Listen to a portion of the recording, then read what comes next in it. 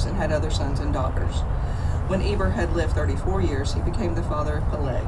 And after he became the father of Peleg, Eber lived 430 years and had other sons and daughters. When Peleg had lived 30 years, he became the father of Reu. And after he became the father of Reu, Peleg lived 209 years and had other sons and daughters. When Reu had lived 32 years, he became the father of Sherug. And after he became the father of Sherug, Reu lived 207 years and had other sons and daughters. When Sherug had lived 30 years, he became the father of Nahor. And after he became the father of Nahor, Sherug lived 200 years and had other sons and daughters. When Nahor had lived 29 years, he became the father of Terah. And after he became the father of Terah, Nahor lived 119 years and had other sons and daughters. After Terah had lived 70 years, he became the father of Abram, Nahor, and Haran. This is the account of Terah. Terah became the father of Abram, Nahor, and Haran became the father of Lot. While his father Terah was still alive, Haran died in Ur of the Chaldeans, in the land of his birth. Abram and Nahor both married. The name of Abram's wife was Sarai, and the name of Nahor's wife was Milcah. She was the daughter of Haran, the father of both Milcah and Iscah. Now Sarai was barren, she had no children. Terah took his son Abram, his son Lot, son of Haran, and his daughter-in-law Sarai, the wife of his son Abram, and together they set out from Ur of the Chaldeans to go to Canaan. But when they came to Haran, they settled there. Terah lived 205 years, and he died in Haran. The Lord had said to Abram, "Leave your country, your people, and your father's household, and go to the land I will show you. I will make you into a great nation, and I will bless you. I will make your name great, and you will be a blessing. I will bless those who bless you, and whoever curses you I will curse, and all the peoples on earth will be blessed through you." So Abram left, as the Lord had told him, and Lot went with him. Abram was 75 years old when he set out from Haran. He took his wife Sarai, his nephew Lot, and all the possessions they had accumulated and the people they had acquired in Haran, and they set out for the land of Canaan, and they arrived there. Abram traveled through the land as far as the side of the great tree of Morah at Shechem.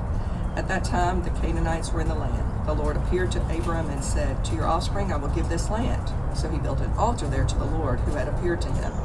From there he went onward toward the hills east of Bethel and pitched his tent, with Bethel on the west and Ai on the east. There he built an altar to the Lord and called on the name of the Lord. Then Abram set out and continued toward the Negev. Now there was a famine in the land, and Abram went down to Egypt to live there for a while because the famine was severe.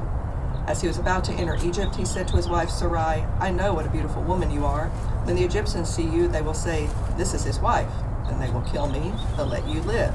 Say you are my sister, so that I will be treated well for your sake, and my life will be spared because of you." When Abram came to Egypt, the Egyptians saw that she was a very beautiful woman. And when Pharaoh's officials saw her, they praised her to Pharaoh, and she was taken into his palace. He treated Abram well for her sake. And Abram acquired sheep and cattle, male and female donkeys, men servants and maidservants and camels. But the Lord inflicted serious diseases on Pharaoh and his household because of Abram's wife Sarai. So Pharaoh summoned Abram. "What have you done to me?" he said. "Why didn't you tell me she was your wife? Why did you say she is my sister, so that I took her to be my wife? Now then, here is your wife. Take her and go." And Pharaoh gave orders about Abram to his men, and they sent him on his way with his wife and everything he had. So Abram went up from Egypt to the Negev with his wife and everything he had, and Lot went with him. Abram had become very wealthy in livestock and in silver and gold. From the Negev he went from place to place until he came to Bethel, to the place between Bethel and Ai, where his tent had been earlier and where he had first built an altar. There Abram called on the name of the Lord. Now Lot, who was moving about with Abram, also had flocks and herds and tents. But the land could not support them while they stayed together, for their possessions were so great that they were not able to stay together. And quarreling arose between Abram's herdsmen and the herdsmen of Lot. The Canaanites and Perizzites were also living in the land at that time. So Abram said to Lot, "Let's not have any quarreling between you and me, or between your herdsmen and mine, for we are brothers. Is not the whole land before you? Let's part company. If you go to the left, I'll go to the right. If you go to the right, I'll go to the left." Lot looked up and saw that the whole plain of the Jordan was well watered, like the garden of the Lord, like the land of Egypt toward Zoar. This was before the Lord destroyed Sodom and Gomorrah. So Lot chose for himself the whole plain of the Jordan and set out toward the east. The two men parted company. Abram lived in the land of Canaan, while Lot lived among the cities of the plain and pitched his tents near Sodom. Now the men of Sodom were wicked and were sinning greatly against the Lord. The Lord said to Abram after Lot had parted from him, Lift up your eyes from where you are and look north and south, east and west. All the land that you see I will give to you and your offspring forever. I will make your offspring like the dust of the earth, so that if anyone could count the dust, then your offspring could be counted.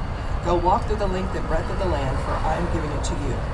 So Abram moved his tents and went to live near the great trees of Mamre at Hebron, where he built an altar to the Lord.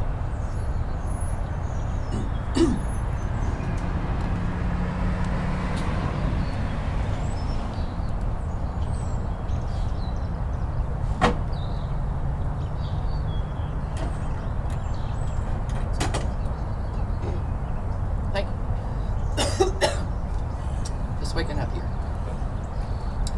At this time, Amraphel, king of Shinar, Arioch, king of Elasar, Kedorlaomer, king of Elam, and Tidal, king of Goam, went to war against Bera, king of Sodom, Bersha, king of Gomorrah, Shinab, king of Admah, Shemeter, king of Zeboam, and the king of Bela, that is Zoar. All these latter kings joined forces in the valley of Siddim. For 12 years they had been subject to Kedorlaomer, but in the 13th year they rebelled. In the 14th year, Kedorlaomer and the kings allied with him went out and defeated the Rephaites in Ashtaroth, Karnaim, the Zuzites in Ham, the Emites and Shabakarathim, and the Horites in the hill country of Seir, as far as El Paran near the desert. Then they turned back and went to En-Mishpat, that is Kadesh, and they conquered the whole territory of the Amalekites, as well as the Amorites who were living in Hazazon Tamar. Then the king of Sodom, the king of Gomorrah, the king of Admah, the king of Zeboam, and the king of Bela, that is Zoar, marched out and drew up their battle lines in the valley of Siddim against Kedorlaomer, king of Elam, Tidal, king of Goam, Amraphel, king of Shinar, and Arioch, king of Elasar, 4 kings against 5. Now the valley of Siddim was full of tar pits, and when the kings of Sodom and Gomorrah fled, some of the men fell into them, and the rest fled to the hills. The 4 kings seized all the goods of Sodom and Gomorrah and all their food, then they went away. They also carried off Abram's nephew Lot and his possessions, since he was living in Sodom. One who had escaped came and reported this to Abram the Hebrew. Now Abram was living near the great trees of Mamre, the Amorite, a brother of Eshcol and Aner, all of whom were allied with Abram. When Abram heard that his relative had been taken captive, he called out the 318 trained men born in his household and went in pursuit as far as Dan. During the night, Abram divided his men to attack them, and he routed them, pursuing them as far as Hobath, north of Damascus. He recovered all the goods and brought back his relative Lot and his possessions, together with the women and the other people. After Abram returned from defeating Kedorlaomer and the kings allied with him, the king of Sodom came out to meet him in the valley of Shavah, that is the king's valley. Then Melchizedek, king of Salem, brought out bread and wine. He was the priest, God Most High. And he blessed Abram, saying, Blessed be Abram by God Most High, creator of heaven and earth, and blessed be God Most High, who delivered your enemies into your hand. Then Abram gave him 1/10 of everything. The king of Sodom said to Abram, Give me the people and keep the goods for yourself. But Abram said to the king of Sodom, I have raised my hand to the Lord, God Most High, creator of heaven and earth, and have taken an oath that I will accept nothing belonging to you, not even a thread of the thong of a sandal, so that you will never be able to say, I made Abram rich. I will accept nothing but what my men have eaten and the share that belongs to the men who went with me, to Aner, Eshcol, and Mamre. Let them have their share. After this, the word of the Lord came to Abram in a vision. Do not be afraid, Abram. I am your shield, your very great reward. But Abram said, O sovereign Lord, what can you give me, since I remain childless, and the one who will inherit my estate is Eliezer of Damascus? And Abram said, You have given me no children, so a servant in my household will be my heir. Then the word of the Lord came to him, This man will not be your heir, but a son coming from your own body will be your heir. He took him outside and said, Look up at the heavens and count the stars, if indeed you can count them. Then he said to him, So shall your offspring be. Abraham believed the Lord, and he credited it to him as righteousness. He also said to him, I am the Lord who brought you out of Ur of the Chaldeans to give you this land to take possession of it. But Abram said, O sovereign Lord, how can I know that I will gain possession of it? So the Lord said to him, Bring me a heifer, a goat, and a ram, each 3 years old, along with a dove and a young pigeon. Abram brought all these to him, cut them in two, and arranged the halves opposite each other. The birds, however, he did not cut in half. Then birds of the prey came down on the carcasses, but Abram drove them away. As the sun was setting, Abram fell into a deep sleep, and a thick and dreadful darkness came over him. Then the Lord said to him, Know for certain that your descendants will be strangers in a country not their own, and they will be enslaved and mistreated 400 years. But I will punish the nation they serve as slaves, and after it they will come out with great possessions.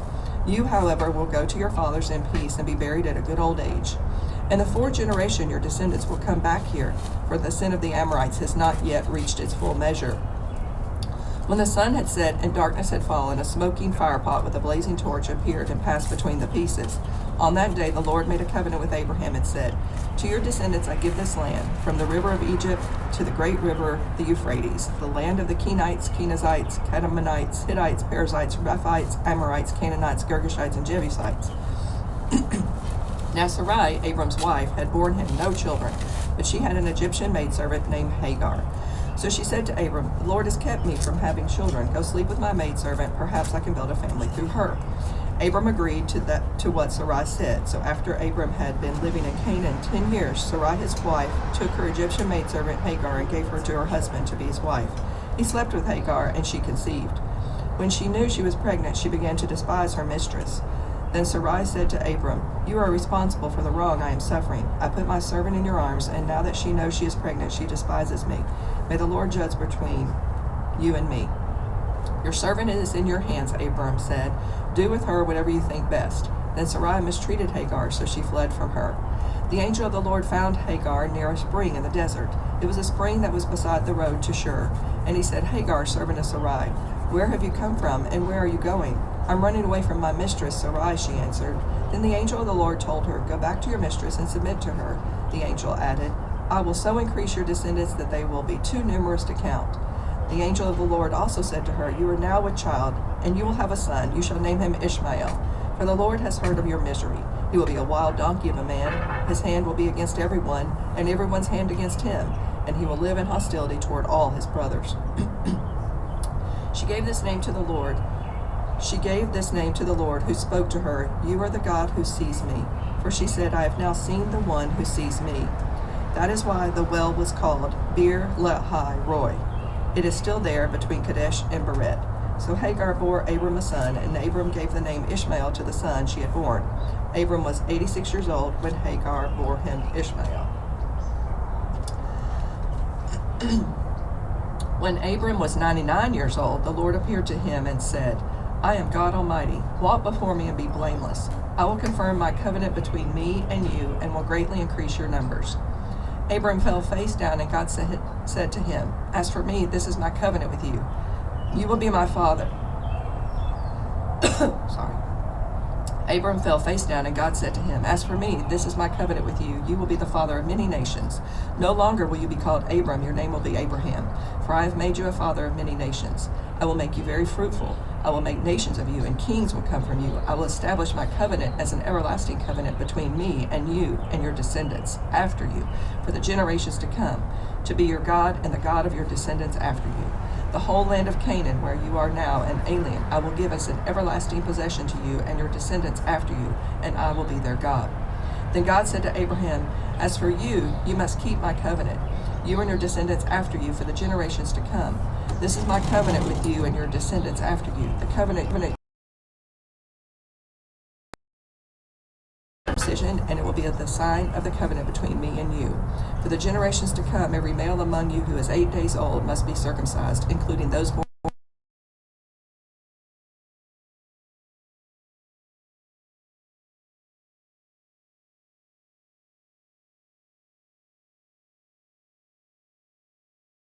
man 100 years old. Will Sarah bear a child the age of 90? And Abraham said to God, If only Ishmael might live under your blessings. Then God said, Yes, but your wife Sarah will bear you a son, and you will call him Isaac. I will establish my covenant with him as an everlasting covenant for his descendants after him. And as for Ishmael, I have heard you. I will surely bless him. I will make him fruitful and will greatly increase his numbers. He will be the father of 12 rulers, and I will make him into a great nation. But my covenant I will establish with Isaac, whom Sarah will bear to you by this time next year." When he had finished speaking with Abraham, God went up from him. On that very day, Abraham took his son Ishmael, and all those born in his household or bought with his money, every male in his household, and circumcised them, as God told him. Abraham was 99 years old when he was circumcised, and that's rough. Yeah. He was 99. I'm trying not to make comments, but that's the first comment. You know, you wonder,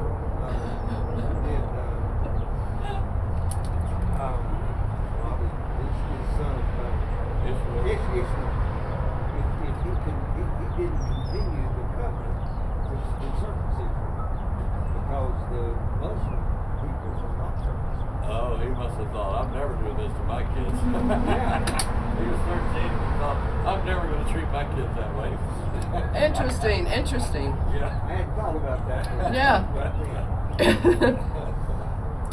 Abraham was 99 years old when he was circumcised, and his son Ishmael was 13. Abraham and his son Ishmael were both circumcised on that same day.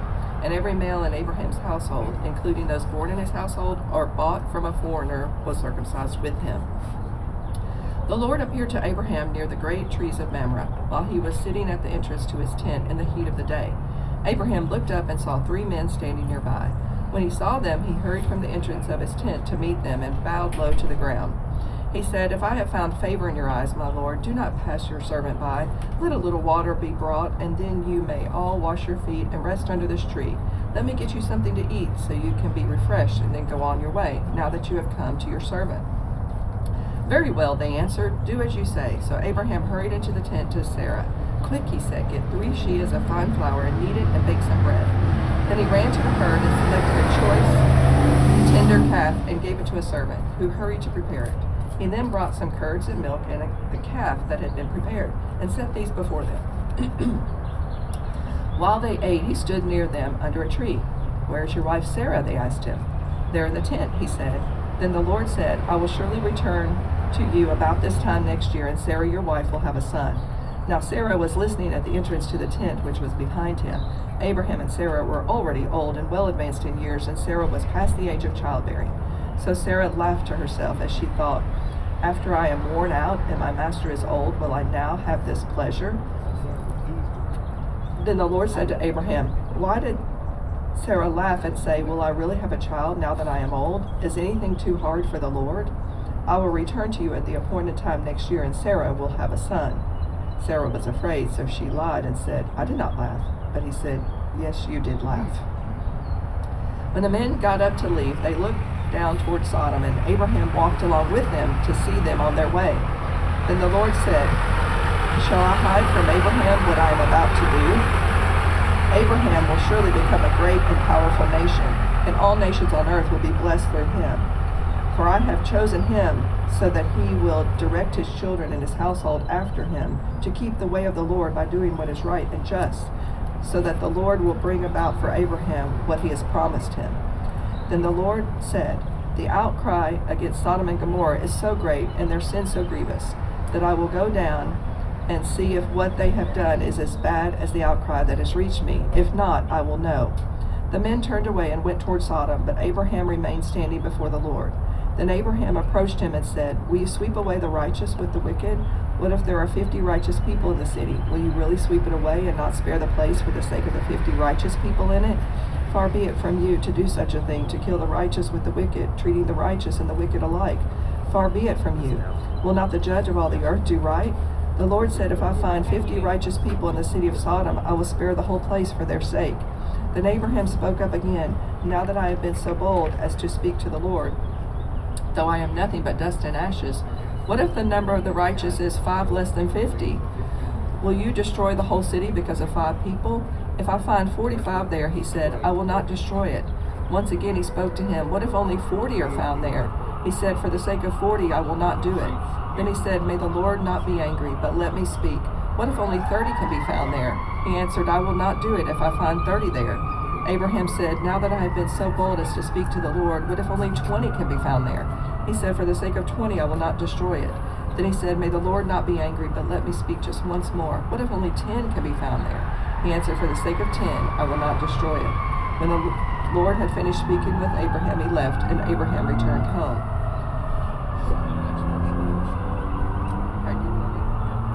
Let him go ahead and read, and then we'll be back on track. Yeah, so 19. We're supposed to start at 7:15, I think. She can take over whenever you want to leave. I'll leave with you. Okay, so I can stay till 7:15. Okay. You need water. Might need some water here in a minute. Genesis 19. Coffee over here too. The two angels arrived at Sodom in the evening, and Lot was sitting in the gateway of the city. When he saw them, he got up to meet them and bowed down with his face to the ground. My lords, he said, please turn aside to your servant's house. You can wash your feet and spend the night and then go on your way early in the morning. No, they answered, we will spend the night in the square. But he insisted so strongly that they did go with him and entered his house. He prepared a meal for them, baking bread without yeast, and they ate. Before they had gone to bed, all the men from every part of the city of Sodom, both young and old, surrounded the house. They called to Lot, Where are the men who came to you tonight? Bring them out to us so that we can have sex with them. Lot went outside to meet them and shut the door behind him and said, No, my friends, don't do this wicked thing. Look, I have 2 daughters who have never slept with a man. Let me bring them out to you, and you can do what you like with them. But don't do anything to these men, for they have come under the protection of my roof. Get out of our way, they replied. And they said, This fellow came here as an alien, and now he wants to play the judge. We'll treat you worse than them. They kept bringing pressure on Lot and moved forward to break down the door. But the men inside reached out and pulled Lot back into the house and shut the door. Then they struck the men who were at the door of the house, young and old, with blindness, so that they could not find the door. The 2 men said to Lot, Do you have anyone else here, sons-in-law, sons or daughters, or anyone else in the city who belongs to you? Get them out of here, because we are going to destroy this place. The outcry to the Lord against its people is so great that he has sent us to destroy it. So Lot went out and spoke to his sons-in-law who were pledged to marry his daughters. He said, Hurry and get out of this place, because the Lord is about to destroy the city. But his sons-in-law thought he was joking. With the coming of dawn, the angels urged Lot, saying, Hurry, take your wife and your 2 daughters who are here, or you will be swept away when the city is punished. When he hesitated, the men grasped his hand and the hands of his wife and of his 2 daughters, and led them safely out of the city, for the Lord was merciful to them. As soon as they had brought them out, one of them said, Flee for your lives, don't look back, and don't stop anywhere in the plain. Flee to the mountains, or you will be swept away. But Lot said to them, No, my lords, please. Your servant has found favor in your eyes, and you have shown great kindness to me in sparing my life. But I can't flee to the mountains. This disaster will overtake me, and I will die. Look, here is a town near enough to run to, and it is small. Here is a town near enough to run to, and it is small. Let me flee to it. It is very small, isn't it? Then my life will be spared. He said to him, Very well, I will grant this request to you. I will not overthrow the town you speak of, but flee there quickly, because I cannot do anything until you reach it. That is why the town was called Zor. By the time Lot reached Zor, the sun had risen over the land. Then the Lord rained down burning sulfur on Sodom and Gomorrah from the Lord out of the heavens. Thus he overthrew those cities and the entire plain, including all those living in the cities, and also the vegetation of the land. But Lot's wife looked back, and she became a pillar of salt. Early the next morning, Abraham got up and returned to the place where he had stood before the Lord. He looked down toward Sodom and Gomorrah, toward all the land of the plain, and he saw dense smoke rising from the land, like smoke from a furnace. So when God destroyed the cities of the plain, he remembered Abraham, and he brought Lot out of the catastrophe that overthrew the cities where Lot had lived. Lot and his 2 daughters left Zoar and settled in the mountains, for he was afraid to stay in Zoar. He and his 2 daughters lived in a cave. One day the older daughter said to the younger, "Our father is old, and there is no man here around to lie with us, as is the custom all over the earth. Let's get our father to drink wine and then lie with him, and preserve our family line through our father."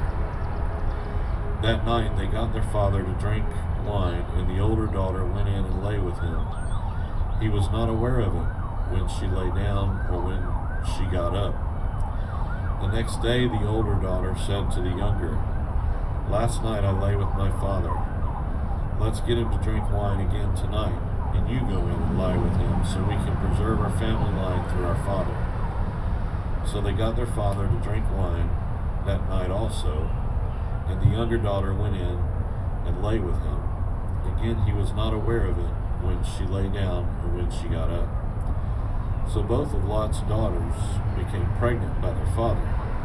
The older daughter had a son, and she named him Moab. He is the father of the Moabites of today. The younger daughter also had a son, and she named him Ben-Ami.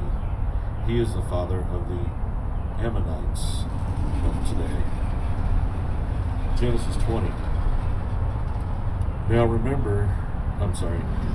Abraham moved on from there into the region of the Negev and lived between Kadesh and Shur.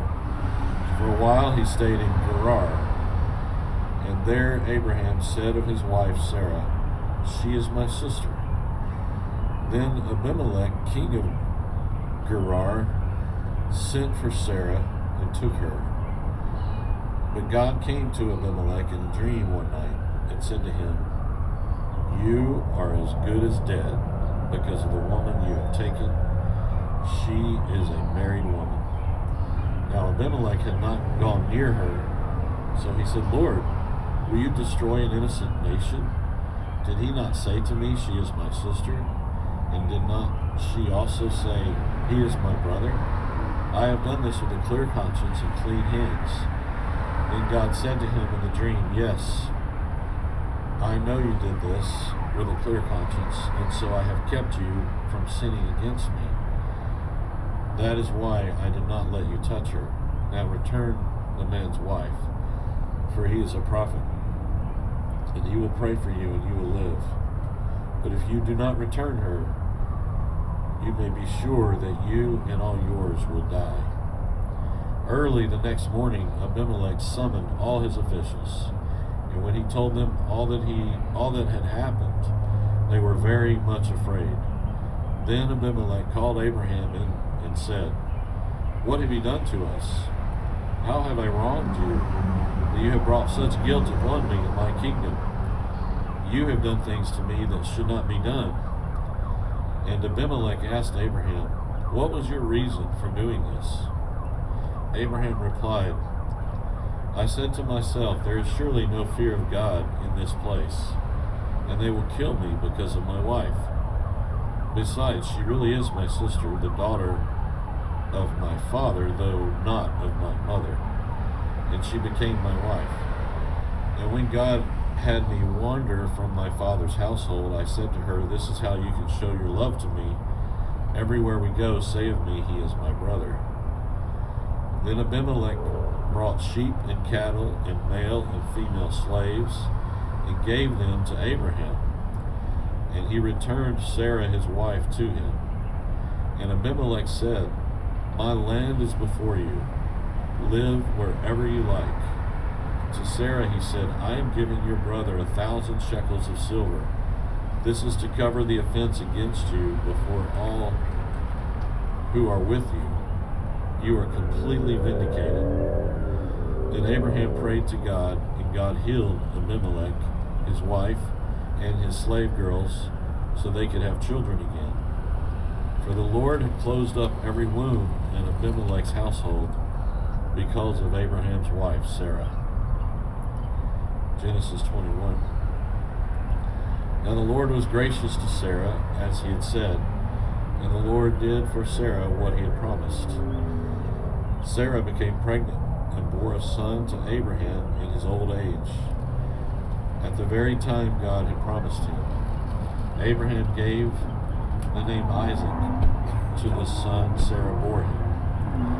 When his son Isaac was 8 days old, Abraham circumcised him as God commanded him. Abraham was 100 years old when his son Isaac was born to him. Sarah said, God has brought me laughter, and everyone who hears about this will laugh with me. And she added, who could have said to Abraham and Sarah, who could have said to Abraham that Sarah would nurse children? Yet I have borne him a son in his old age.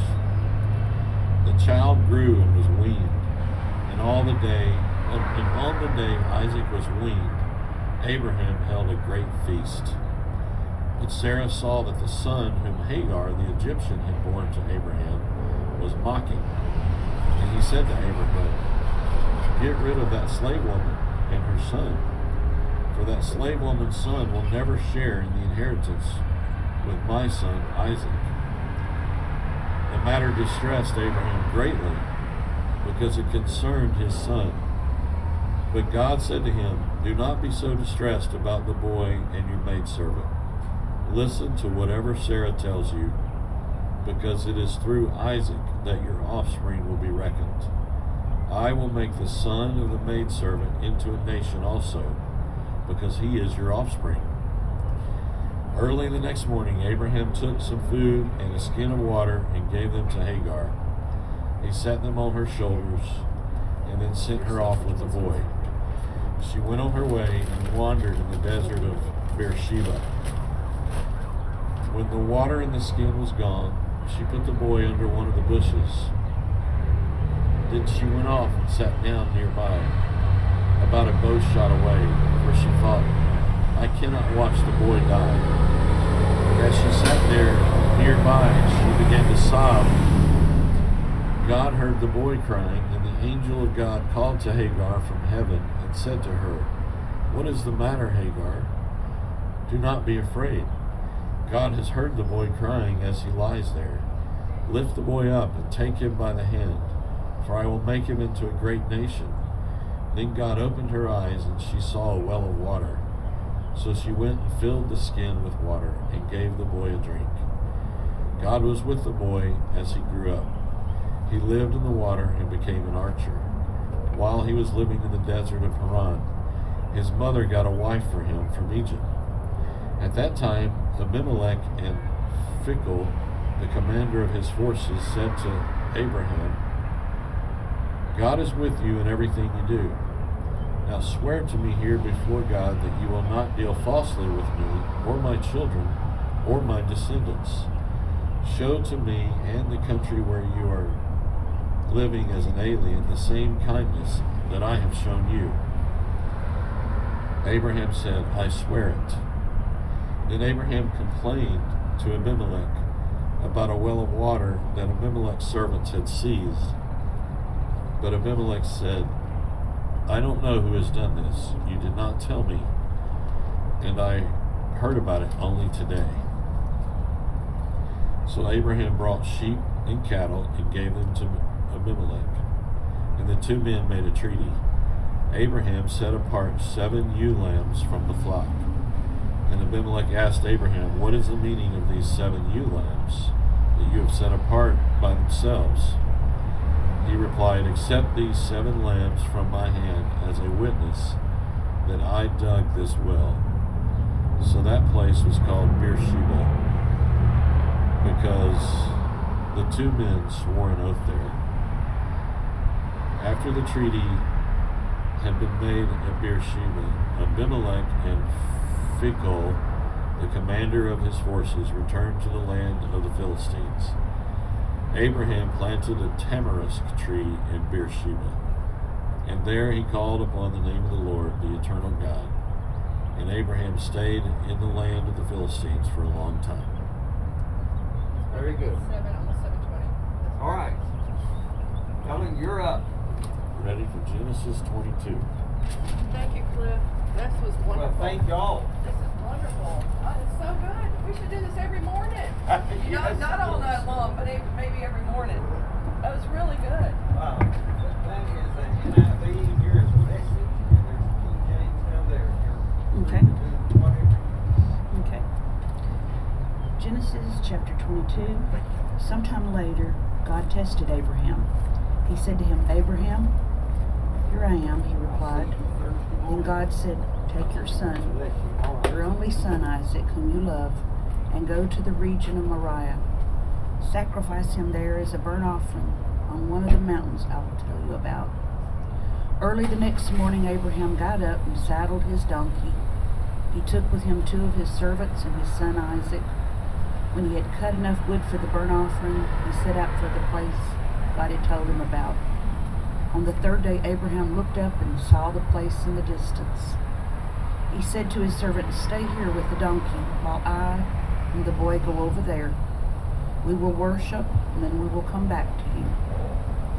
Abraham took the wood for the burnt offering and placed it on his son Isaac, and he himself carried the fire and the knife. As the 2 of them went up together, Isaac spoke up and said to his father, Abraham. Father? Yes, my son, Abraham replied. The fire and wood are here, Isaac said, but where is the lamb for the burnt offering? Abraham answered, God himself will provide the lamb for the burnt offering, my son. And the 2 of them went on together. When they reached the place God had told him about, Abraham built an altar there and arranged the wood on it. He bound his son Isaac and laid him on the altar on top of the wood. Then he reached out his hand and took the knife to slay his son. But the angel of the Lord called out to him from heaven, Abraham, Abraham. Here I am, he replied. Do not lay a hand on the boy, he said. Do not do anything to him. And now I know that you love God and you fear God, because you have not withheld from me your son, your only son. Abraham looked up, and there in a thicket he saw a ram caught by its horns. He went over and took the ram and sacrificed it as a burnt offering instead of his son. So Abraham called that place, the Lord will provide. And to this day it is said, on the mountain of the Lord it will be provided. The angel of the Lord called to Abraham from heaven a second time and said, I swear by myself, declares the Lord, that because you have done this and have not withheld your son, your only son, I will surely bless you and make your descendants as numerous as the stars in the sky and as the sand on the seashore. Your descendants will take possession of the cities of their enemies, and through your offspring all nations on earth will be blessed, because you have obeyed me. Then Abraham returned to his servants, and they set off together for Beersheba, and Abraham stayed in Beersheba. Sometime later, Abraham was told, Milcah is also a mother. She has borne sons to your brother Nahor. Uz, the firstborn, Buz, his brother, Kemuel, the father of Aram, Kesed, Hazo, Pildash, Jedlap, and Bethuel. Bethuel became the father of Rebekah. Milcah bore these 8 sons to Abraham's brother Nahor, his concubine, whose name was Remuel. Also had sons Tebah, Gaham, Tahash, and Maacah. Chapter 23. Sarah lived to be 127 years old. She died at Kiriath Arba, that is called Hebron, in the land of Canaan, and Abraham went to mourn for Sarah and to weep over her. Then Abraham rose from beside his dead wife and spoke to the Hittites. He said, I am an alien and a stranger among you. Sell me some property for a burial site here so I can bury my dead. The Hittites replied to Abraham, Sir, listen to us. You are a mighty prince among us. Bury your dead in the choicest of our tombs. None of us will refuse you his tomb for burying your dead. Then Abraham rose and bowed down before the people of the land, the Hittites. He said to them, "If you are willing to let me bury my dead, then listen to me and intercede with Ephron, son of Zohar, on my behalf. So he will sell me the cave of Machpelah, which belongs to him and is at the end of his field. Ask him to sell it to me for the full price as a burial site among you." Ephron the Hittite was sitting among his people, and he replied to Abraham in the hearing of all the Hittites who had come to the gate of his city. "No, my lord," he said, "listen to me. I give you the field, and I give you the cave that is in it. I give it to you in the presence of my people. Bury your dead." Again, Abraham bowed down before the people of the land, and he said to Ephron in their hearing, "Listen to me, if you will. I will pay the price of the field. Accept it from me so I can bury my dead there." Ephron answered Abraham, "Listen to me, my lord. The land is worth 400 shekels of silver. Well, what is it that between me and you? Bury your dead." Abraham agreed to Ephron's terms and weighed out for him the price he had named in the hearing of the Hittites, 400 shekels of silver, according to the weight current among the merchants. So Ephron's field in Machpelah near Mamre, both the field and the cave in it, and all the trees within the borders of the field, was deeded to Abraham as his property in the presence of all the Hittites who had come to the gate of the city. Afterward, Abraham buried his wife Sarah in the cave in the field of Machpelah near Mamre, which is at Hebron, in the land of Canaan. So the field and the cave in it were deeded to Abraham by the Hittites as a burial site. Chapter 24. Abraham was now old and well advanced in years, and the Lord had blessed him in every way. He said to the chief servant in his household, the one in charge of all that he had, "Put your hand under my thigh. I want you to swear by the Lord, the God of heaven and the God of earth, that you will not get a wife for my son from the daughters of the Canaanites among whom I am living, but will go to my country and my own relatives and get a wife for my son Isaac." The servant asked him, "What if the woman is unwilling to come back with me to this land? Shall I then take your son back to the country you came from?" "Make sure that you do not take my son back there," Abraham said. "The Lord, the God of heaven, who brought me out of my father's household and my native land, and who spoke to me and promised me on oath, saying, 'To your offspring I will give you this land,' he will send his angel before you so that you can get a wife for my son from there. If the woman is unwilling to come back with you, then you will be released from this oath of mine. Only do not take my son back there." So the servant put his hand under the thigh of his master, Abraham, and swore an oath to him concerning this matter. Then the servant took 10 of his master's camels and left, taking with him all kinds of good things from his master. He set out for Aram Naharaim and made his way to the town of Nahor. He had the camels kneel down near the well outside the town.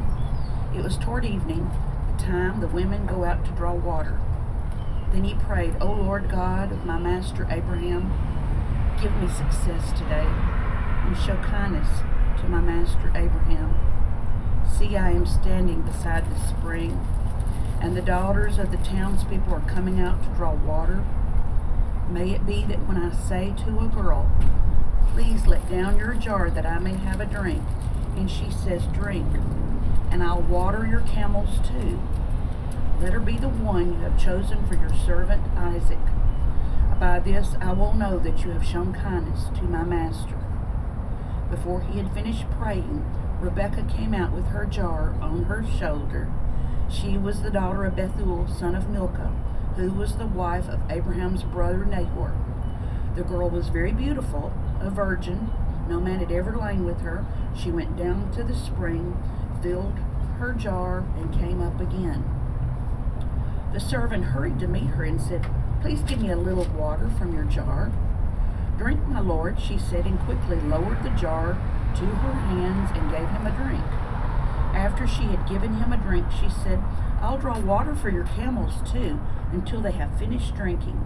So she quickly emptied her jar into the trough, ran back to the well to draw more water, and drew enough for all his camels. Without saying a word, the man watched her closely to learn whether or not the Lord had made his journey successful. When the camel had finished drinking, the man took out a gold nose ring weighing a beka and 2 gold bracelets weighing 10 shekels. Then he asked, "Whose daughter are you? Please tell me. Is there room in your father's house for us to spend the night?" She answered him, "I am the daughter of Bethuel, the son that Milcah bore to Nahor."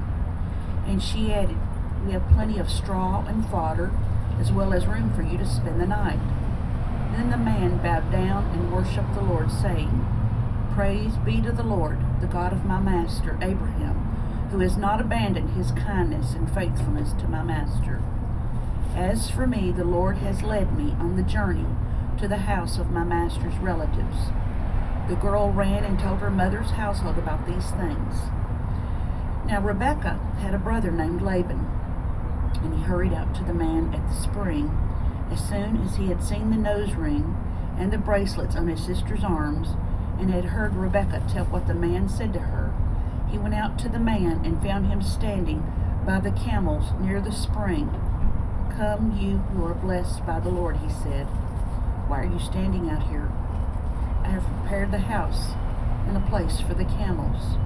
So the man went to the house and brought for the camels and water for him and his men to wash their feet.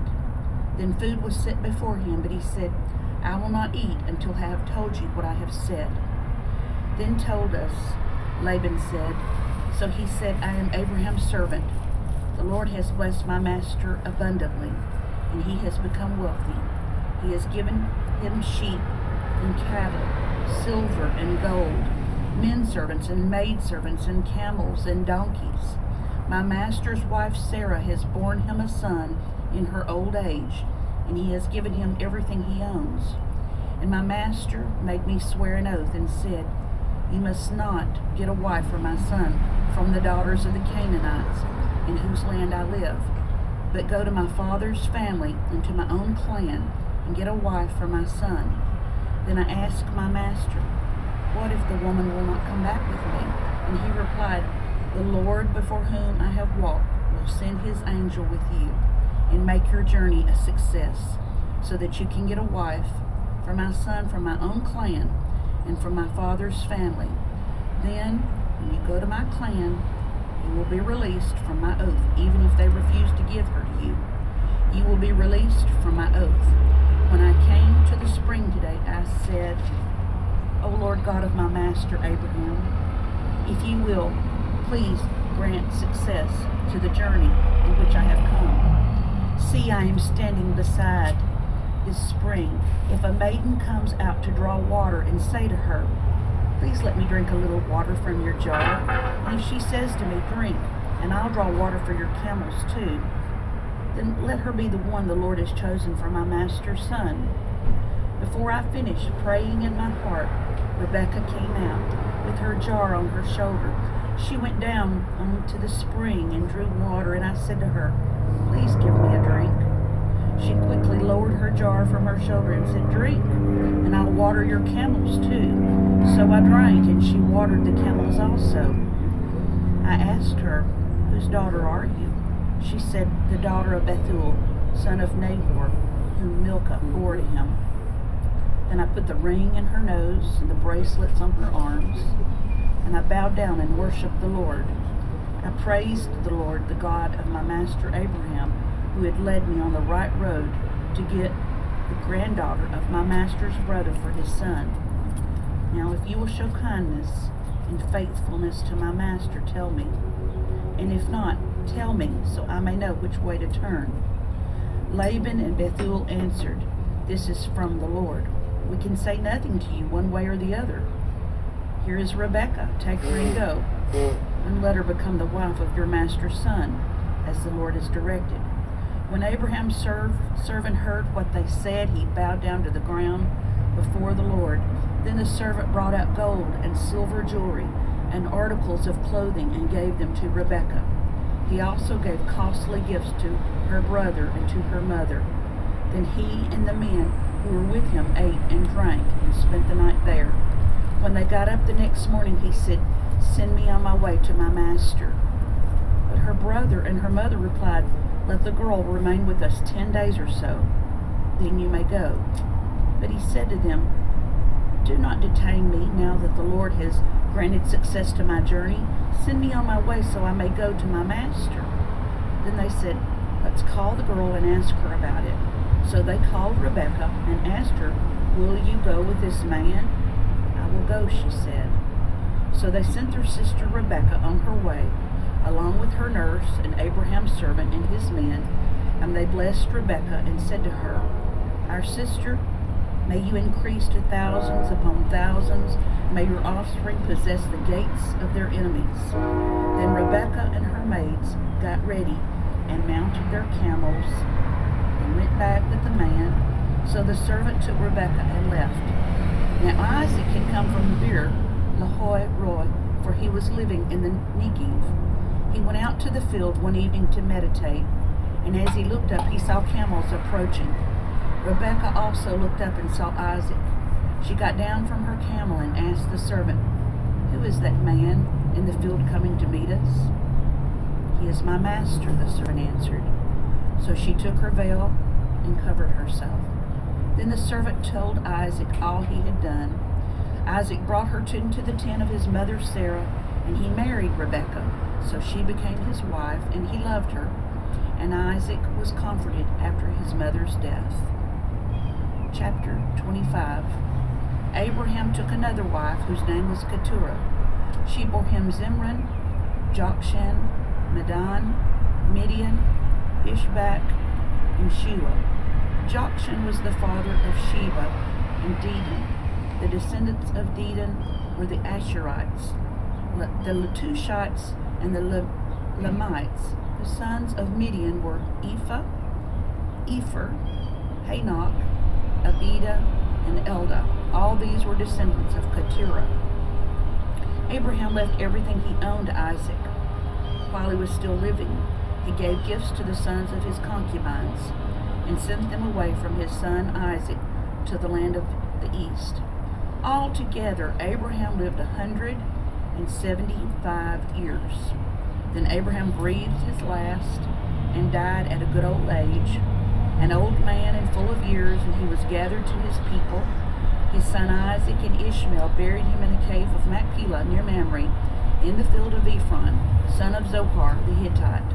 The field of Abraham had brought from the Hittites.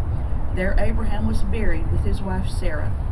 After Abraham's death, God blessed his son Isaac, who then lived near Bir Lahai Roi. This is the account of Abraham's son Ishmael, whom Sarah's maidservant Hagar the Egyptian bore to Abraham. These are the names of the sons of Ishmael, listed in the order of their birth: Nebaioth, the firstborn of Ishmael; Kedar, Adbil, Mibsam, Mishma, Duma, Mesa, Hadad, Tema, Jetur, Naphish, and Kedemah. These were the sons of Ishmael, and these are the names of the 12 tribal rulers according to their settlements and camps. Altogether, Ishmael lived 137 years. He breathed his last and died, and he gathered to his people. His descendants settled in the area from Havilah to Shur, near the border of Egypt, as you go toward Asher, and they lived in hostility towards all their brothers. This is the account of Abraham's son Isaac. Abraham became the father of Isaac, and Isaac was 40 years old when he married Rebekah, daughter of Bethuel, the Aramean from Padan Aram, and sister of Laban, the Aramean. Isaac prayed to the Lord on behalf of his wife because she was barren. The Lord answered his prayer, and his wife Rebekah became pregnant. The babies jostled each other within her, and she said, "Why is this happening to me?" So she went to inquire of the Lord, and the Lord said to her, "Two nations are in your womb, and two peoples from within you will be separated. One people will be stronger than the other, and the older will serve the younger." When the time came for her to give birth, there were twin boys in her womb. The first to come out was red, and his whole body was like a hairy garment, so they named him Esau. After this, his brother came out with his hand grasping Esau's heel, so he was named Jacob. Isaac was 60 years old when Rebekah gave birth to them. The boys grew up, and Esau became a skillful hunter, a man of the open country, while Jacob was a quiet man, staying home among the tents. Isaac, who had a taste for wild game, loved Esau, but Rebekah loved Jacob. Once, when Jacob was cooking some stew, Esau came in from the open country, famished, and he said to Jacob, "Quick, let me have some of that red stew. I'm famished." That is why he was also called Edom. Jacob replied, "First, sell me your birthright." "Look, I'm about to die," Esau said. "What good is the birthright to me?" But Jacob said, "Swear to me first." So he swore an oath to him, selling his birthright to Jacob. Then Jacob gave Esau some bread and some lentil stew. He ate and drank and then got up and left. So Esau despised his birthright. Genesis chapter 26. Now there was a famine in the land, besides the earlier famine of the Abraham time, and Isaac went to Abimelech, king of the Philistines in Gerar. The Lord appeared to Isaac and said, "Do not go down to Egypt. Live in the land where I tell you to live. Stay in this land for a while, and I will be with you and will bless you. For to you and your descendants I will give all these lands, and will confirm the oath I swore to your father Abraham. I will make your descendants as numerous as the stars in the sky, and will give them all these lands, and through your offspring all nations on earth will be blessed, because Abraham obeyed me and kept my requirements, my commands, my decrees, and my laws." So Isaac stayed in Gerar. When the men of that place asked him about his wife, he said, "She is my sister," because he was afraid to say, "She is my wife." He thought the men of this place might kill me on account of Rebekah, because she is beautiful. When Isaac had been there for a long time, Abimelech, king of the Philistines, looked down from a window and saw Isaac caressing his wife Rebekah. So Abimelech summoned Isaac and said, "She is really your wife? Why did you say she is my sister?" Isaac answered him, "Because I thought I might lose my life on account of her." Then Abimelech said, "What is this you have done to us? One of the men might well have slept with your wife, and you would have brought guilt upon us." So Abimelech gave orders to all the people, "Anyone who molests this man or his wife shall surely be put to death." Isaac planted crops in that land, and the same year reaped 100-fold, because the Lord blessed him. The man became rich, and his wealth continued to grow until he became very wealthy. He had so many flocks and herds and servants that the Philistines envied him. So all the wells that his father's servant had dug in that time of his father Abraham, the Philistines stopped up, filling them with earth. Then Abimelech said to Isaac, "Move away from us. You have become too powerful for us." So Isaac moved away from there and encamped in the valley of Gerar and settled there. Isaac reopened the wells that had been dug in the time of his father Abraham, which the Philistines had stopped up after Abraham died, and he gave them the same names his father had given them. Isaac's servants dug in the valley and discovered a well of fresh water there. But the herdsmen of Gerar quarreled with Isaac's herdsmen and said, "The water is ours." So he named the well Esek, because they disputed with him. Then they dug another well, but they quarreled over that one also. So he named it Sitnah. He moved on from there and dug another well, and no one quarreled over it. He named it Rehoboth, saying, "Now the Lord has given us room, and we will flourish in this land." From there he went up to Beersheba. That night the Lord appeared to him and said, "I am the God of your father Abraham. Do not be afraid, for I am with you. I will bless you and will increase the number of your descendants for the sake of my servant Abraham." Isaac built an altar there and called on the name of the Lord. There he pitched his tent, and there his servant dug a well. Meanwhile, Abimelech had come to him from Gerar with Ahuzzath, his personal advisor, and Philcoth, the commander of his forces. Isaac asked them, "Why have you come to me, since you were hostile to me and sent me away?" They answered, "We saw clearly that the Lord was with you, so we said there ought to be a sworn agreement between us and you. Let us make a treaty with you that you will do us no harm, just as we did not molest you, but always treated you well and sent you away in peace. And now you are blessed by the Lord." Isaac then made a feast for them, and they ate and drank. Early the next morning the men swore an oath to each other. Then Isaac sent them on their way, and they left him in peace. That day Isaac's servant came and told him about the well they had dug. They said, "We found water." He called it Seba, and to this day the name of the town has been called Beersheba. When Esau was 40 years old, he married Judith, daughter of Beri the Hittite, and also Basemath, daughter of Elon the Hittite. They were a source of grief to Isaac and Rebekah. Genesis chapter 27. When Isaac was old, and his eyes were so weak that he could no longer see, he called for Esau, his older son, and said to him, "My son." "Here I am," he answered. Isaac said, "I am now an old man, and don't know the day of my death. Now get your weapons, your quiver and bow, and go out to the open country to hunt some wild game for me. Prepare me the kind of tasty food I like, and bring it to me to eat, so that I may give you my blessing before I die." Now Rebekah was listening as Isaac spoke to his son Esau, and Esau left for the open country to hunt game and bring it back. Rebekah said to her son Jacob, "Look, I overheard your father say to your brother Esau, 'Bring me some game and prepare me some tasty food to eat, so that I may give you my blessing in the presence of the Lord before I die. Now my son, listen carefully and do what I tell you. Go out to the flock and bring me 2 choice young goats, so I can prepare some tasty food for your father, just the way he likes it. And take it to your father to eat, so that he may give you his blessing before he dies.'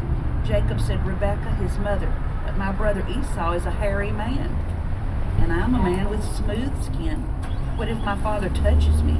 I would appear to be tricking him, and would bring down a curse on myself rather than a blessing.' His mother said to him, 'My son, let the curse fall on me. Just do what I say. Go and get them for me.' So he went and got them and brought them to his mother, and she prepared some tasty food just the way his father liked it. Then Rebekah took the best clothes of Esau, her older son, which she had in the house, and put them on her younger son Jacob. She also covered his hands and the smooth part of his neck with the goat skins. Then she handed to her son Jacob the tasty food and the bread she had made. He went to his father and said, 'My father?' 'Yes, my son,' he answered. 'Who is it?' Jacob said to his father, 'I am Esau, your firstborn. I have done as you told me. Please sit up and eat some of my game, so that you may give me your blessing.' Isaac asked his father, 'How did you find it so quickly, my son?' 'The Lord your God gave me success,' he replied. Then Isaac said to Jacob, 'Come near so I can touch you, my son, to know whether you really are my son Esau or not.' Jacob went close to his father Isaac, who touched him and said, 'The voice is the voice of Jacob, but the hands are the hands of Esau.' He did not recognize him, for his hands were hairy like those of his brother Esau. So he blessed him. 'Are you really my son Esau?' he asked. 'I am,' he replied. Then he said, 'My son, bring me some of your game to eat, so that I may give you my blessing.' Jacob brought it to him, and he ate, and he brought some wine, and he drank. Then his father Isaac said to him, 'Come here, my son, and kiss me.' So he went to him and kissed him. When Isaac caught the smell of his clothes, he blessed him and said, 'Ah, the smell of my son is like the smell of a field that the Lord has blessed. May God give you of heavenly dew and of earth's riches, and abundance of grain and new wine. May nations serve you and people bow down to you. Be Lord over your brothers, and may the sons of your mother bow down to you. May those who curse you be cursed, and those who bless you be blessed. After Isaac finished blessing him, Jacob had scarcely left his father's presence. His brother Esau came in from hunting. He too prepared some tasty food and brought it to his father. Then he said to him, Okay, we'll go ahead and change out. I've got to do my radio program in a second. Okay, my father, set up and eat some of my game so that you may give me your blessing. Okay. Okay, right here at verse 32. Verse 32.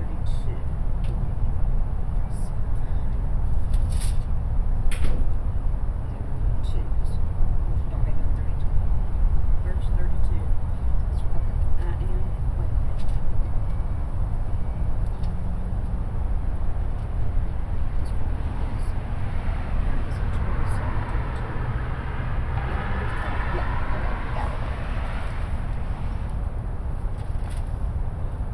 Can I use my Bible or is this their Bible? You can use your, they don't, I just use what was there. Okay.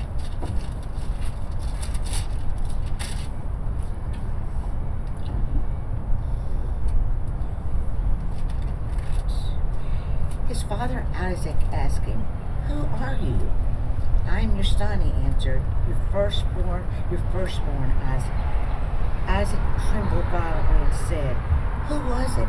Then they hustled game and brought it to me. I ate it just before you came, and I am blessed with him, and indeed he will be blessed. When Esau heard his father's words, he burst out with a loud and bitter cry and said to his father, bless me, my father." But he said, "Your brother came deceitfully and took your blessings." Esau said, "Isn't he rightly named Jacob? He has deceived me these 2 times. He took my birthright, and how he has taken away my blessings." Then he asked, "Haven't you reserved any blessings for me?"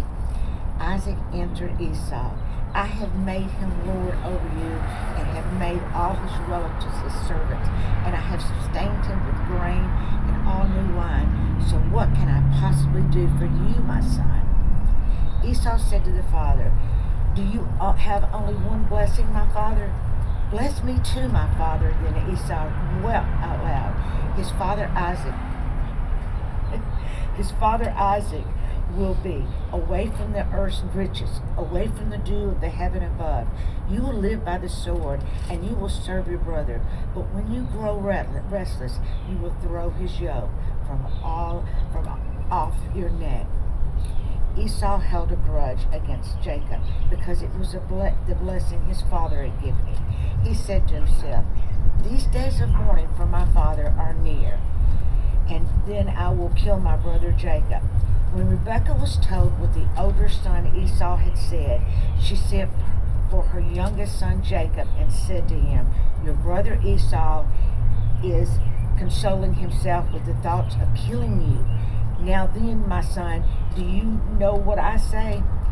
Flee at once to my brother Laban in Haran. Stay with him for a while longer until your brother's fury subsides. When your brother is no longer angry with him and forgets what you did to him, I'll send word for you to come back from there. Why should I lose both of you in one day?" Then Rebekah said to Isaac, "I am disgusted with living because of these little Hittite women. If Jacob took a wife from me, the women of the land, from Hittite women from these, my life would not be worth living." So Isaac called for Jacob and blessed him and commanded him, "Do not marry a Canaanite woman. Go at once to Paddan Aram, to the house of your mother's father Bethel. Take a wife for yourself from among the daughters of Laban, your mother's brother. May God Almighty bless you and make you fruitful and increase your numbers until you become a community of people. May that you may take the possessions of the land where you are now, and as often the land gave to Abraham." Then Isaac sent Jacob on his way, and he went to Paddan Aram to Laban, son of Bethuel of the brother of Rebekah, who was the mother of Jacob and Esau. Now Esau learned that Isaac had blessed Jacob and sent him to be commanded, do not marry a Canaanite woman, and that Jacob has obeyed his father and mother and had gone to Paddan Aram, father Isaac. So he went to Israel and married Mahalath, the sister of Nebaioth, and daughter of Ishmael, son of Abraham, in addition to the wives he already had. Jacob left Beersheba and set out for Haran. When he reached a certain place, he stopped for the night because the sun had set. Taking one of his stones there, he put it under his head and lay down to sleep. He had a dream in which he saw a stairway resting on the earth, with it reaching the heaven, and the angels of God were ascending and descending on it. There above, the angels of God were ascending and descending on it. There above stood the Lord, and he said, I am the Lord, the God of your father Abraham, and the God of Isaac. I will give you and your descendants the land on which you are lying. Your descendants will be like dust on the earth, and you will spread out to the west and the east, to the north and to the south. All people on earth will be blessed through you and the offspring. I am with you and will watch over you wherever you go, and I will bring you back to this land. I will not leave you until I've done what I've promised to. When Jacob awoke from his sleep, he thought, surely the Lord is in this place, and I was not aware of it. He was afraid and said, how awesome is this place! There is none other than the house of God. This is the gate of heaven. Early the next morning, Jacob took the stone he had placed under the head and set it upon a pillar and poured oil on top of it. He called the place Bethel, though the city used to be called Luz. Then Jacob made a vow, saying,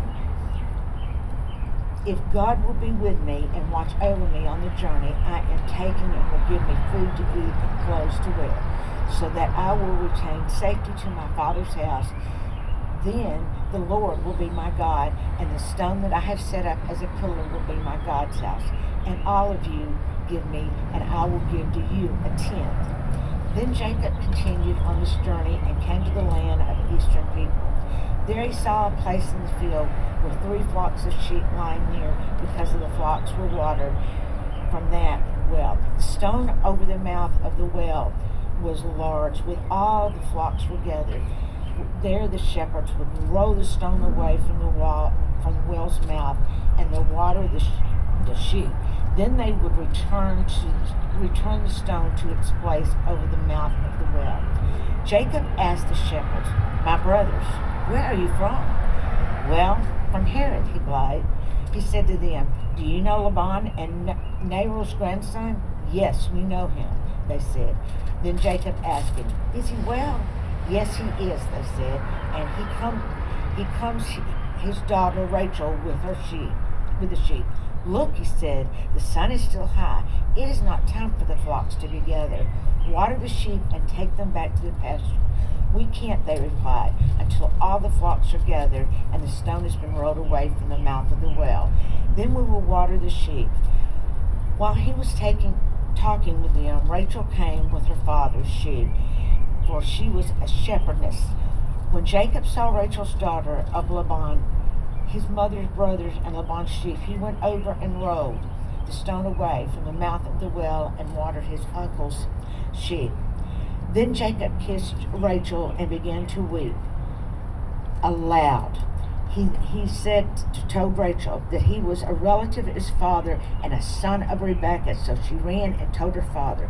As soon as Laban heard the news about Jacob, his sister's son, he hurried to meet him.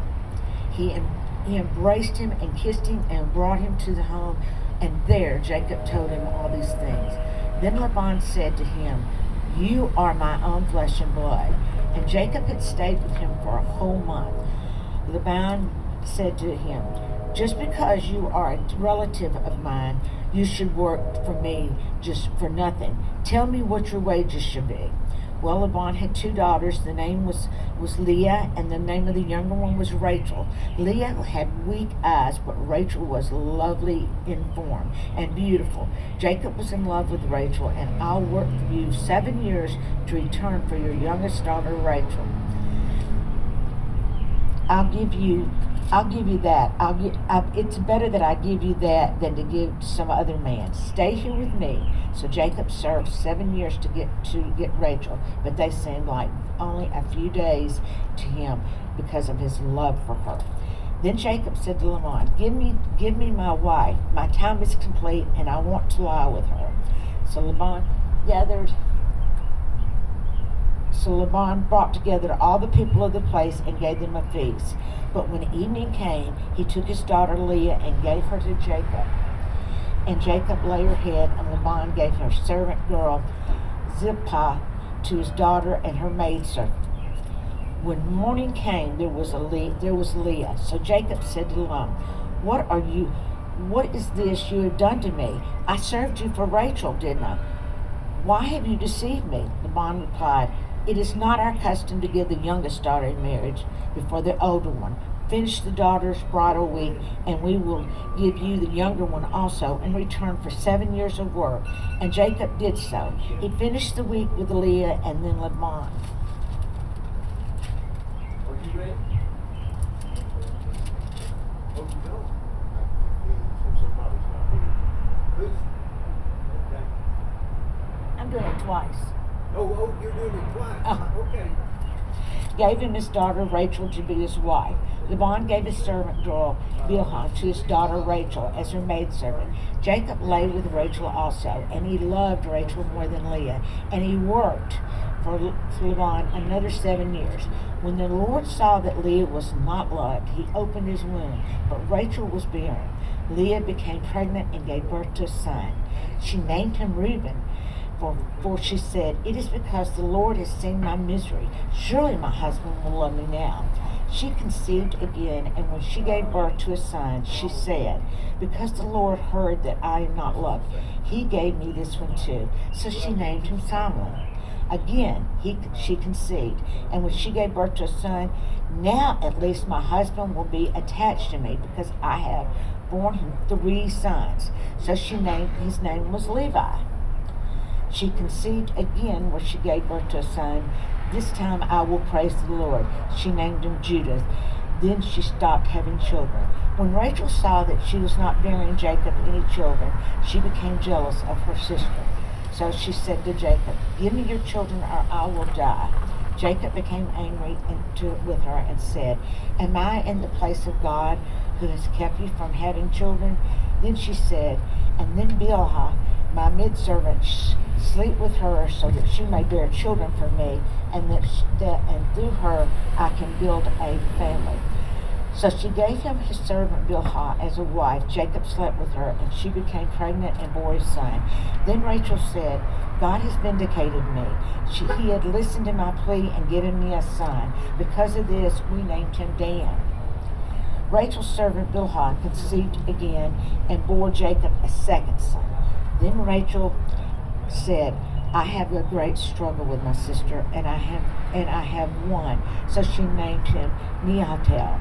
When Leah saw she had stopped having children, she took her maidservant Zilpah and gave him to Jacob as a wife. Leah's servant Zilpah bore Jacob's son. Then Leah said, What good fortune. So they named him Gad. Leah's servant Zilpah bore Jacob a second son. Then Leah said, How happy I am. The woman called me happy. So she named him Asher. During what wheat harvest, Reuben went out into the fields and found some mandrake plants.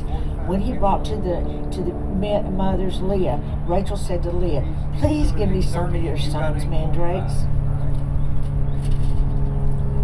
But she said to her, Wasn't it enough that I took away my husband? You will be my son's mandrakes too. Very well, Rachel said. He can sleep with you tonight in return for your son's mandrakes. So when Jacob came in from the field that evening, Leah went out to meet him. You must sleep with me, she said. I have hired you my son's mandrake. So he slept with her that night. God listened to Leah. She became pregnant and bore Jacob a fifth son. Then Leah said, God has rewarded me for giving me my maidservant to my husband. So he named him Issachar. Leah conceived again and bore Jacob a sixth son. Then Leah said, God has presented me with a precious gift. This time my husband will treat me with honor because I have borne him 6 sons. So she named him Zebulun. Sometime later, she gave birth to a daughter and she named her Dinah. Then God remembered Rachel had listened to her and opened her womb. She became pregnant and gave birth to a son. God had taken away my disgrace. She named him Joseph and said, May the Lord add to me another son. After Rachel gave birth to Joseph, she said to Laban, Send me on my way so I can go back to my own homeland. Give me my wives and children for whom I have served you, and I will be on my way. You know how much work I've done for you. But Laban said to him, If I have found favor in your eyes, please say I have learned from devotion, that the Lord has blessed me because of you. He added, Name your wages and I will pay them. Jacob said to them, You know what? You know how I've worked for you and how your livestock has fared under my care? The little you had before I came has increased greatly, and the Lord has blessed you whatever I have been. But now, when may I do something for my own household? What should I give you? He said. Don't give me anything, Jacob replied, but if you do this one thing for me, I will go on tending your flock and watching over them. Let me go through all the flocks today and remove them away, speckled, spotted sheep, every dark-colored lamb, and every spotted in the future. Whatever you check on the wages you have paid me, and any goat in my possession that is not speckled or spotted, or any lamb that is not dark-colored, will be considered stolen. Agreed. Let it be as you have said, that someday he removed all the male goats that were streaked and spotted, and all the speckled or spotted females goats, all that were white on them, and all that were dark colored on them. He had placed them in the care of his sons. Then he put them on a 3-day journey between himself and Jacob, when Jacob committed to tend to the rest of the flock. Jacob, however, took flesh-colored branches from popular almond and plane trees and made white stripes on them. By peeling back the bark, exposing the white inner wood of the branches, he then placed the peeled branches in all the water troughs so that they would be where in the heat and came to drink. They mated in front of the branches, and they bore young, and they were streaked and speckled or spotted. Jacob set apart all the flock by himself. He made the rest face the streaked and dark-colored animals that belonged to Laban. Thus he made separate flocks for himself, and he did put them where Laban's animals. Wherever the stronger females were in heat, Jacob would place the branches in the troughs in front of the animals so they would mate near there. So the weak animals went, and the strong animals went to Jacob. In the way, the man grew exceedingly prosperous and came in his own large flocks, and made servants and men servants with camel and monkeys. Jacob heard what his sons were saying. Jacob had taken everything his father had owned, and had gained all the wealth from what belonged to our father. And Jacob noticed his attitude towards him, and was not what it had been. Then the Lord said to Jacob, Go back to the land of your fathers and to your relatives, and I will be with you. So Jacob sent word to Rachel and Leah to come back from the fields where his flocks were. He said to them, I see where your father's attitude towards me is not where it was before, but the God of the Father had been with me. You know that I've worked for your father with all my strength, yet your father has cheated me by charging my wages 10 times. However, God had not allowed him to harm me. If he said, the speckled ones will be your wages, and the flocks gave birth to the speckled young, and if he said, the streaked ones will be your wages, then all the flocks the flocks were streaked young. So God had taken away his father's livestock and given them to me. In breeding season, I once had a dream in which I looked up and saw that the male goats mating with the flocks were streaked, speckled, or spotted. The angel of God said to me in his dream, "Jacob." I answered, "Here I am." And he said, "Look up and see all the male goats mating with the flock are streaked, speckled, or spotted. For I have seen all I've seen all you've been doing for you. I am the God of Bethel, and where you are anointed a pillar, and where you have made a vow on me. Now leave this land at once and go back to your native land." Then Rachel and Leah replied, Do what you have a share in the inheritance of your father's estate. Does he have regard for us as foreigners? Not only has he sold us, but he has used up what we paid for us. Surely all the wealth that God has taken away from our father belonged to us and our God. So do whatever God has told you. Then Jacob put his children and his wives and his camel, and he drove all his livestock ahead of him, along with some of the goods he had accumulated in Aram, to go to his father Isaac in the land of Canaan. When Laban had gone to shear his son, Rachel stowed her father's household goods. Moreover, Jacob declared the arguments by telling him he was running away, so he fled with all he had, and crossing the river, he headed over the hill country of Moab.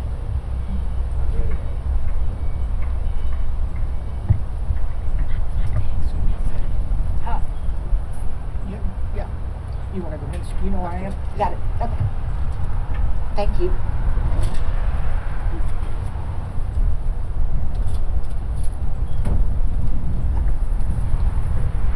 When it was told Laban on the third day that Jacob had fled, he took his kinsman with him and pursued him for 7 days and followed close after him into the hill country of Gilead. But God came to Laban the Aramean in a dream by night and said to him, "Be careful not to say anything to Jacob, either good or bad." And Laban overtook Jacob. Now Jacob had pitched his tent in the hill country, and Laban with his kinsmen pitched tents in the hill country of Gilead. And Laban said to Jacob, "What have you done that you have tricked me and driven away my daughters like captives of the sword? Why did you flee secretly and trick me, and did not tell me, so that I might have sent you away with the mirth and songs, with tambourine and lyre? And why did you not permit me to kiss my sons and daughters farewell? Now you have done foolishly. It is in my prayer to do you harm. But the God of your father spoke to me last night, saying, Be careful not to say anything to Jacob, either good or bad. And now you have gone away because you longed greatly for your father's house. But why did you steal my gods?" Jacob answered and said to Laban, "Because I was afraid, for I thought that you would take your daughters from me by force. Anyone with whom you find your gods shall not live." In the presence of our kinsmen pointed out, what I have that is yours, and take it. Now Jacob did not know that Rachel had stolen it. So Laban went into Jacob's tent, into Leah's tent, and into the tent of the 2 female servants, but he did not find them. And he went out of Leah's tent and entered Rachel's. Now Rachel had taken the household gods and put them in a camel's saddle and sat on them. Laban felt all about the tent, but did not find them. And she said to her father, "Let not my lord be angry that I cannot rise before you, for the way of women is upon me." So she searched, but did not find the household gods. Then Jacob became angry and berated Laban. Jacob said to Laban, "What is my offense? What is my sin? What have that you have hotly pursued me? For you have felt through all my goods, what you have found, all of your household goods. Set it here before my kinsmen and your kinsmen, that they may decide between us two. These 20 years I have been with you. Your ewes and your female goats have not miscarried, and I have not eaten the rams of your flocks. What was torn by wild beasts I did not bring to you, I bore the loss of it myself. From my hand you required it, whether stolen by day or stolen by night. There I was. By day the heat consumed me, and the cold that night, and my sleep fled from my eyes. These 20 years I have been in your house. I have served you 14 years for your 2 daughters, and 6 years for your flock, and you have changed my wages 10 times. If the God of my father, the God of Abraham and the fear of Isaac, had not been on my side, surely now you would have sent me away empty-handed. God saw my affliction and the labor of my hands and rebuked you last night. Then Laban answered and said to Jacob, the daughters are my daughters, the children are my children, the flocks are my flocks, and all that you see is mine. But what can I do this day for these my daughters, for their children whom they have borne? Come now, let us make a covenant, you and I, and let it be a witness between you and me. So Jacob took a stone and set it up as a pillar. And Jacob said to his kinsmen, gather stones. And they took stones and made a heap. And they ate there by the heap. Laban called it Jagar-Shadutha, but Jacob called it Gilead. Laban said, this heap is a witness between you and me today. Therefore he named it Gilead. And Mitzvah, for he said, the Lord watch between you and me when we are out of one another's sight. If you oppress my daughters, or if you take wives beside my daughters, although no one is with us, see, God is witness between them. Then Laban said to Jacob, see this heap and the pillar which I have set between you and me. This heap is a witness, and the pillar is a witness, that I shall not pass over this heap to you, and you will not pass over this heap and this pillar to me, to do harm. The God of Abraham and the God of Nahor, the God of their father, judge between us. So Jacob swore by the fear of his father Isaac. And Jacob offered a sacrifice in the hill country, and called his kinsmen to eat bread. They ate bread and spent the night in the hill country. Early in the morning, Laban arose and kissed his grandchildren and his daughters and blessed them. Then Laban departed and returned home.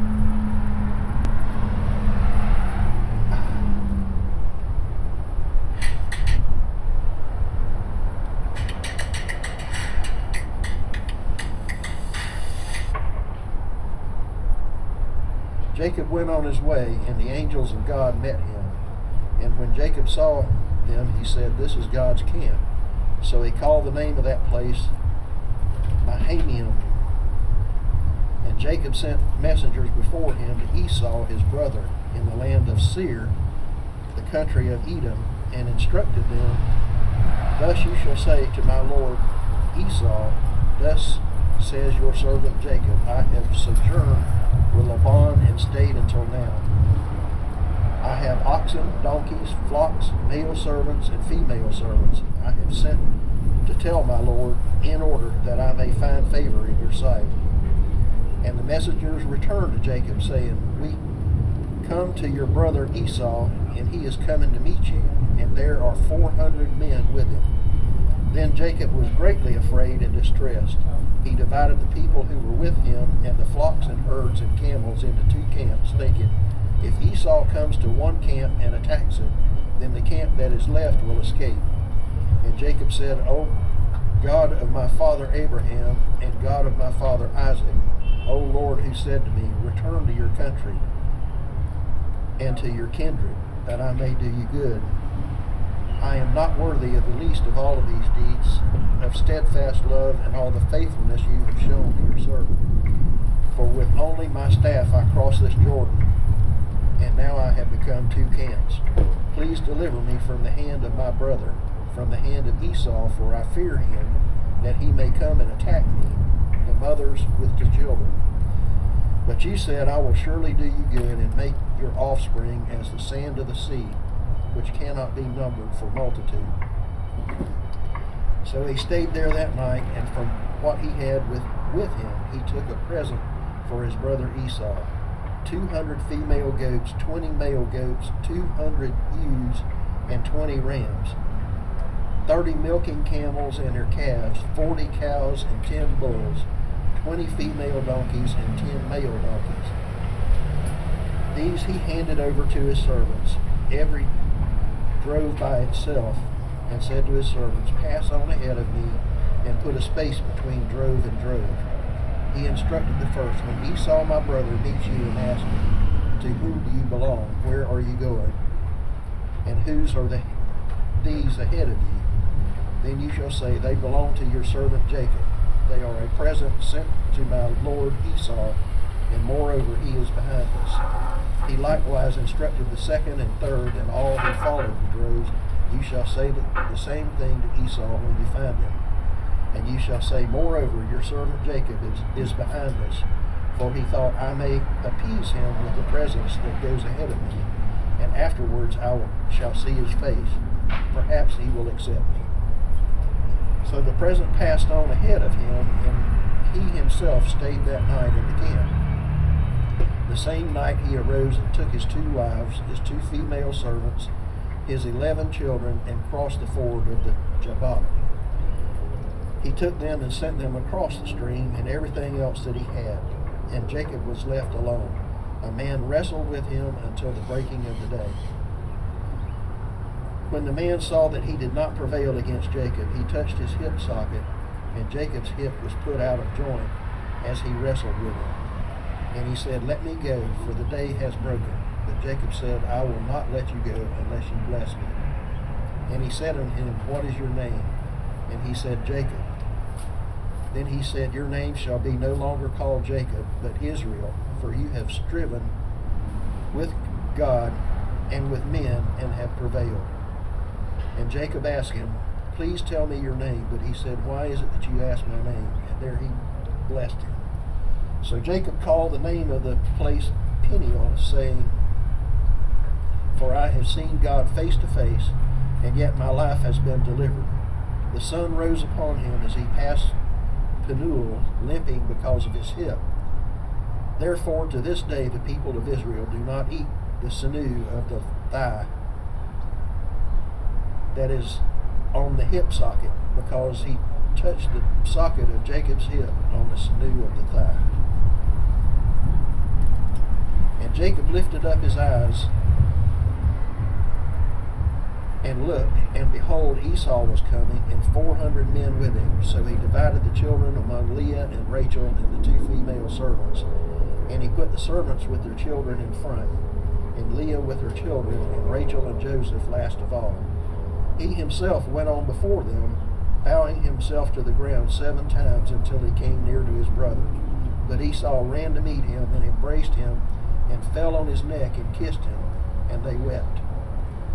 And when Esau lifted up his eyes and saw women and children, he said, 'Who are these with you?' Jacob said, 'The children whom God has graciously given your servant.' Then the servants drew near, and their children, and bowed down. Leah likewise and her children drew near and bowed down. And last Joseph and Rachel drew near and bowed down. And Esau said, 'What do you mean by all this company that I met?' Jacob answered, 'To find favor in the sight of my Lord.'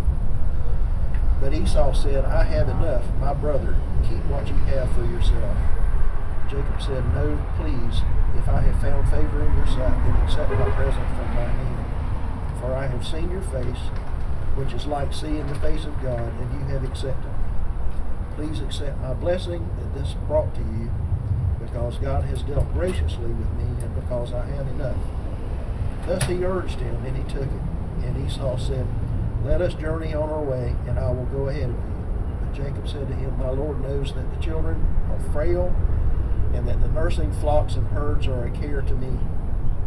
If they are driven hard for one day, the flocks will die. Let my Lord pass on ahead of this servant, and I will lead on slowly at the pace of the livestock that are ahead of me, and at the pace of the children, until I come to my Lord's seer.'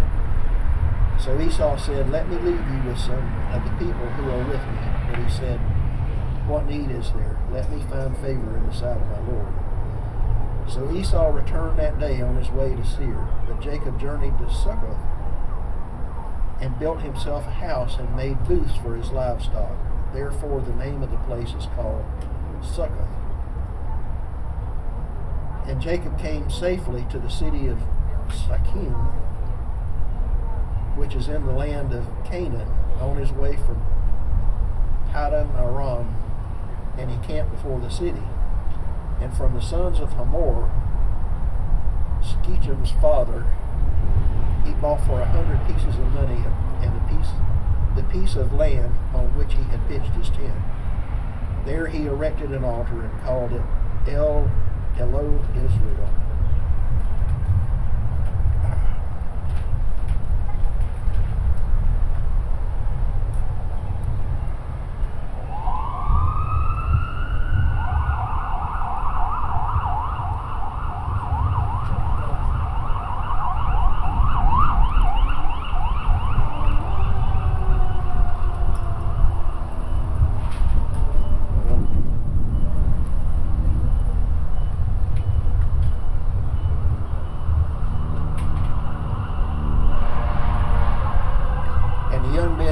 Delay to do the thing, because he delighted in Jacob's daughter. Now he was the most honored of all his father's house. So Hamor and Shechem came to the gate of their city and spoke to the men of their city, saying, These men are at peace with us. Let them dwell in the land and trade in it, for behold, the land is large enough for them. Let us take their daughters and wives, let us give them our daughters. Only on this condition will the men agree to dwell with us, to become one people, even when every male among us is circumcised and they are circumcised. Will not their livestock, their property, and all their beasts be ours? Only let us agree with them, and they will dwell with us. And all who went out of the gate of this city listened to Hamor and Shechem, and every male was circumcised, and all who went out of the gate of this city. On the third day, when they were sore, two of Jacob's sons, Simeon and Levi, Dinah's brothers, took their swords and came against the city while it felt secure and killed all the males. They killed Hamor and his son Shechem with a sword and took Dinah out of Shechem's house and went away. The sons of Jacob came upon the slain and plundered the city because they had defiled their sister. They took their flocks and their herds, their donkeys, and whatever was in the city and in the field. All their wealth, all their little ones, all their wives, all that was in the houses, they captured and plundered. Then Jacob said to Simon the Levite, and Levi, You have brought trouble on me by making me stink to the inhabitants of the land, the Canaanites and the Perizzites.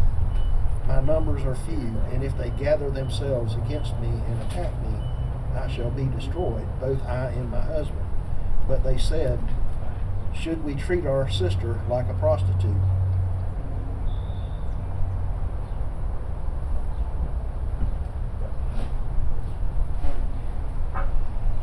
God said to Jacob, Arise and go up in Bethel and dwell there. Make an altar there to the God who appeared to you when you fled from your brother Esau. So Jacob said to this household and to all who were with him, Put away the foreign gods that are among you, and purify yourselves, and change your garments. Then let us arise and go up to Bethel, so that I may make there an altar to the God who answers me in the day of my distress, and has been with me forever. I have gone, wherever I have gone. So they gave to Jacob all the foreign gods that they had, and the rings that were in their ears, and Jacob hid them under the terebinth tree that was near Shechem. And as they journeyed, a terror from God fell upon the cities that were around them, so that they did not pursue the sons of Jacob. And Jacob came to Luz, that is Bethel, which is in the land of Canaan, and he and all the people who were with him. And there he built an altar and called the place El Bethel, because God had revealed himself to him when he fled his brother. And Deborah, Rebekah's nurse, died, and she was buried under an oak below Bethel. So he called its name Alon Bakuth. God appeared to Jacob again when he came from Paddan Aram and blessed him. And God said to him, Your name is Jacob. No longer shall you be called Jacob, but Israel shall be your name. So he called his name Israel. And God said to him, I am God Almighty. Be fruitful and multiply. A nation and a company of nations shall come from you, and kings shall come from your own body. The land that I give to Abraham and Isaac I will give to you, and I will give the land of your offspring after you. Then God went up from him in the place where he had spoken with him, and Jacob set up a pillar in that place where he had spoken with him, a pillar of stone. He poured out a drink offering on it and poured oil on it.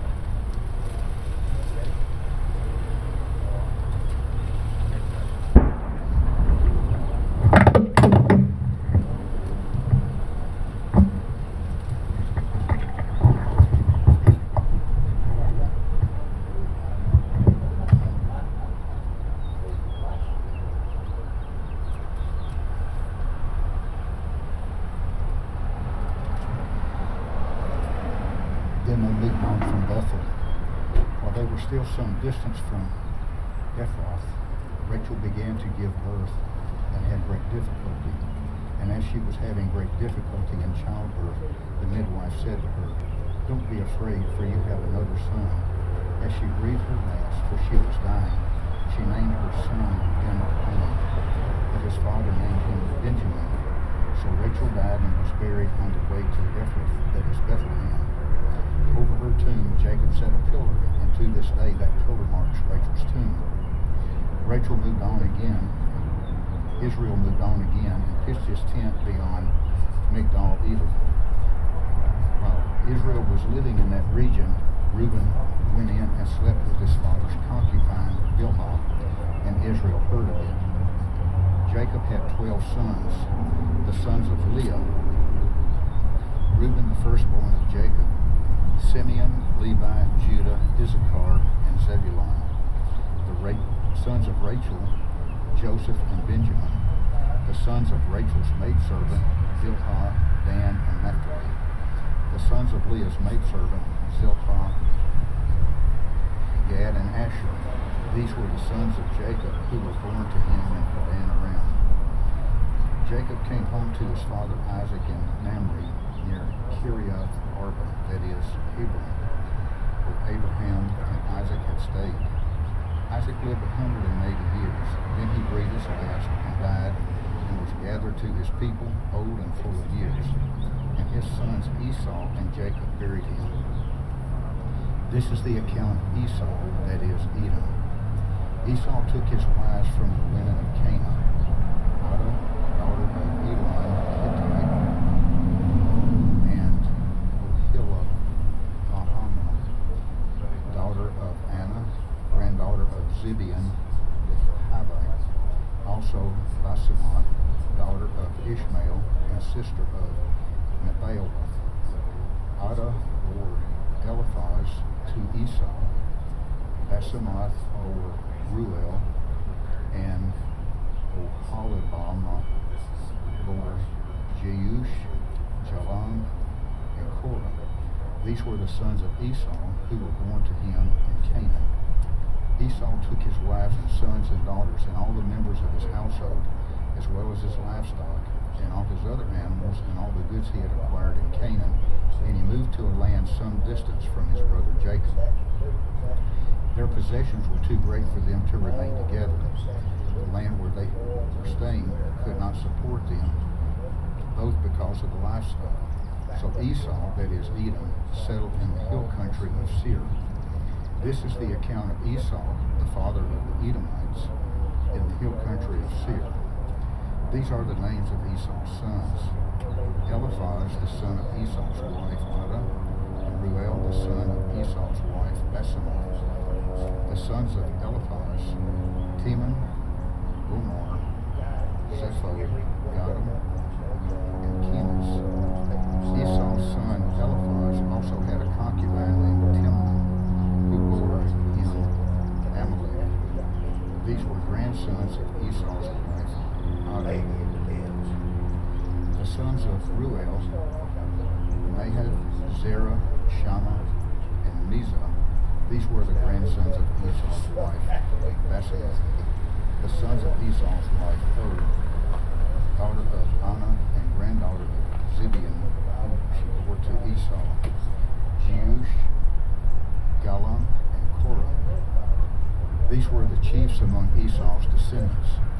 sons of Eliphaz, the firstborn of Esau, chiefs Timon, Omar, Zepho, Kenaz, Korah, Gatam, and Amalek. These were the chiefs descended from Eliphaz of Edom. They were grandsons of Ada. The sons of Esau's sons, Reuel, chiefs Nahath, Zerah, Shammah, and Mizah. These were the chiefs descended from Reuel of Edom. They were grandsons of Esau's wife, Basemath. The sons of Esau's wife, Og, chiefs Jeush, Jalon, and Korah. These were the chiefs descended from Esau's wife, Og, daughter of Anah. These were the sons of Esau, that is, Edom, and these were their chiefs. These were the sons of Seir of the Horite, who were living in the region: Lodan, Shobal, Zebeon, Anah, Dishon, Ezer, and Dishon. These sons of Seir in Edom were Horite chiefs. The sons of Lotan, Hori and Homan. Timnah was Lotan's sister. The sons of Shobal, Alban, Amahath, Ebal, Shepho, and Onan. The sons of Zibeon, Ai, and Anah. This is the Anah who discovered the hot springs in the desert while he was grazing the donkeys of his father Zibeon. The children of Anah, Dishon and Og, daughter of Anah. The sons of Dishon, Himdan, Eshban, Ithran, and Kiran. The sons of Ezer, Bilhan, Zaban, and Akan. The sons of Dishon, Uz, and Aram. These were the Horite chiefs: Lotan, Shobal, Zibeon, Anah, Dishor, Ezer, Dishon. These were the Horite chiefs according to their divisions in the land of Seir. These were the kings who reigned in Edom before the Israelite king reigned. Bela, son of Beor, became king of Edom. His city name was Dinhabah. When Bela died, Jobab, son of Zerah from Basra, succeeded him as king. When Jobab died, Husham from the land of the Temanites succeeded him as king. When Husham died, Hadad, son of Bedad, who defeated Midian in the country of Moab, succeeded him as king. His city was named Avith. When Hadad died, Samlah from Masrekah succeeded him as king. When Samlah died, Shaul from Rehoboth on the river succeeded him as king. When Shaul died, Baal-Hanan, son of Akbor, succeeded him as king. When Baal-Hanan, son of Akbor, died, Hadad succeeded him as king. His city was named Paun, and his wife's name was Mehetabethel, daughter of Matred, the daughter of Mezahab. These were the chiefs descended from Esau by name according to their clans and region: Timnah, Alva, Jetheth, O, Elah, Pinon, Kenaz, Timon, Mizbar, Magdiel, and Aram. These were the chiefs of Edom according to their settlements in the land they occupied. This was Esau, the father of the Edomites. Jacob lived in the land where his father had stayed, the land of Canaan. This is the account of Jacob. Joseph, a young man of 17, was tending the flocks of his brothers, the sons of Bilhah, and the sons of Zilpah, his father's wives, and he brought their father a bad report about them. Now Israel loved Joseph more than any of his other sons, because he had been born to him in his old age, and he made him richly ornamented robe for him. When his brothers saw that their father loved him more than any of them, they hated him and could not speak a kind word to him. Joseph had a dream and when he told it to his brothers, they hated him all the more. He said to him, "Listen to this dream I had. We were binding sheaves of grain out in the field, when suddenly my sheaf arose and stood upright. All your sheaves gathered around mine and bowed down to it." His brother said to him, "Do you intend to reign over us? Will you actually rule us?" And they hated him all the more because of his dream and what he had said. Then he had another dream, and he told it to his brothers. "Listen," he said, "I had another dream, and this time the sun and moon and 11 stars were bowing down to me."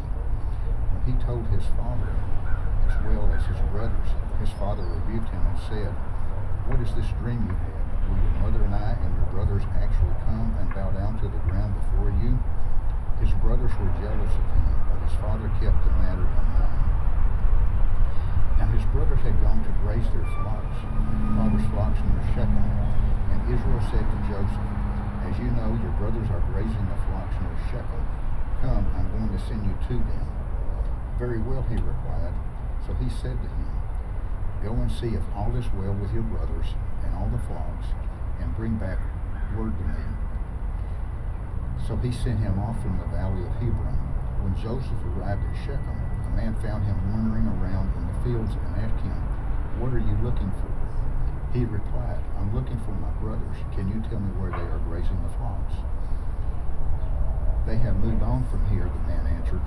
I heard him say, "Let's go to Dothan." So Joseph went after his brothers and found them near Dothan. But he saw him in the distance, and before he reached him, they plotted to kill him. "Here comes the dreamer," they said to each other. "Now come, let's kill him and throw him in one of these cisterns and say that a ferocious animal devoured him. Then we'll see what comes of his dreams." When Reuben heard this, he tried to rescue him from their hands. "Let's not take his life," he said. "Don't shed any blood. Throw him into this cistern here in the desert, but don't lay a hand on him." Reuben said this to rescue him from them and take him back to his father.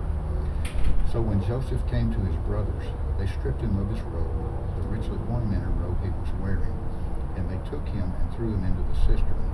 Now the cistern was empty, there was no water in it. As they sat down to eat their meal, they looked up and saw a caravan of Ishmaelites coming from Gilead. Their camels were loaded with spices, balm, and myrrh, and they were on their way to take them down to Egypt. Judah said to his brothers, "What will we gain if we kill our brother and cover his blood? Come, let us sell him to the Ishmaelites and not lay our hands on him. After all, he is our brother, our own flesh and blood." His brothers agreed. So when the Midianite merchants came by, his brothers pulled Joseph up out of the cistern and sold him for 20 shekels of silver to the Ishmaelites, who took him to Egypt. When Reuben returned to the cistern and saw that Joseph was not there, he tore his clothes. He went back to his brothers and said, "The boy isn't here. Where can I turn now?" Then they got Joseph's robe, slaughtered a goat, and dipped the robe in the blood. They took the ornamented robe back to their father and said, "We found this. Examine it and see whether it is your son's robe." He recognized it and said, "It is my son's robe. Some ferocious animal has devoured him. Joseph has surely been torn to pieces." Then Jacob tore his clothes, put on sackcloth, and mourned for his sons many days. All his sons and daughters came to comfort him, but he refused to be comforted. "No," he said, "in the morning I will go down to the grave to my son." So his father wept for him. Meanwhile, the Midianites sold Joseph in Egypt to Potiphar, one of Pharaoh's officials, the captain of the guard. At that time, Judah left his brothers and went down to stay with a man of Bulaam named Hira. There Judah met the daughter of a Canaanite man named Shua. He married her and lay with her. She became pregnant and gave birth to a son who was named She conceived again and gave birth to a son and named him Onan. She gave birth to still another son and named him Shelah. It was at Kezib that she gave birth to him. Judah got a wife for his firstborn, and named her Tamar. But Judah's firstborn, was wicked in the Lord's sight. So the Lord put him to death. Then Judah said to Onan, lie with your brother's wife and fulfill your duty to her as a brother-in-law to produce offspring for your brother. But Onan knew that the offspring would not be his, so whenever he lay with his brother's wife, he spilled his seed on the ground to keep from producing offspring for his brother. What he did was wicked in the Lord's sight, so he put him to death also. Judah then said to his daughter-in-law Tamar, live as a widow in your father's house until my son Shelah grows up. For he thought, he may die too, just like his brothers. So Tamar went to live in her father's house. After a long time, Judah's wife, the daughter of Shua, died. When Judah had recovered from his grief, he went up to Timnah to the men who were shearing his sheep. And his friend Hira, the Adulamite, went with him. When Tamar was told, your father-in-law is on his way to Timnah to shear his sheep, she took off her widow's clothes, covered herself with a veil to disguise herself, and then sat down at the entrance to Enaim, which is on the road to Timnah. For she saw that though Shelah had now grown up, she had not been given to him as his wife. When Judah saw her, he thought she was a prostitute, for she had covered her face. Not realizing that she was his daughter-in-law, he went over to her by the roadside and said, come now, let me sleep with you. And what will you give me to sleep with you, she asked. I'll send you a young goat from my flock, he said. Will you give me something as a pledge until you send it? He said, what pledge should I give you? Your seal and its cord and the staff in your hand, she answered. So he gave them to her and slept with her, and she became pregnant by him. After she left, she took off her veil and put on her widow's clothes again. Meanwhile, Judah sent the young goat by his friend, the Adulamite, in order to get his pledge back from the woman, but he did not find her. He asked the men who lived there, where is the shrine prostitute who was beside the road at Enaim? There hasn't been any shrine prostitute here, they said. So he went back to Judah and said, I didn't find her. Besides, the men who lived there said, there hasn't been any shrine prostitute here. Then Judah said, let her keep what she has, or she will become a laughing stock. After all, I did send her this young goat, but you didn't find her. About 3 months later, Judah was told, your daughter-in-law Tamar is guilty of prostitution, and as a result, she is not pregnant. Judah said, bring her out and have her burned to death. As she was being brought out, she sent a message to her father-in-law. I am pregnant by the man who owns these, she said. And she added, see if you recognize whose seal and cord and staff these are. Judah recognized them and said, she is more righteous than I, since I wouldn't give her to my son Shelah. And he did not sleep with her again. When the time came for her to give birth, there were twin boys in her womb. As she was giving birth, one of them put out his hand, so the midwife took a scarlet thread and tied it on his wrist and said, this one came out first. But when he drew back his hand, his brother came out, and she said, so this is how you have broken out. And his name was named Perez. Then his brother, who had the scarlet thread on his wrist, came out, and he was given the name Zerah. Now Joseph had been taken down to Egypt. Potiphar, an Egyptian, who was one of the Pharaoh's officials, the captain of the guard, brought him from the Ishmaelites who had taken him there. The Lord was with Joseph, and he prospered, and he lived in the house of his Egyptian master.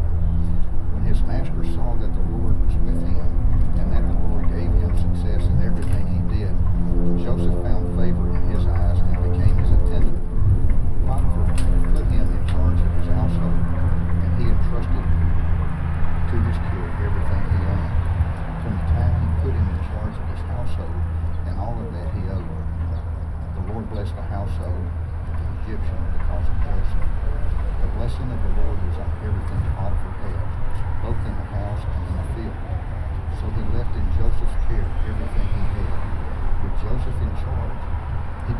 concern himself with anything except the food he ate.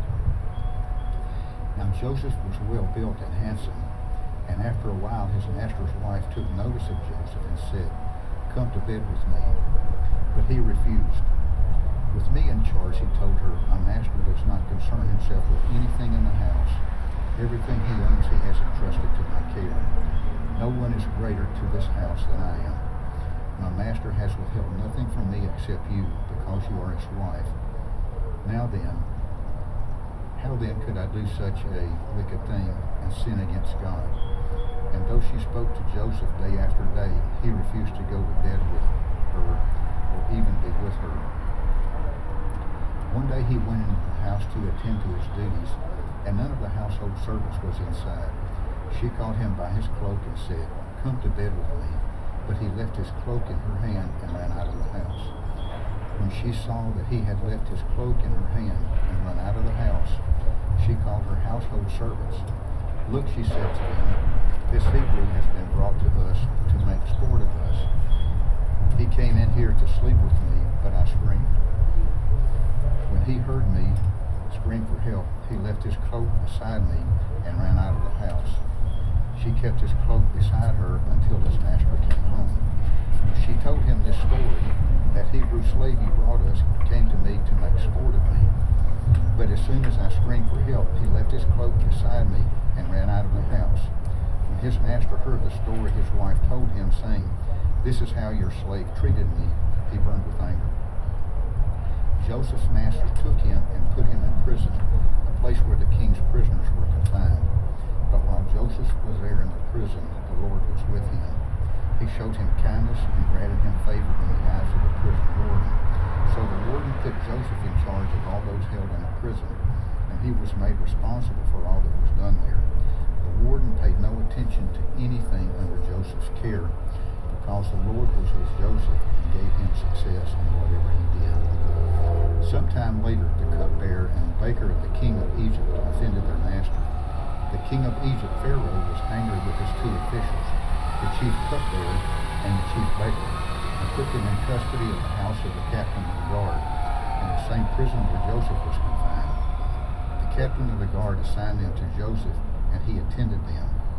After they had been in custody for some time, each of the two men, the cupbearer and the baker of the king of Egypt, who were being held in prison, had a dream the same night, and each dream had a meaning of its own.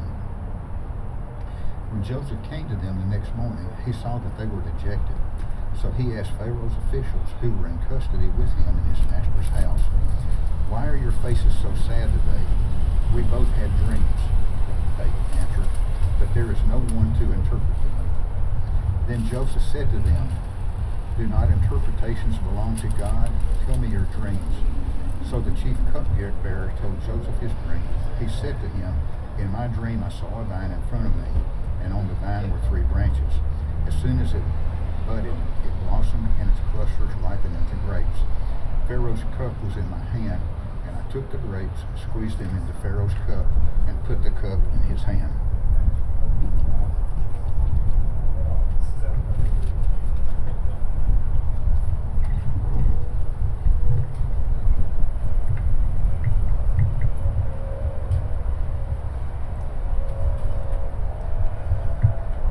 Genesis 40:12. And Joseph said to him, "This is the interpretation of it. 3 branches are 3 days, and within 3 more days Pharaoh will lift up your head and raise you to your office, and you will put Pharaoh's cup into his hand according to your former custom when you were his cupbearer. Only keep me in mind when it goes well with you, and please do me a kindness by mentioning me to Pharaoh and get me out of this house. For I was in fact kidnapped from the land of the Hebrews, and even here I have done nothing that they should have put me into the dungeon." When the chief baker saw that he had interpreted favorably, he said to Joseph, "I also saw in my dream, and there were 3 baskets of white bread on my head. And in the top basket there were some of all sorts of baked food for Pharaoh, and the birds were eating them out of the basket on my head. Then Joseph answered and said, This is the interpretation. The 3 baskets are 3 days. Within 3 more days, Pharaoh will lift up your head from you, and you will hang on a tree, and the birds will eat the flesh off of you. Thus it came about on the 3rd day, which was Pharaoh's birthday, that he made a feast for all of his servants. And he lifted up the head of the chief cupbearer and the head of the chief baker among his servants. And he restored the chief cupbearer to his office, and he put the cup into Pharaoh's hand. But he hanged the chief baker, just as Joseph had interpreted to them. Yet the chief cupbearer did not remember Joseph, but forgot him. Chapter 41. Now it happened at the end of 2 whole years that Pharaoh had a dream, and behold, he was standing by the Nile. And behold, from the Nile there came up 7 cows, sleek and fat, and they grazed in the marsh grass. Then behold, 7 other cows came up after them from the Nile, ugly and gaunt, and they stood by the other cows on the bank of the Nile. And the ugly and gaunt cows ate up the 7 sleek and fat cows. Then Pharaoh awoke. He fell asleep again and dreamed a second time, and behold, there were 7 ears of grain that came up on a single stalk, plump and good. Then behold, 7 ears, thin and scorched by the east wind, sprouted up after them. The thin ears swallowed up the 7 plump and full ears. Then Pharaoh awoke, and behold, it was a dream. Now it came about in the morning that his spirit was troubled, so he sent and called for all the magicians of Egypt and all of its wise men. And Pharaoh told them his dreams, but there was no one who could interpret them to Pharaoh. Then the chief cupbearer spoke to Pharaoh, saying, I would make mention today of my own offenses. Pharaoh was furious with his servants, and he put me in confinement in the house of the captain of the bodyguard, both me and the chief baker. We had a dream on the same night, he and I. Each of us dreamed according to the interpretation of his own dream. Now a Hebrew youth was with us. There was a servant of the captain of the bodyguard, and we related them to him, and he interpreted our dreams for us. To each one he interpreted according to his own dream. And it came about just as it was interpreted for each of us. So it happened, he restored me to my office, but he hanged him. Then Pharaoh sent and called for Joseph, and they hurriedly brought him out of the dungeon. And when he had shaved himself and changed his clothes, he came to Pharaoh. And Pharaoh said to Joseph, I have had a dream, but no one can interpret it. I have heard about you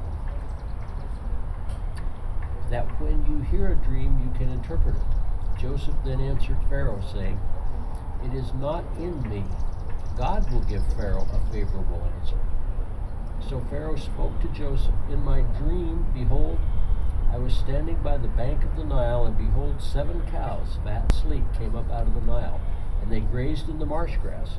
Then 7 other cows came up after them, poor and very ugly and gaunt, so that I had such as I had never seen for ugliness in all the land of Egypt. And the lean and ugly cows ate up the first 7 fat cows. Yet when they had devoured them, it could not be detected that they had devoured them, for they were just as ugly as before. Then I awoke. Then I saw in my dream, behold, there were 7 ears, full and good, came up on a single stalk, and lo, 7 ears withered, thin and scorched by the east wind, sprouted up after them. And the 7 thin ears swallowed the 7 good ears. Then I told it to the magicians, and there was no one could explain it to me. Now Joseph said to Pharaoh, Pharaoh's dreams are one and the same. God has told to Pharaoh what he is about to do. The 7 good cows are 7 years, and the 7 good ears are 70 years. The dreams are the same. And the 7 lean and ugly cows that came up after them are 7 years, and the 7 thin ears scorched with the east wind shall also be 7 years of famine. It is as I have spoken to Pharaoh. God has shown to Pharaoh what he is about to do. Behold, 7 years of great abundance are coming in all the land of Egypt. And after them 7 years of famine will come, and all the abundance will be forgotten in the land of Egypt, and the famine will ravage the land. So the abundance will be unknown in the land because of that subsequent famine that will be very severe. Now, as for the repeating of the dream to Pharaoh twice, it means that the matter is determined by God, and God will quickly bring it about. Then let Pharaoh look for a man discerning and wise, and set him over the land of Egypt. Let Pharaoh take action to appoint overseers in charge of the land, and let him exact a fifth of the produce of the land of Egypt in 7 years of abundance. And let them gather all the food of those good years that are coming, and store up the grain for food in the cities under Pharaoh's authority, and let them guard it. Let the food become as a reserve for the land for the 7 years of famine which are about to occur in the land of Egypt. So that will be the land that the land may not perish during the famine. Now the proposal seemed good to Pharaoh and to all of his servants. Then Pharaoh said to his servants, "Can we find a man like this in whom there is a divine spirit?" So the Pharaoh said to Joseph, "Since God has informed you of all of this, there is no one so discerning and wise as you are. You shall be over my house, and according to all your command, all my people shall do homage, and only in the throne will I be greater than you." Pharaoh said to Joseph, "See, I have set you over all the land of Egypt."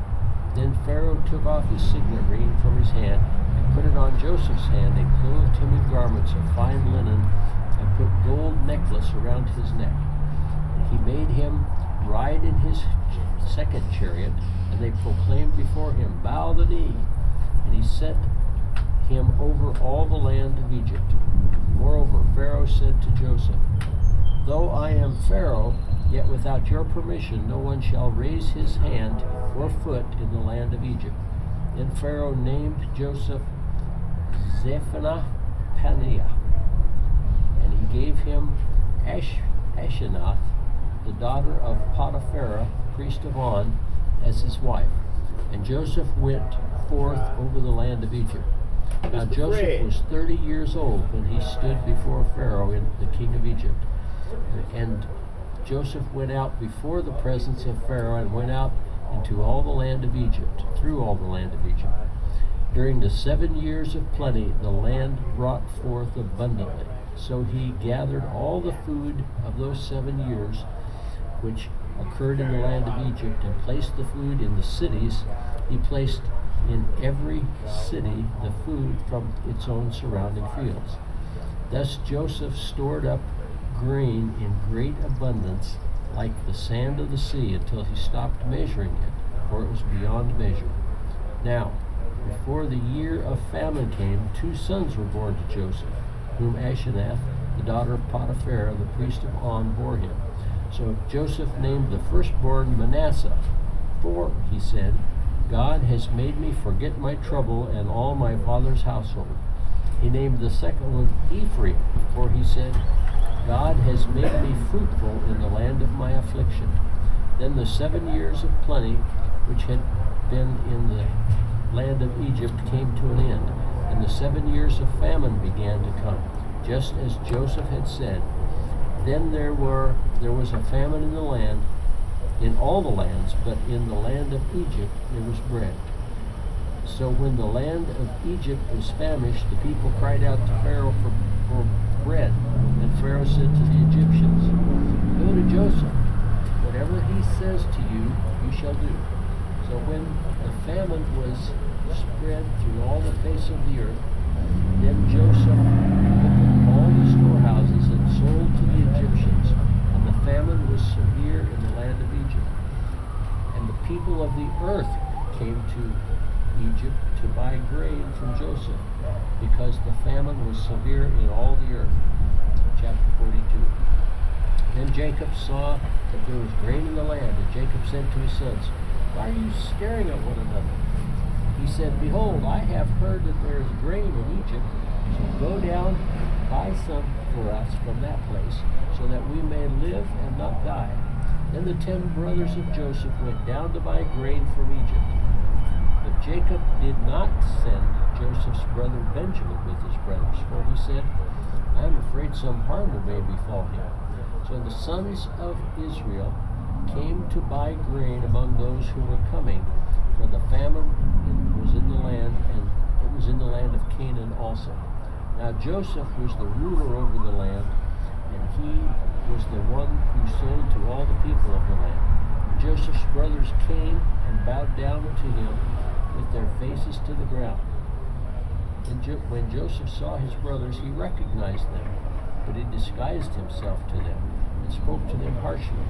And he said to them, Where have you come from? And they said, From the land of Canaan to buy food. But Joseph had recognized his brothers, although they did not recognize him. Joseph remembered the dreams which he had about them, and he said to them, You are spies. You have come to look at the undefended parts of the land. They said to him, No, my lord. Your servants have come to buy food. We are all sons of one man. We are honest men. Your servants are not spies. Yet he said to them, No, but you have come to look at the undefended parts of the land. And they said, Your servants are 12 brothers in all, the brothers of one man in the land of Canaan. And behold, the youngest is with our father today, and one is no more. And Joseph said to them, It is as I said to you, you are spies. By this you shall be tested. By the life of Pharaoh you shall not go from this place unless your youngest brother comes here. So send one of you, that he may get your brother while you remain confined, so your words may be tested whether or not it is truth in you. But if not, by the life of Pharaoh, surely you are spies. So he put them all together in the prison for 3 days. Now Joseph said to them on the 3rd day, Do this and live, for I fear God. If you are honest men, let one of your brothers be confined in the prison, but as for the rest, you go carry grain for the famine to your households, and bring your youngest brother to me, so that your words may be verified, and you will not die. And they did so. Then they said to one another, Truly we are guilty concerning our brother, because we saw the distress of his soul when he pleaded with us, and we would not listen. Therefore this distress has come upon us. Reuben answered them and saying, Did I not tell you, do not sin against the boy? And you would not listen. Now comes the reckoning for his blood. They did not know, however, that Joseph understood, for there was an interpreter between them. He turned away from them and wept. But when he returned to them and spoke to them, he took Simeon from them and bound him before their eyes. Then Joseph gave orders to fill their bags with grain, and to restore every man's money in his sack, and to give them provisions for the journey. And thus it was done for them. So they loaded their donkeys with their grain and departed from there. As one of them opened his sack to give his donkey fodder at the lodging place, he saw his money, and behold, it was in the mouth of his sack. Then he said to his brothers, My money has been returned, and behold, it is even in my sack. Their hearts sank, and they turned trembling to one another, saying, What is this that God has done to us? When they came to their father Jacob in the land of Canaan, they told him all that had happened to them, saying, The man, the Lord of the land, spoke harshly to us, and he took us for spies of the country. But we said to him, We are honest men, we're not spies. We are 12 brothers, sons of our father. One is no more, and the youngest is with our father today in the land of Canaan. The man, Lord of the land, said to us, By this I shall know that you are honest men. Leave one of your brothers with me, and take grain for the famine to your households, and go. But bring your youngest brother to me, so I may know that you are not spies, but honest men. And I will give your brother to you, and you may trade in the land. Now it came about as they were emptying their sacks that, behold, every man's bundle of money was in his sack. When they and their father saw the bundles of money, they were dismayed. And their father Jacob said to them, "You have bereaved me of my children. Joseph is no more, Simeon is no more, and you will take Benjamin. All of these things are against me." Then Reuben spoke to his father, saying, "You may put my 2 sons to death if I do not bring him back to you. Put him in my care, and I will return him to you."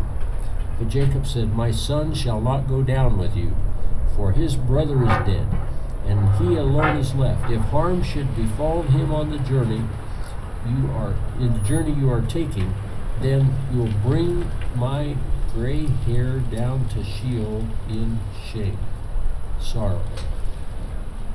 Now the famine was severe in the land, so it came about when they had finished eating the grain which they had brought from Egypt, that their father said to them, "Go back, buy us a little grain." Judah spoke to him, however, saying, "The man solemnly warned us, 'You shall not see my face unless your brother is with you. If you send our brother with us, we will go down and buy you food. But if you do not send him, we will not go down, for the man said to us, 'You shall not see my face unless your brother is with you.'" Then Israel said, "Why did you treat me so badly by telling the man that you still had another brother?" They said to him, "The man questioned us particularly about that, and about us and our relatives, saying, 'Is your father still alive? Have you another brother?' So we answered his question. Could we possibly know that he would say, 'Bring your brother down'?" Judah said to his father Israel, "Send the lad with me, and we will arise and go, that we may live and not die, as well as you and our little ones. I myself will be surety for you. You may hold me responsible for him. If I do not bring him back to you and set him before you, then let me bear the blame before you forever. For if we had not delayed, surely by now we would have returned twice."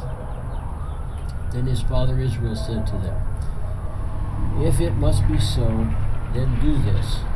Take some of the best produce of the land in your bags, and carry it down to the man as a present, a little balm and a little honey, and an aromatic gum, and the myrrh, pistachio nuts, and almonds. Take double the money in your hand, and take back in your hand the money that was returned in the mouth of your sacks. Perhaps it was a mistake. Take your brother also, and arise, return to the man. And may God Almighty grant you compassion in the sight of the man, that he may release you to your brother Benjamin. And for I am bereaved of my children. I am also bereaved. If I am bereaved of my children, I am also bereaved." So the man took this present, and they took double the money in their hand, and Benjamin, and they arose and went down to Egypt and stood before Joseph. When Joseph saw Benjamin with them, he said to his house steward, Bring the men into the house, slay the animal, and make ready, for the men are to dine with me tonight." So the man did as Joseph said, and he brought the men to Joseph's house. Now the men were afraid, because they were brought into Joseph's house, and they said, "It is because of the money that was returned in our sacks the first time that we are being brought in, that he may seek occasion against us to fall upon us and take us for slaves with our donkeys." So they came near to Joseph's house, and the steward spoke to them at the entrance of the house and said, "O my lord,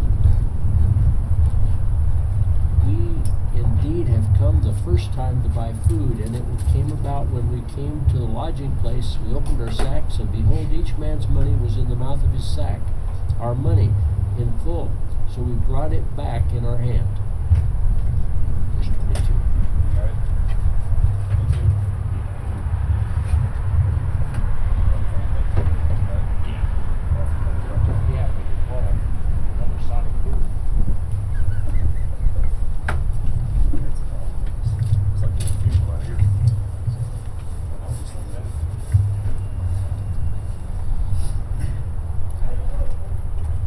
We have brought additional silver with us to buy food. We don't know who put our silver in the bags. Then the steward said, May you dwell. Don't be afraid. Your God and the God of your father must have put treasure in your bags. I received your silver. Then he brought Simeon out to them. The steward brought the men into Joseph's house, gave them water to wash their feet, and got feed for their donkeys. Since the men had heard that they were going to eat a meal there, they prepared the gift for Joseph's arrival at noon. When Joseph came home, they brought him the gift they had carried into the house, and they bowed to the ground before him. He asked if they were well, and he said, How is your elderly father that you have told me about? Is he still alive? They answered, Your servant our father is well. He is still alive. And they knelt low and paid him homage. When he looked up and saw his brother Benjamin, his mother's son, he asked, Is this your youngest brother that you told me about? Then he said, May God be gracious to you, my son. Joseph hurried out because he was overcome with emotion for his brother, and he was about to weep. He went into an inner room and wept there. Then he washed his face and came out. Regaining his composure, he said, Serve the meal. They served him by himself, his brothers by themselves, and the Egyptians who were eating with them by themselves, because the Egyptians could not eat with the Hebrews, since that is a detestable thing to them. They were seated before him in order by age, from the firstborn to the youngest. The men looked at each other in astonishment. Portions were served to them from Joseph's table, and Benjamin's portion was 5 times larger than any of theirs. They drank and became drunk with Joseph. Joseph commanded his steward, Fill the men's bag with as much food as they can carry, and put each one's silver at the top of his bag. Put my cup, the silver one, at the top of the youngest one's bag, along with the silver for his grain. So he did as Joseph told him. In the morning light, the men were sent off with their donkeys. They had not gone very far from the city when Joseph said to his steward, Get up, pursue the men, and when you overtake them, say to them, Why have you repaid evil for good? Isn't this the cup that my master drinks from and uses for divination? What you have done is wrong. When he overtook them, he said these words to them. They said to him, Why does my Lord speak these things? Your servants could not possibly do such a thing. We even brought back to you from the land of Canaan the silver we found at the top of our bags. How could we steal silver or gold from your master's house? If it is found with one of us, your servants, he must die, and the rest of us will become my Lord's servants. The steward replied, What you have said is right, but only the one who is found to have it will be my slave, and the rest of you will be blameless. So each one quickly lowered his sack into the ground and opened it. The steward searched, beginning with the oldest and ending with the youngest, and the cup was found in Benjamin's sack. Then they tore their clothes, and each one loaded his donkey and returned to the city. When Judah and his brothers reached Joseph's house, he was still there. They fell to the ground before him. What is this you have done? Joseph said to them. Didn't you know that a man like me could uncover the truth by divination? What can we say to my Lord? Judah replied. How can we plead? How can we justify ourselves? God has exposed your servants' iniquity. We are now my Lord's slaves, both we and the one in whose possession the cup was found. Then Joseph said, I swear that I will not do this. The man in whose possession the cup was found will be my slave. The rest of you can go in peace to your father. But Judah approached him and said, My Lord, please let my servant speak personally to my Lord. Do not be angry with your servant, for you are like Pharaoh. My Lord asked his servants, Do you have a father or a brother? And we answered, My Lord, we have an elderly father and a younger brother, the child of his old age. The boy's brother is dead. He is the only one of his mother's sons left, and his father loves him. Then you said to your servants, Bring him to me, so that I can see him. But we said to my Lord, The boy cannot leave his father. If he were to leave, his father would die. Then you said to your servants, if your younger brother does not come down with you, you will not see him again. This is what happened when we went back to your servant, my father. We reported to him the words of my Lord, that our father said, go again and buy us a little food. We told him we cannot go down unless our younger brother goes with us. If our younger brother isn't with us, we cannot see the man. Your servant, my father, said to us, you know that my wife bore me 2 sons. One is gone from me. I said he must have been torn to pieces, and I have never seen him again. If you also take this one from me, and anything happens to him, you will bring my gray hairs down to Sheol in sorrow. So I came to your servant, my father, and the boy is not with us. His life is wrapped up with the boy's life. When he sees that the boy is not with us, he will die. Then your servants will have brought the gray hairs of your servant, my father, down to Sheol in sorrow. Your servant became accountable to my father for the boy, saying, if I do not return with him to you, I will always bear the guilt for sinning against you, my father. Now please let your servant remain here as my Lord's slave in place of the boy. Let him go back with his brothers. For how can I go back to my father without the boy? I could not bear to see the grief that would overwhelm my father. Joseph could not keep his composure in front of all of his attendants. So he called out, send everyone away from me. No one with him when he was revealed his identity to his brothers. But he wept so loudly that the Egyptians heard it, and also Pharaoh's household heard it. Joseph said to his brothers, I am Joseph. Is my father still living? But they could not answer him because they were terrified in his presence. Then Joseph said to his brothers, please come near me. And they came. I am Joseph, your brother, he said, the one you sold in Egypt. And now don't be grieved or angry with yourselves for selling me here, because God sent me ahead of you to preserve life. For the famine has been in the land these 2 years, and there will be 5 more years without plowing or harvesting. God sent me ahead of you to establish you as a remnant within the land and keep you alive by a great deliverance. Therefore it is not you who sent me here, but God. He has made me a father to Pharaoh, lord of his entire household, and ruler over all the land of Egypt. Return quickly to my father and say to him, this is what your son Joseph said. God has made me lord of all Egypt. Come down to me without delay. You can settle in the land of Goshen, and near me, you, your children, your grandchildren, your flocks, your herds, and all you have. There I will sustain you, for there will be 5 more years of famine. Otherwise, you, your household, and everything you have will become destitute. Look, your eyes and the eyes of my brother Benjamin can see that I'm the one speaking to you. Tell my father about all the glory in Egypt and about all you have seen, and bring my father here quickly. Then Joseph threw his arms around his brother Benjamin and wept.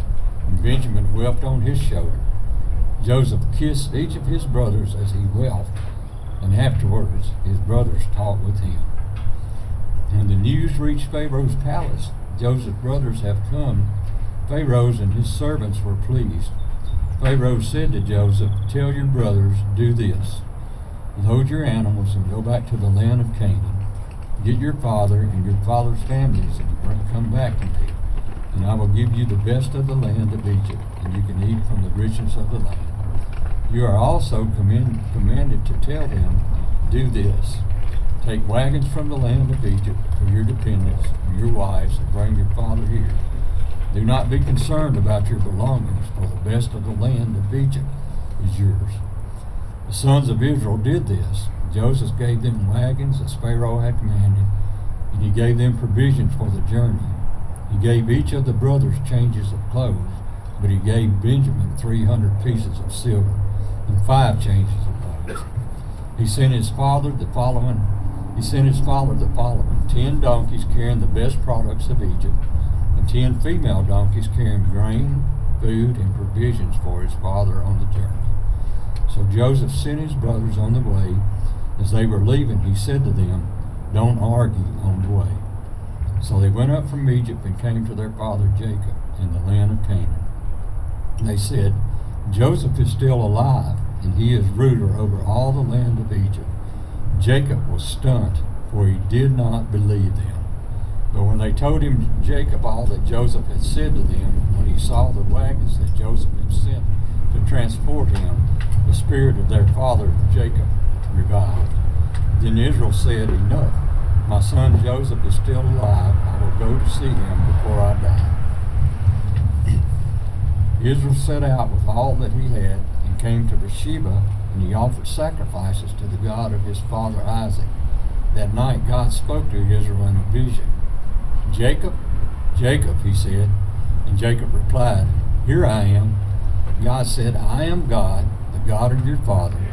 Do not be afraid to go down to Egypt, for I will make you into a great nation there.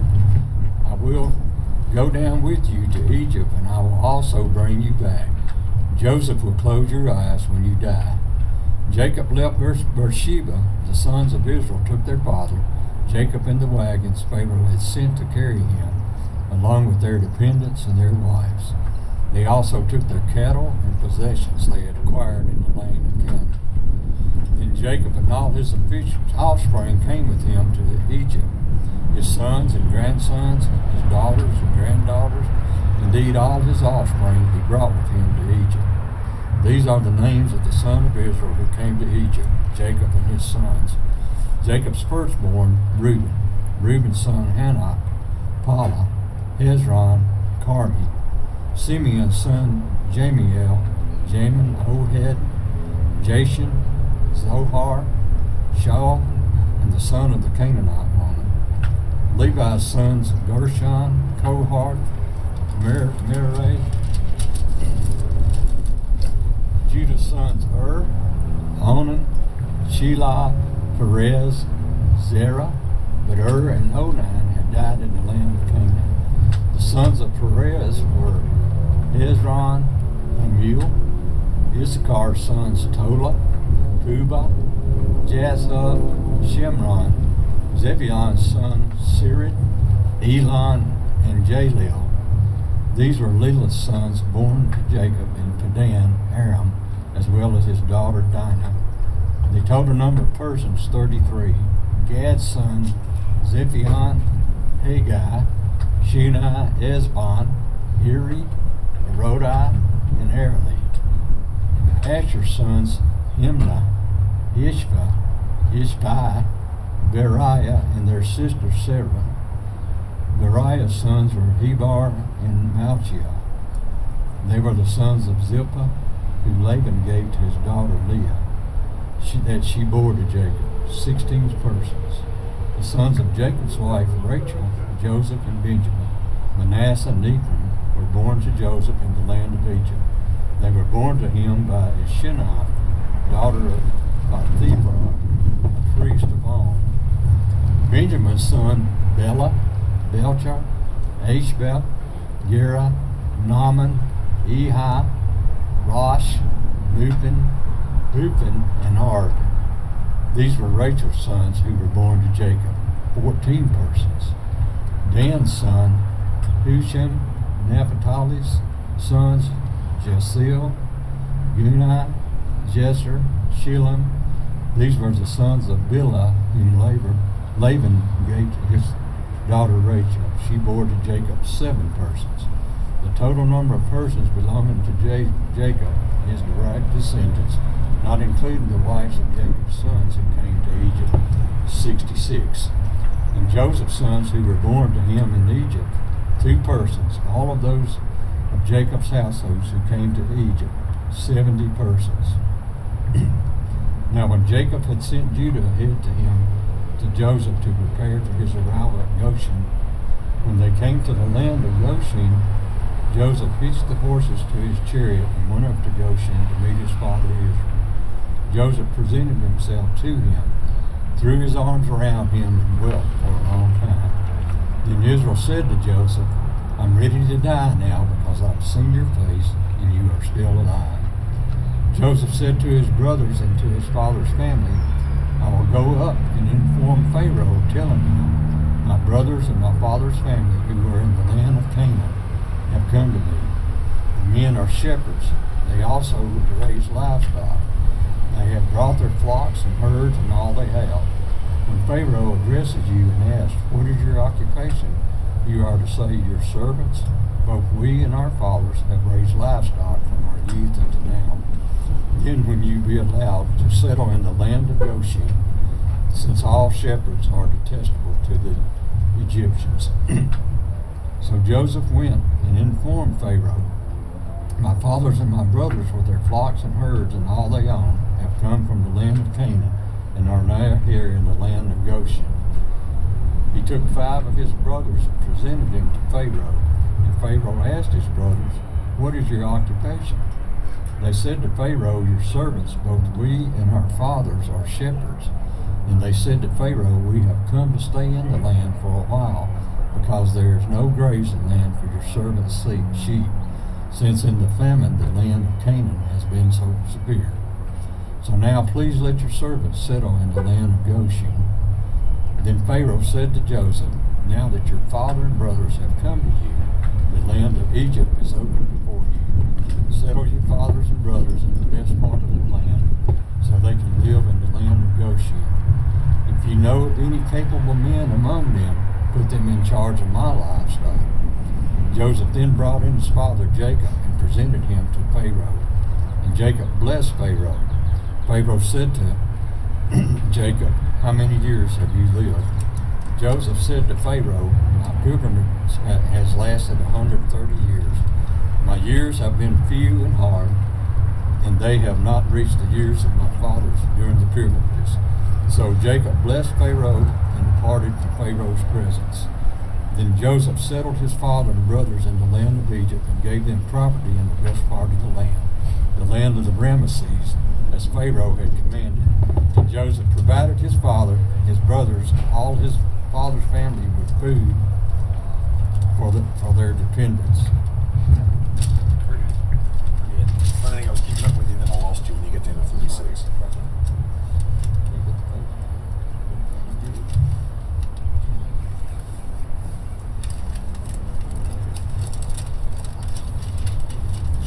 I'll see you in 36. All right.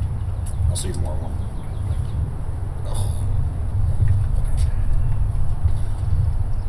But there was no food in the entire region, for the famine was very severe. The land of Egypt and the land of Canaan were exhausted by the famine. Joseph collected all the silver to be found in the land of Egypt and the land of Canaan in exchange for the grain they were purchasing, and he brought the silver to Pharaoh's palace. When the silver from the land of Egypt and the land of Canaan was gone, all the Egyptians came to Joseph and said, give us food. Why should we die here in front of you? The silver is gone. But Joseph said, give me your livestock. Since the silver is gone, I will give you food in exchange for your livestock. So they brought their livestock to Joseph, and he gave them food in exchange for the horses, the flocks, the sheep, the herds of cattle, the donkeys. The year he provided them with food in exchange for their livestock. When that year was over, they came the next year and said to him, we cannot hide from our land of our Lord that the silver is gone, and that all our livestock belongs to our Lord. There is nothing left for our Lord except our bodies and our land. Why should we die here in front of you, both us and our land? Buy us and our land in exchange for food. Then with our land will become Pharaoh's slaves. Give us seed so that we can live and not die, and so that the land won't become desolate. In this way Joseph acquired all the land in Egypt and Pharaoh's, because every Egyptian sold his field, since the famine was so severe for them. The land became Pharaoh's, and Joseph moved the people into the cities from one end of Egypt to the other. The only land he did not acquire belonged to the priests, for they had for allowance from Pharaoh. They ate from their allowance, and Pharaoh gave them. Therefore they did not sell their land. Joseph said to the people, understand today, and I have acquired you and your land for Pharaoh. Here is seed for you. Sow it in the land. At harvest, you are to give a fifth of it to Pharaoh, and 4/5 will be yours as seed for the field and as food for yourselves, your household, and your dependents. You have saved our lives, they said. We have found favor with our Lord and will be Pharaoh's slaves. So Joseph made a law still in effect today in the land of Egypt that a fifth of the produce belongs to Pharaoh. Only the priest's land does not belong to Pharaoh. Israel settled in the land of Egypt in the region of Goshen. They acquired property in it and became fruitful and very numerous. Now Jacob lives in the land of Egypt for 17 years, and his lifespan was 147 years. When the time approached for him to die, he called his son Joseph and said to him, "If I have found favor with you, put your hand under my thigh and promise me that you will deal with me in the kindness and faithfulness. Do not bury me in Egypt. When I rest with my fathers, carry me away from Egypt and bury me in their burial place." Joseph answered, I will do what you have asked. And Jacob said, "Swear to me." So Joseph swore to me. Then Israel bowed in thanks and heard of his bed. Chapter 48 of Genesis. Sometime after that, Joseph was told, "Your father is weaker." So he has set out and the two sons, Manasseh and Ephraim. When Jacob was told, "Your son Joseph has come to you," Israel summoned his strength and sat up in bed.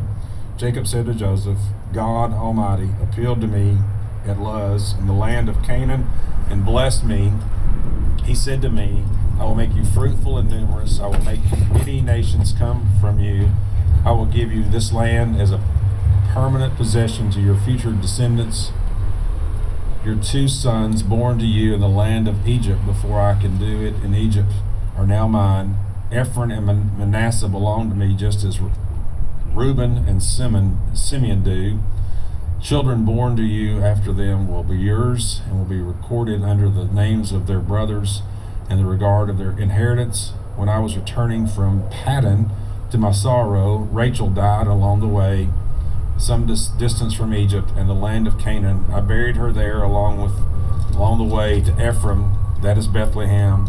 When Israel saw Joseph's sons, he said, "Who are these?" And Joseph said to the father, "They are my sons. God has given me here." So Israel said, "Bring them to me, and I will bless you." Now his eyesight was poor because of old age. He could hardly see. Joseph brought them to him, and he kissed and embraced them. Israel said to Joseph, "I never expected to see your face again, but now God has even let me see your offspring." Then Joseph took them from his father's knees and bowed with his face to the ground. Then Joseph took them both with the right hand, Ephraim toward Israel's left, and with his left hand Manasseh toward Israel's right, and brought them to Israel. But Israel stretched out his right hand and put it on the head of Ephraim, the younger, and crossing his hands, put his left on Manasseh's head. Although Manasseh was the firstborn, then he blessed Joseph and said, "The God before whom my father Abram's and Isaac walked, the God who has been my shepherd all my life to this day, the angel has been redeemed to me with all harm. May he be blessed these days, and may he be called by the name of his fathers, Abraham and Isaac, and they may grow to be numerous within the land." When Joseph saw that his father had placed his right hand on Ephraim's head, he thought it was the mistake and took his father's hand to move it from Ephraim's head to Manasseh's. Joseph said to the father, Not that way, my father. This is the one firstborn. Put your right hand on his head." But his father refused and said, "I know my son, I know me. He too will become a tribe, and he too will be great. Nevertheless, his younger brothers will be greater than he, and his offsprings will become a populous nation." So he blessed them from that day, putting Ephraim before Manasseh, when he said, "The nation of Israel will involve blessings by you, saying, May God make you like Ephraim and Manasseh." Israel said to Joseph, "Look, I am about to die, but God will be with you and will bring you back to the land of your fathers. Over and above what I am giving you, brothers, I am giving you the one of mountain slope that I took from this Ammonites with my sword and bow." Chapter 49 of Genesis. Then Jacob called his sons and said, "Gather around, and I will tell you what will happen to you in the days to come together and listen, sons of Jacob. Listen to you, your father Israel. Reuben, you are my firstborn, my strength, and my first fruits of my fertility, excelling in prominence, excelling in power. Turbulence and water you will not excel, because you got into your father's bed and you defied it. He got into my bed. Simeon and Levi are brothers. Their knives are vicious weapons. May I never enter their council. May I never join their assembly. For it, in their anger, they kill men, and on a whim, they handspring oxen. The anger is cursed, for it is strong, and their fury, for it is cruel. I will dispense them throughout Jacob, scatter them throughout Israel. Judea, your brothers will praise you. Your hands will be on the necks of your enemies. Your father's sons will bow down to you. Judah is a young lion. My son, you return from the kill. He crouches, he lies down like a lion. How are you? On the lioness who dares to rouse him. The scepter will not depart from Judah, or the staff from between his feet, until he who is right it comes, and the obedience of the people belongs to him. He ties his donkey to a vine, and the colt of the donkey to the choice vine. He washes his clothes in wine, and robs his blood of grapes. His eyes are darker than wine, his teeth are whiter than milk. Zephyr will live by the seashore and will be a harbor for ships, and the territory will be next to Sidon. Isaac, a strong donkey, lying down between the saddlebags. He saw that they were resting place and was good, and the land was pleasant. So he learned his shoulder to bear a load and became a forced laborer.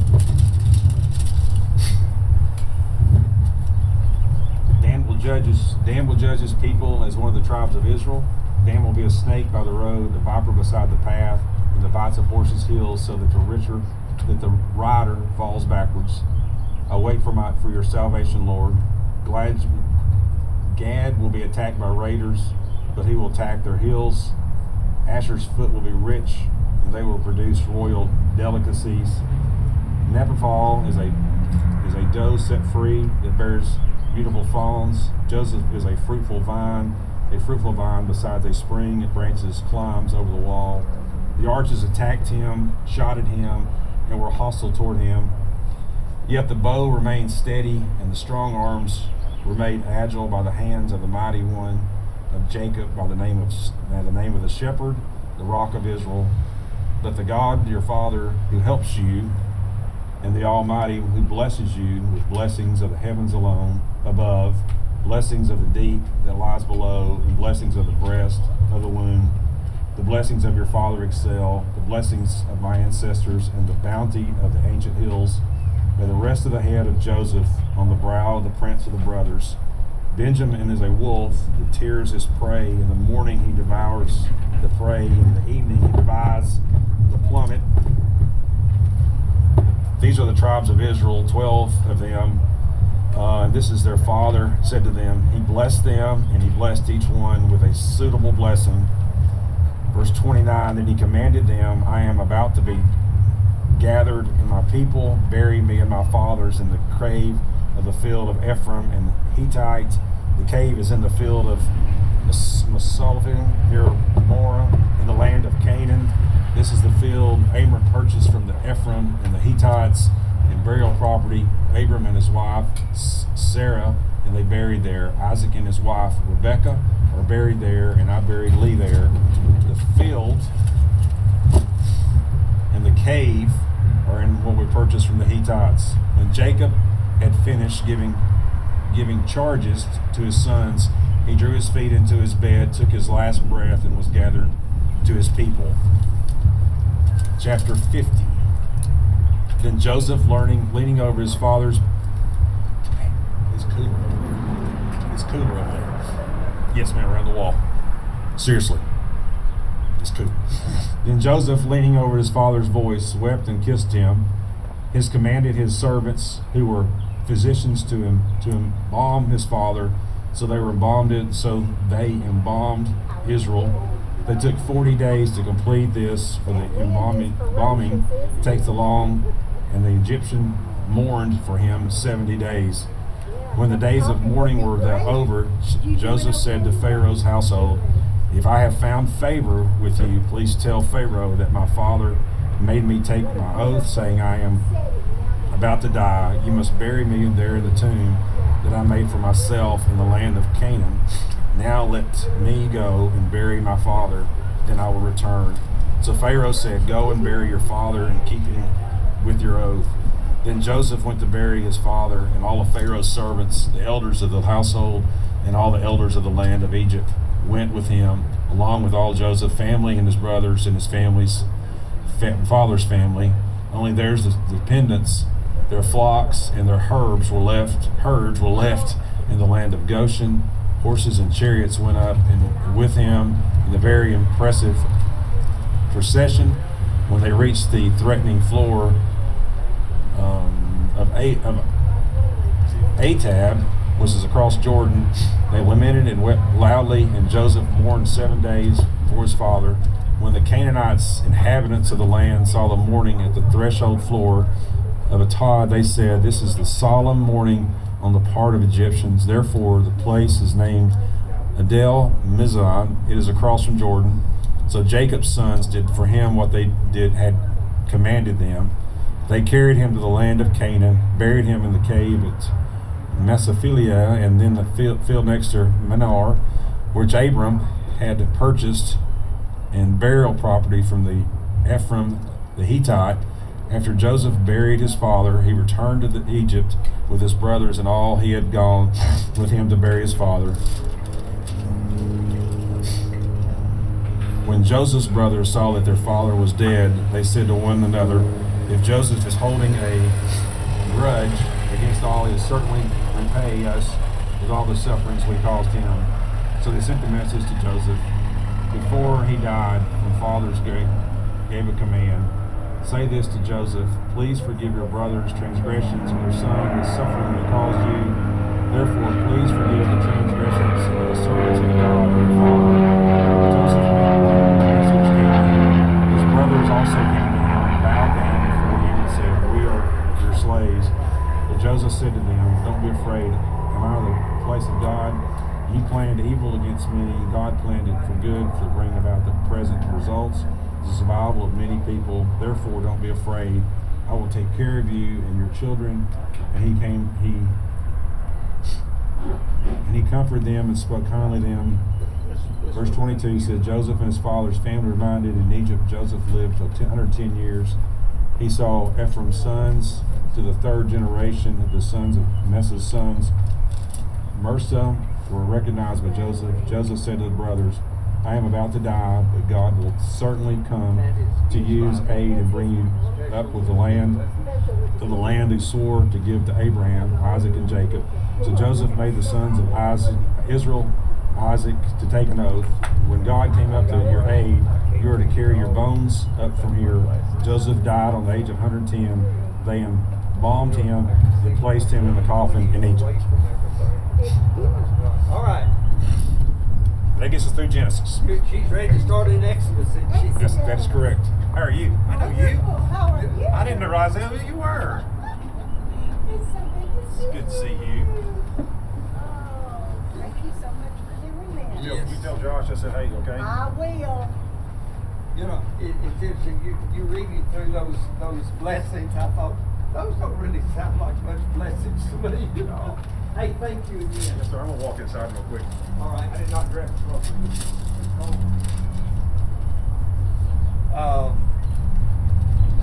This one. Is this religious about?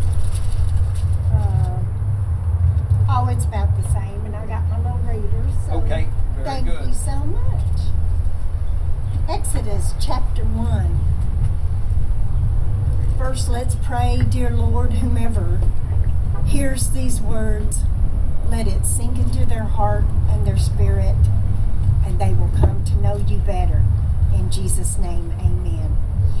Israel's suffering in Egypt. Now these are the names of the children of Israel who came to Egypt. Each man in his household came with Jacob: Reuben, Simeon, Levi, Judah, Issachar, Zebulun, and Benjamin, Dan, Naphtali, Gad, Asher. All those who were descendants of Jacob were 70 persons, for Joseph was in Egypt already. And Joseph died, all his brothers, and all that generation. But the children of Israel were fruitful and increased abundantly, multiplied and grew exceedingly mighty, and the land was filled with them. Now there arose a new king over Egypt who did not know Joseph. And he said to his people, Look, the people of the children of Israel are more and mightier than we. Come, let us deal shrewdly with them, lest they multiply. And it happened in the event of war that they also join their enemies and fight against us, and so go up out of the land. Therefore they set taskmasters over them to afflict them with their burdens. And they built for Pharaoh supply cities, Pithom and Ramesses. But the more they afflicted them, the more they multiplied and grew, and they were in dread of the children of Israel. So the Egyptians made the children of Israel serve with rigor, and they made their lives bitter with hard bondage, in mortar, in brick, and in all manner of service in the field. All their service in which they made them serve was with rigor.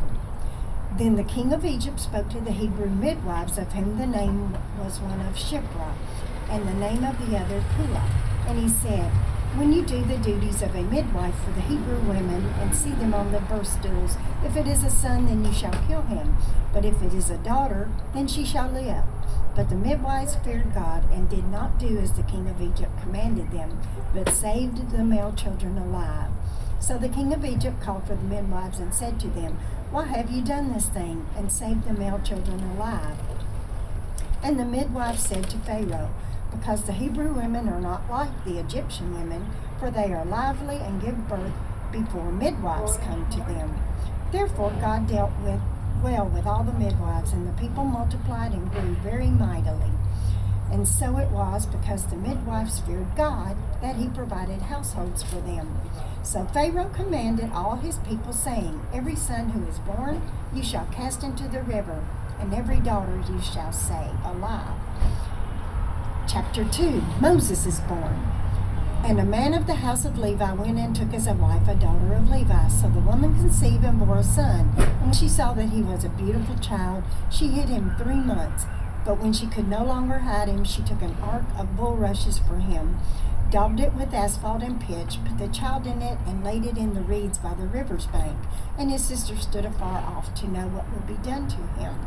Then the daughter of Pharaoh came to bathe at the river, and her maidens walked along the riverside. When she saw the ark among the reeds, she sent her maid to get it. And when she opened it, she saw the child, and behold, the baby wept. So she had compassion on him, and said, This is one of the Hebrews' children. Then his sister said to Pharaoh's daughter, Shall I go and call a nurse for you from the Hebrew women, that she may nurse the child for you? And Pharaoh's daughter said to her, Go. So the maiden went and called the child's mother. Then Pharaoh's daughter said to her, Take this child away and nurse him for me, and I will give you your wages. So the woman took the child and nursed him, and the child grew, and she brought him to Pharaoh's daughter.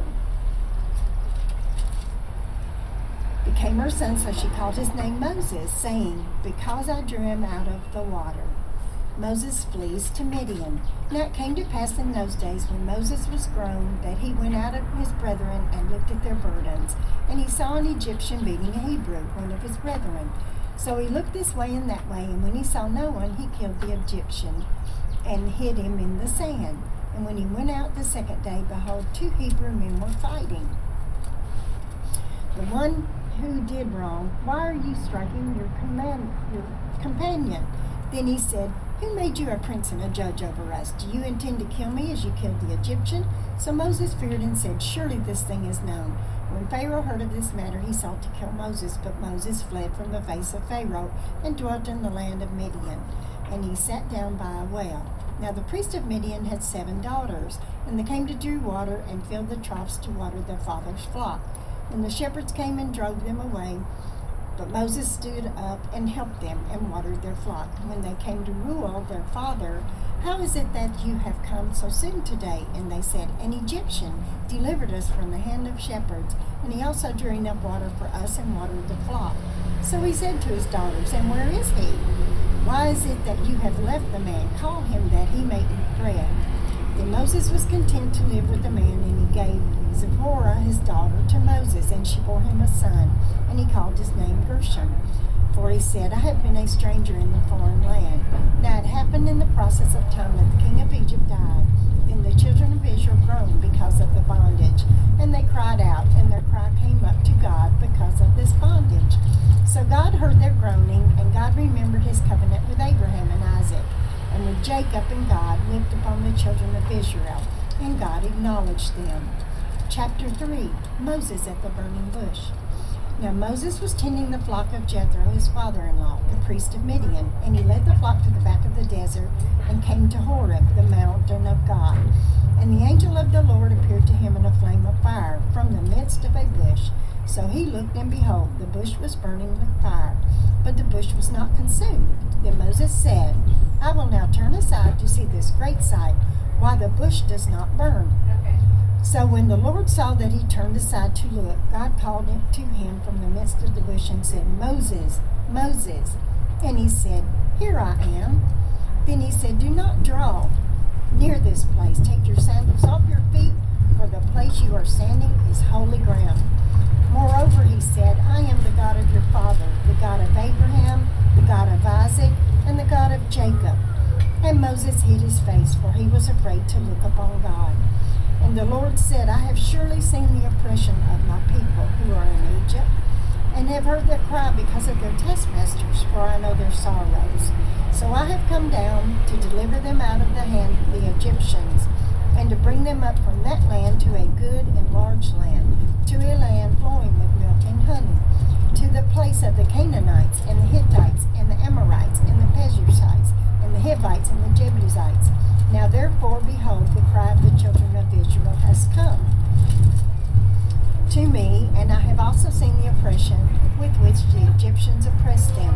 Come now, therefore, and I will send you to Pharaoh, that you may bring my people, the children of Israel, out of Egypt. But Moses said to God, Who am I that I should go to Pharaoh, and that I should bring the children of Israel out of Egypt?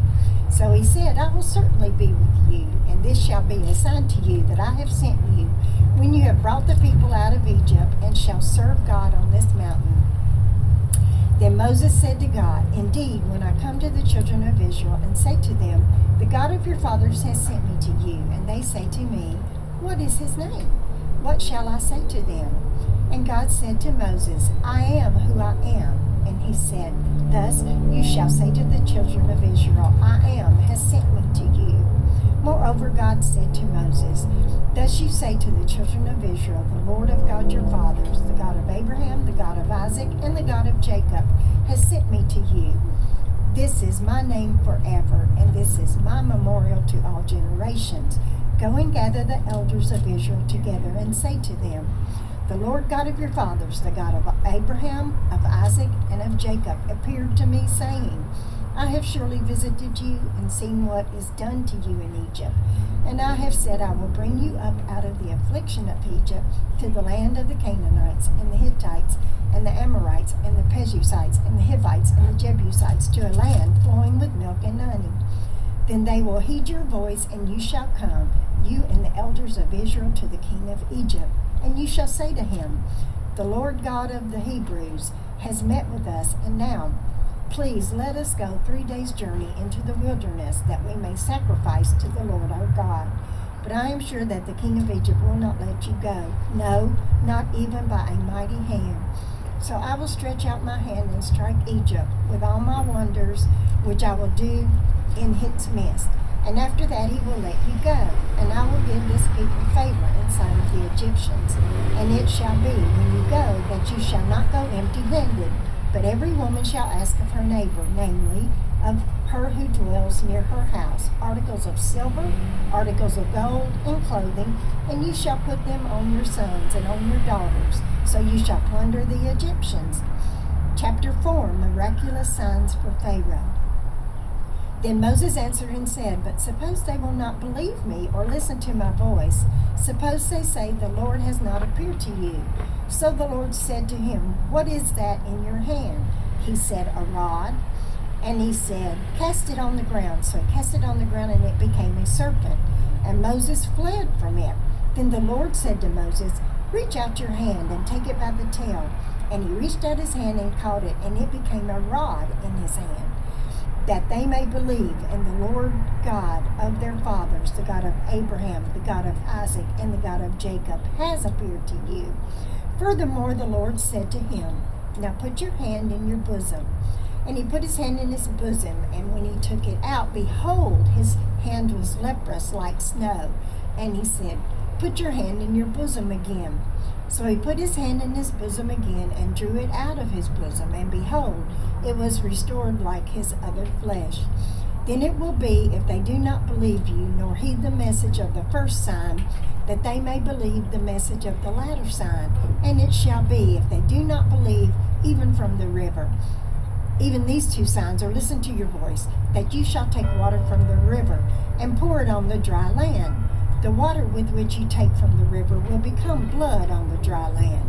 Then Moses said to the Lord, O my Lord, I am not eloquent, neither before nor since you have spoken to your servant, but I am slow of speech and slow of tongue. So the Lord said to him, who has made man's mouth, or who makes the mute, the deaf, the seeing, or the blind? Have not I, the Lord? Now therefore go, and I will be with your mouth, and teach you what to say. But he said, O Lord, please send by the hand of whomever else you may send. So the anger of the Lord was kindled against Moses, and he said, it is not Aaron, the Levite, your brother? I know that he can speak well. And look, he is also coming out to meet you. When he sees you, he will be glad in his heart. Now you shall speak to him and put the words in his mouth, and I will be with you, your mouth, and with his mouth. I will teach you what you shall do. So he shall be the spokesperson to the people, and he himself shall be as a mouth for you, and you shall be to him as God. And you shall take this rod in your hand, with which you shall do the signs. So I'm right there. All right. Okay, great. I thought about doing that, but I thought no, because I'm really goofy with the phones. Thank you. You're welcome. Moses returns to Egypt. Then Moses went back to Jethro, his father-in-law, and said to him, let me return to my own people in Egypt to see if any of them are still alive. Jethro said, go, and I wish you well. Now the Lord had said to Moses in Midian, go back to Egypt, for all those who wanted to kill you are dead. So Moses took his wife and sons, put them on a donkey, and started back to Egypt.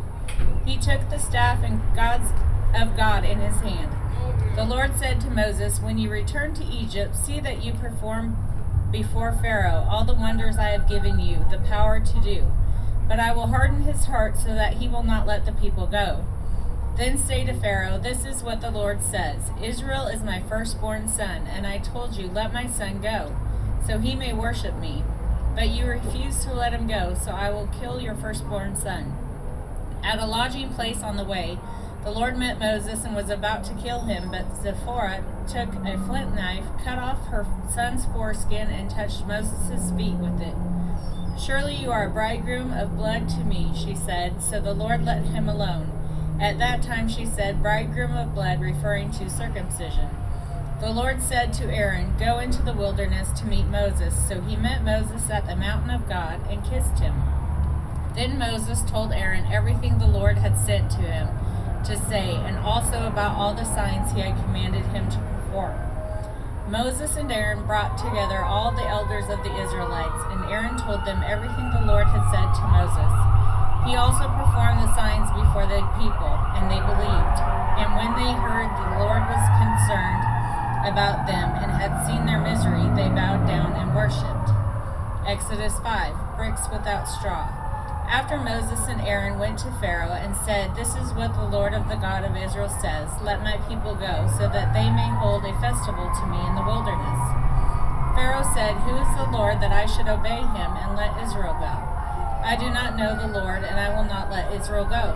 Then they said, the God of the Hebrews has met with us. Now let us take a 3-day journey into the wilderness to offer sacrifices to the Lord our God.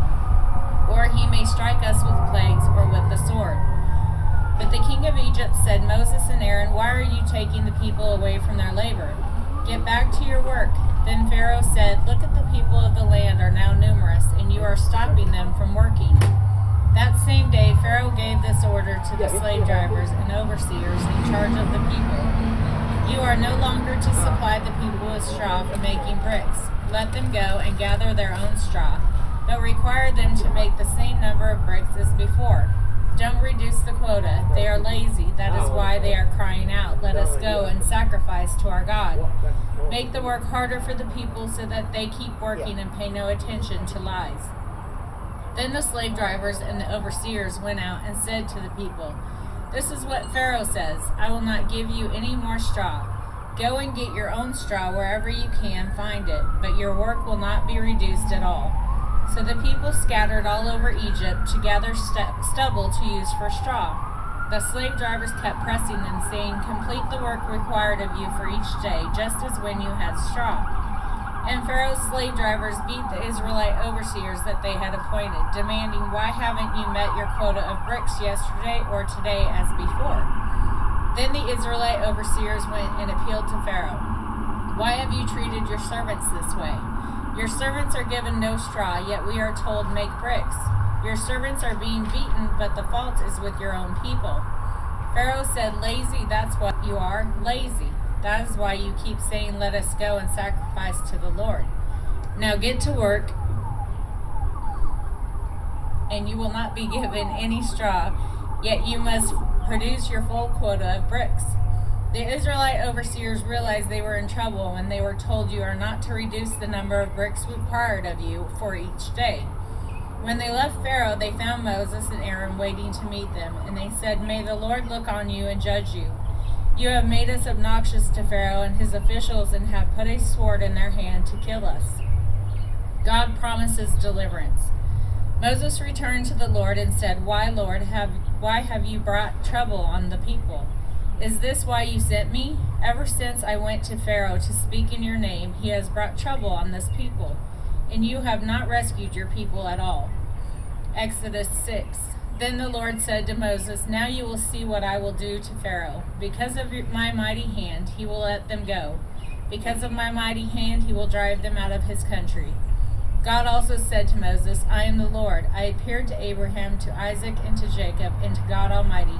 But my name, the Lord, I did not make myself fully known to them. I also established my covenant with them to give them the land of Canaan, where they resided as foreigners. Moreover, I have heard the groaning of the Israelites whom the Egyptians are enslaving, and I have remembered my covenant. Therefore say to the Israelites, I am the Lord, and I will bring you out from under the yoke of the Egyptians. I will free you from being slaves to them, and I will redeem you with an outstretched arm and with mighty acts of judgment. I will take you as my own people, and I will be your God. Then you will know that I am the Lord your God, who brought you out from under the yoke of the Egyptians. And I will bring you to the land I swore with uplifted hand to give to Abraham, to Isaac, and to Jacob. I will give it to you as the possession. I am the Lord." Moses reported this to the Israelites, but they did not listen to him because of their discouragement and harsh labor. Then the Lord said to Moses, "Go tell Pharaoh, king of Egypt, to let the Israelites go out of his country." But Moses said to the Lord, "If the Israelites will not listen to me, why would Pharaoh listen to me, since I speak with faltering lips?" Family record of Moses and Aaron. Now the Lord spoke to Moses and Aaron about the Israelites and Pharaoh king of Egypt, and he commanded them to bring the Israelites out of Egypt. These were the heads of their family. The sons of Reuben and the firstborn son of Israel were Hanok and Palu, Herzon and Carmi. These were the clans of Reuben. The sons of Simeon were Jemuel, Jamin, Ohad, Jachin, Zohar, and Shaul, the son of the Canaanite woman. These were the clans of Simeon. These were the names of the sons of Levi according to their records: Gershon, Kohath, and Merari. Levi lived 137 years. The sons of Gershon were by clans were Libni and Shimi. The sons of Kohath were Amram, Izhar, Hebron, and Uziel. Kohath lived 133 years. The sons of Merari were Mahali and Mushi. These were the clans of Levi according to their record. Amram married his father's sister Jochebed, who bore him Aaron and Moses. Amram lived 137 years. The sons of Izhar were Korah, Nepheg, and Zikri. The sons of Uziel were Mishael, Zlaphan, and I'm not sure. Aaron married Elishabeth's daughter of Amminadab and sister of Nahshon, and she bore him Nadab and Abihu, Elzar, and Ithmar. The sons of Korah were Asher, Elkan, and A. These were the Korite clans. Elzar, son of Aaron, married one of the daughters of Putiel, and she bore him Phinehas. These were the heads of the Levite families, clan by clan. It was this Aaron and Moses to whom the Lord said, "Bring the Israelites out of Egypt by their divisions." They were the ones who spoke to Pharaoh, king of Egypt, about bringing the Israelites out of Egypt. This same Moses and Aaron. Aaron to speak for Moses. Now when the Lord spoke to Moses in Egypt, he said to him, "I am the Lord. Tell Pharaoh, king of Egypt, everything I tell you." But Moses said to the Lord, "Since I speak with faltering lips, why would Pharaoh listen to me?" Then the Lord said to Moses, "See, I have made you like God to Pharaoh, and your brother Aaron will be your prophet. You are to say everything I command you, and your brother Aaron is to tell Pharaoh to let the Israelites go out of his country. But I will harden Pharaoh's heart, and though I multiply my signs and wonders in Egypt, he will not listen to you. Then I will lay my hand on Egypt, and with mighty acts of judgment I will bring out of my division my people the Israelites, and the Egyptians will know that I am the Lord when I stretch out my hand against Egypt and bring the Israelites out of it." Moses and Aaron did just as the Lord commanded them. Moses was 80 years old and Aaron 83 when they spoke to Pharaoh. Aaron's staff becomes a snake. The Lord said to Moses and Aaron, When Pharaoh says to you, "Perform a miracle," then say to Aaron, "Take your staff and throw it down before Pharaoh, and it will become a snake." So Moses and Aaron went to Pharaoh and did just as the Lord commanded. Aaron threw his staff down in front of Pharaoh and his officials, and it became a snake. Pharaoh then summoned wise men and sorcerers, and the Egyptian magicians also did the same things by their secret arts. Each one threw down his staff, and it became a snake. But Aaron's staff swallowed up their staffs, yet Pharaoh's heart became hard, and he would not listen to them, just as the Lord had said. The plague of blood. Then the Lord said to Moses, "Pharaoh's heart is unyielding. He refuses to let the people go. Go to Pharaoh in the morning. As he goes out to the river, confront him on the bank of the Nile, and take your hand the staff that was changed into a snake. Take in your hand the staff that was changed into a snake. Then say to him, 'The Lord, the God of the Hebrews, has sent me to say to you, let my people go, so that they may worship me in the wilderness. But until now you have not listened. This is what the Lord says. By this you will know that I am the Lord. With the staff that is in my hand I will strike the water of the Nile, and it will change into blood. The fish in the Nile will die, and the river will stink. The Egyptians will not be able to drink its water.' The Lord said to Moses, 'Tell Aaron, take your staff and stretch out your hand over the waters of Egypt, over the streams and canals, over the ponds and all the reservoirs, and they will turn to blood. Blood will be everywhere in Egypt, even in vessels of wood and stone.' Moses and Aaron did just as the Lord had commanded. He raised his staff in the presence of Pharaoh and his officials and struck the water of the Nile, and all the water was changed into blood. The fish in the Nile died, and the river smelled so badly that the Egyptians could not drink its water. Blood was everywhere in Egypt. But the Egyptian magicians did the same thing by their secret arts, and Pharaoh's heart became hard. He would not listen to Moses and Aaron, just as the Lord had said. Instead he turned and went into his palace, and did not take even this to heart. And all the Egyptians dug along the Nile to get drinking water, because they could not drink the water of the river. The plague of frogs. 7 days passed after the Lord struck the Nile. Then the Lord said to Moses, "Go to Pharaoh and say to him, 'This is what the Lord says, let my people go so that they may worship me. If you refuse to to let them go, I will send a plague of frogs on your whole country. The Nile will teem with frogs. They will come up into your palace, in your bedroom, and onto your bed, and into the house of your officials, and on your people, and into your ovens and kneading troughs. The frogs will come up to you and your people and all your officials. Then the Lord said to Moses, "Tell Aaron, stretch out your hand with your staff over the streams and the canals and ponds, and make frogs come up on the land of Egypt."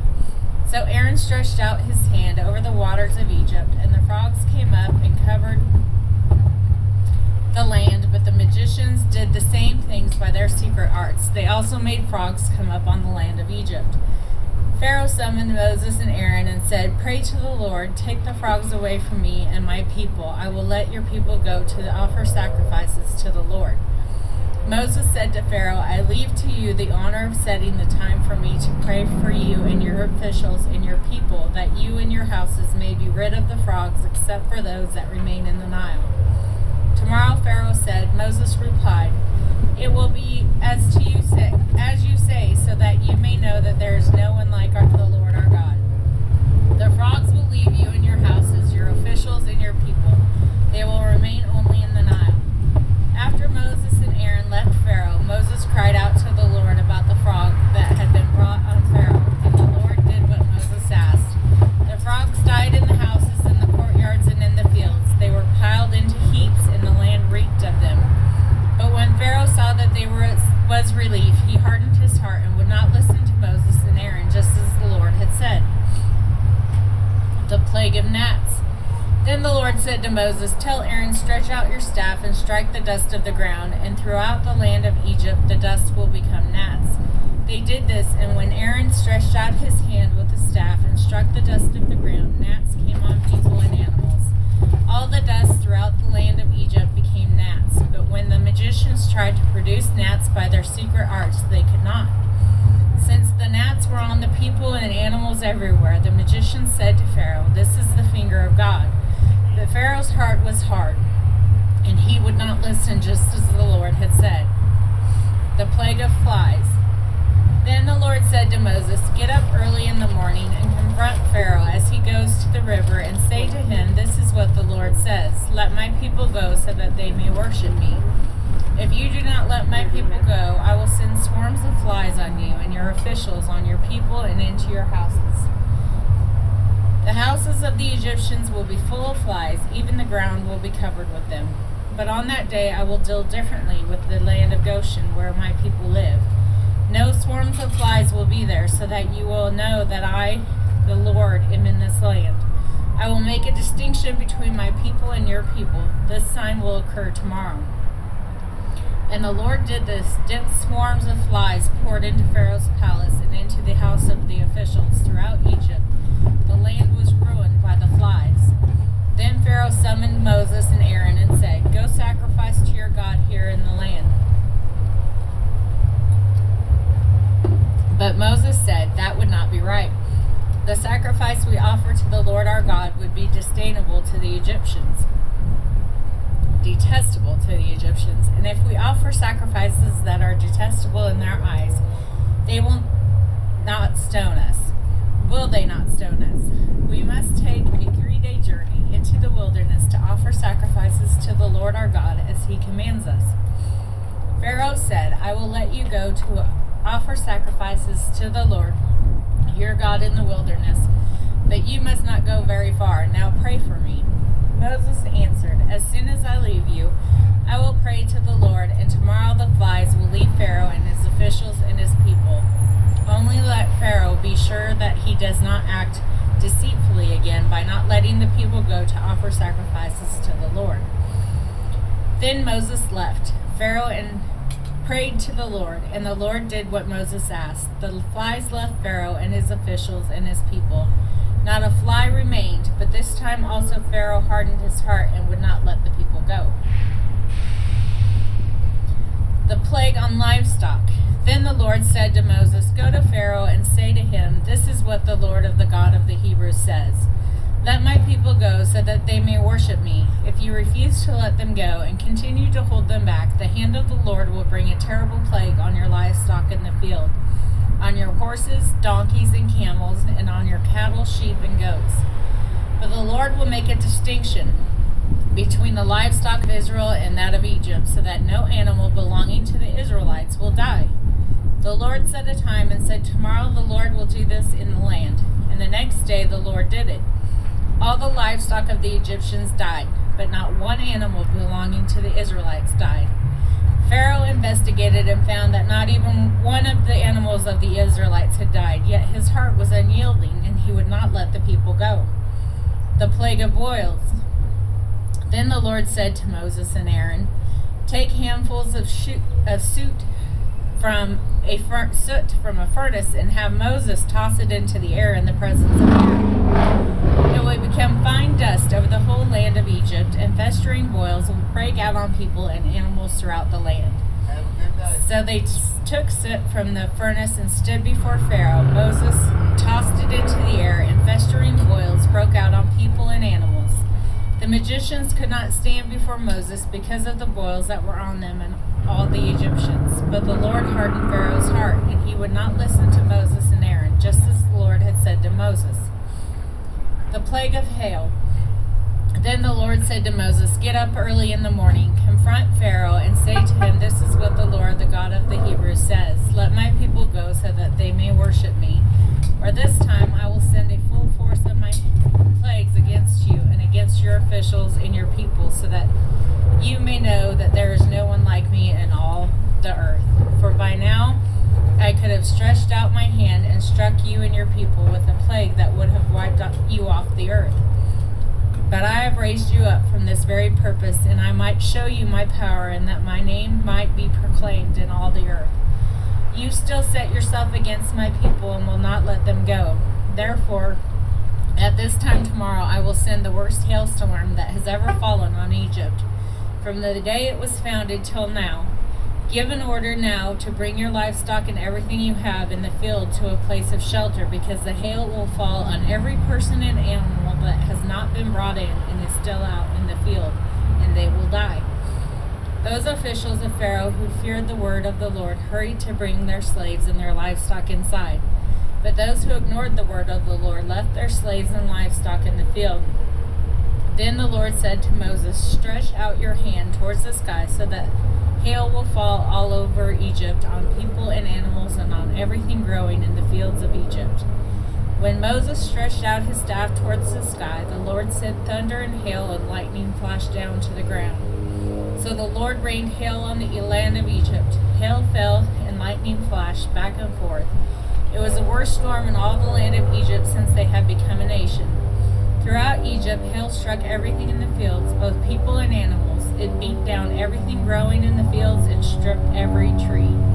The only place it did not hail was the land of Goshen, where the Israelites were. Then Pharaoh summoned Moses and Aaron. "This time I have sinned," he said to them. "The Lord is in the right, and I and my people are in the wrong.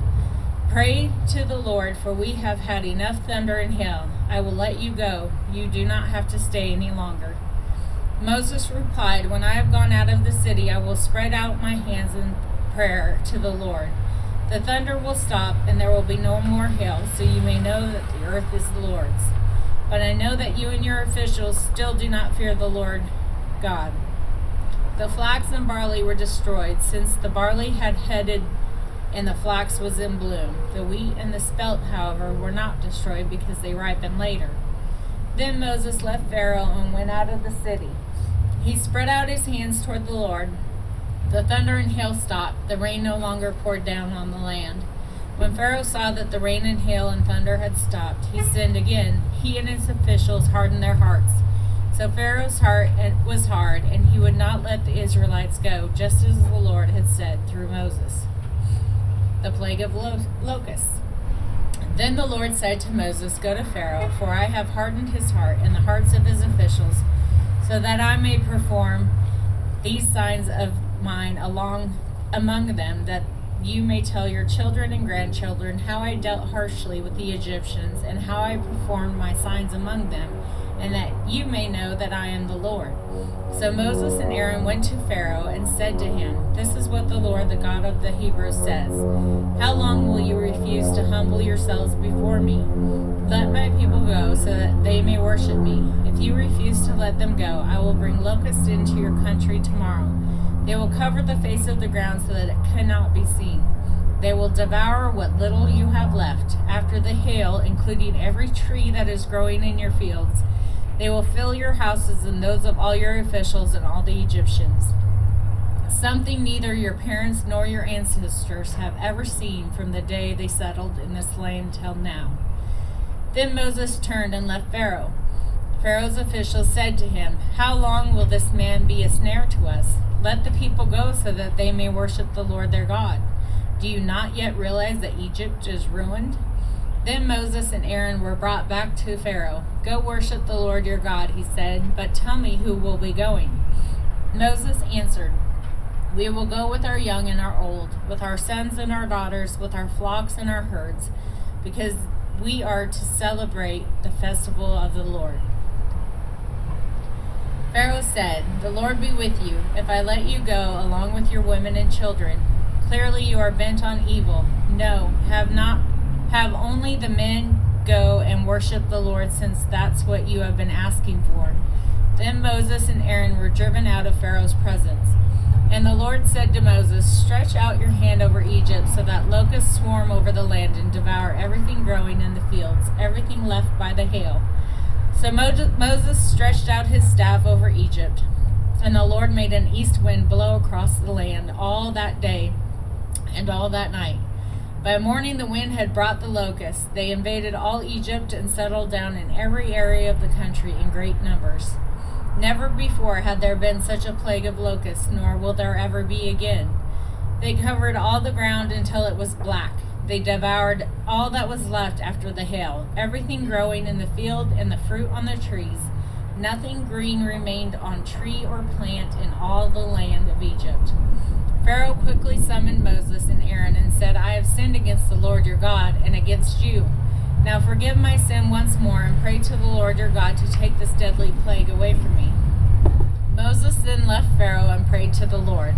And the Lord changed the wind to a very strong west wind, which caught up the locusts and carried them into the Red Sea. Not a locust was left anywhere in Egypt. But the Lord hardened Pharaoh's heart, and he would not let the Israelites go. The plague of darkness. Then the Lord said to Moses, Stretch out your hand toward the sky so that darkness spreads over Egypt, darkness that can be felt. So Moses stretched out his hand toward the sky, and total darkness covered all Egypt for 3 days. No one could see anyone else or move about for 3 days, yet all the Israelites had light in the places where they lived. Then Pharaoh summoned Moses and said, Go worship the Lord. Even your women and children may go with you. Only leave your flocks and herds behind. But Moses said, You must allow us to have sacrifices and burnt offerings to present to the Lord of our God.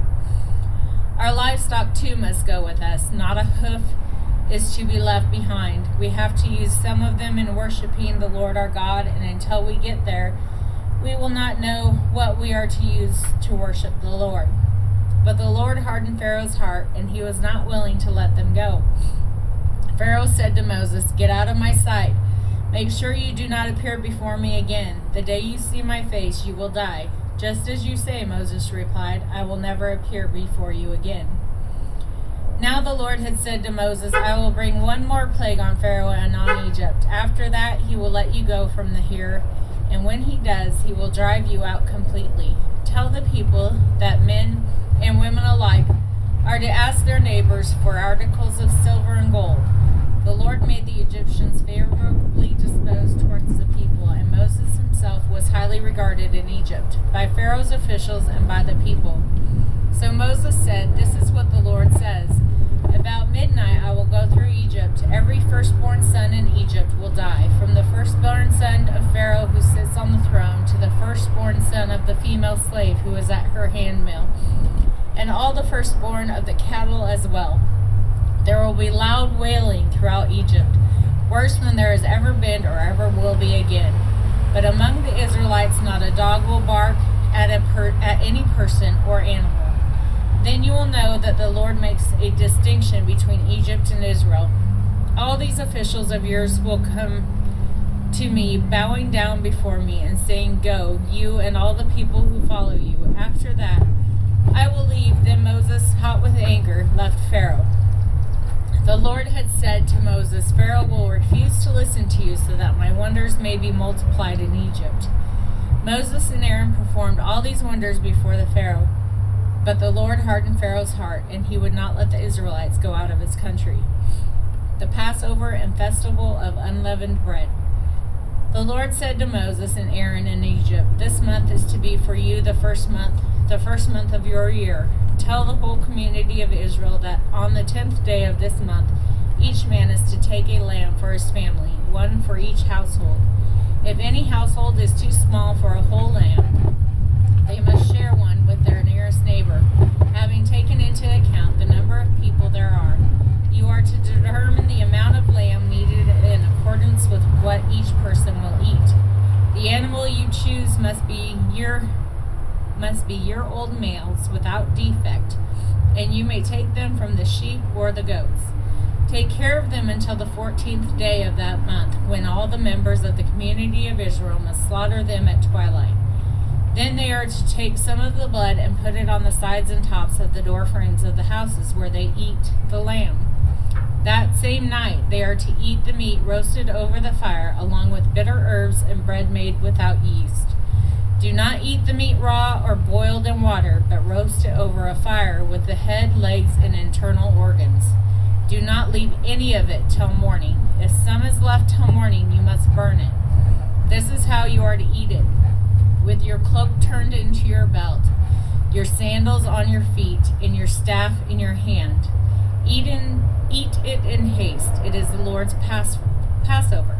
On the same night I will pass through Egypt and strike down every firstborn of both people and animal, and I will bring judgment on all the gods of Egypt. I am the Lord. The blood will be a sign for you on the houses where you are, and when I see the blood, I will pass over you. No destructive plague will touch you when I strike Egypt. This is the day you are to commemorate for the generations to come. You shall celebrate it as the festival of the Lord, the last ordinance. For 7 days you are to eat bread made without yeast. On the first day remove the yeast from your houses, for whoever eats anything with yeast in it from this first day through the 7th must be cut off from Israel. On the first day hold a sacred assembly, and another one on the 7th day.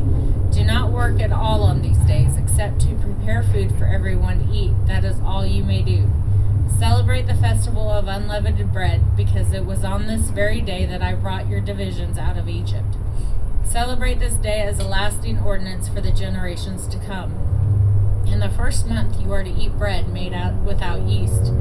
From the evening of the 14th day until the evening of the 21st day, for 7 days no yeast is to be found in your houses, and anyone, whether foreigner or native born, who eats anything with yeast in it must be cut off from the community of Israel. Eat nothing made with yeast. Wherever you live, you must eat unleavened bread. Then Moses summoned all the leaders of Israel and said to them, "Go at once and select the animals from your families and slaughter the Passover lamb. Take a bunch of hyssop, dip it into the blood in the basin, and put some of the blood on the top and on both sides of the doorframe. None of you shall go out of the door of your house until morning. When the Lord goes through the land to strike down the Egyptians, he will see the blood on the top and sides of the doorframe and will pass over that doorway. He will not permit the destroyer to enter your houses and strike you down. Obey these instructions as a lasting ordinance for you and your descendants. When you enter the land that the Lord will give you, as he promised, observe this ceremony. And when your children ask you, what does this ceremony mean to you, then tell them it is the Passover sacrifice to the Lord, who passed over the houses of the Israelites in Egypt and spared our homes when he struck down the Egyptians." Then the people bowed down and worshipped. The Israelites did just what the Lord commanded Moses and Aaron. At midnight, the Lord struck down all the firstborn in Egypt, from the firstborn of Pharaoh who sat on the throne to the firstborn of the prisoner who was in the dungeon, and the firstborn of all the livestock as well.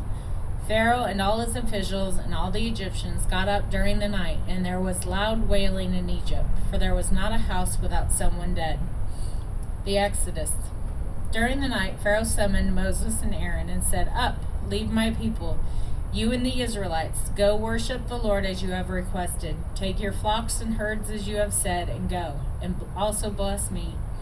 The Egyptians urged the people to hurry and leave the country, for otherwise, they said, we will all die.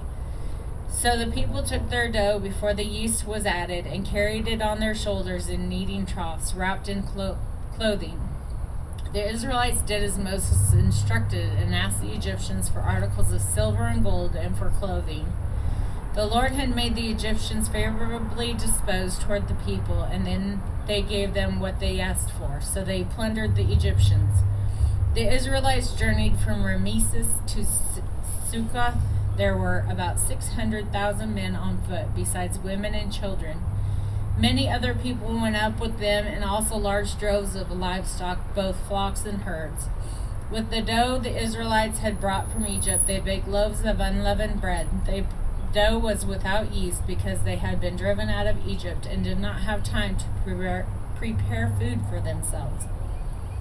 Now the length of time the Israelites' people lived in Egypt was 430 years. At the end of 430 years, to the very day, all the Lord's divisions left Egypt.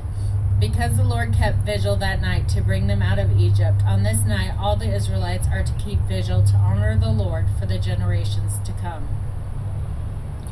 Passover restrictions. The Lord said to Moses and Aaron, "These are the regulations for the Passover meal. No foreigner may eat it. Any slave that you have brought may eat it after you have circumcised him, but a temporary resident or a hired worker may not eat it. It must be eaten inside the house. Take none of the meat outside to the house. Take none of the meat outside the house. Do not break any of the bones. The whole community of Israel must celebrate it. A foreigner residing among you who wants to celebrate the Lord's Passover must have all the males in his household circumcised. Then he may take part like one born in the land. No uncircumcised male may eat it. The same law applies both to the native born and to the foreigner residing among you." All the Israelites did just what the Lord had commanded Moses and Aaron, and on that very day the Lord brought the Israelites out of Egypt by their division. Consecration from the firstborn. Exodus 13. The Lord said to Moses, "Consecrate to me every firstborn male. The first offspring of every womb among the Israelites belongs to me, whether human or animal."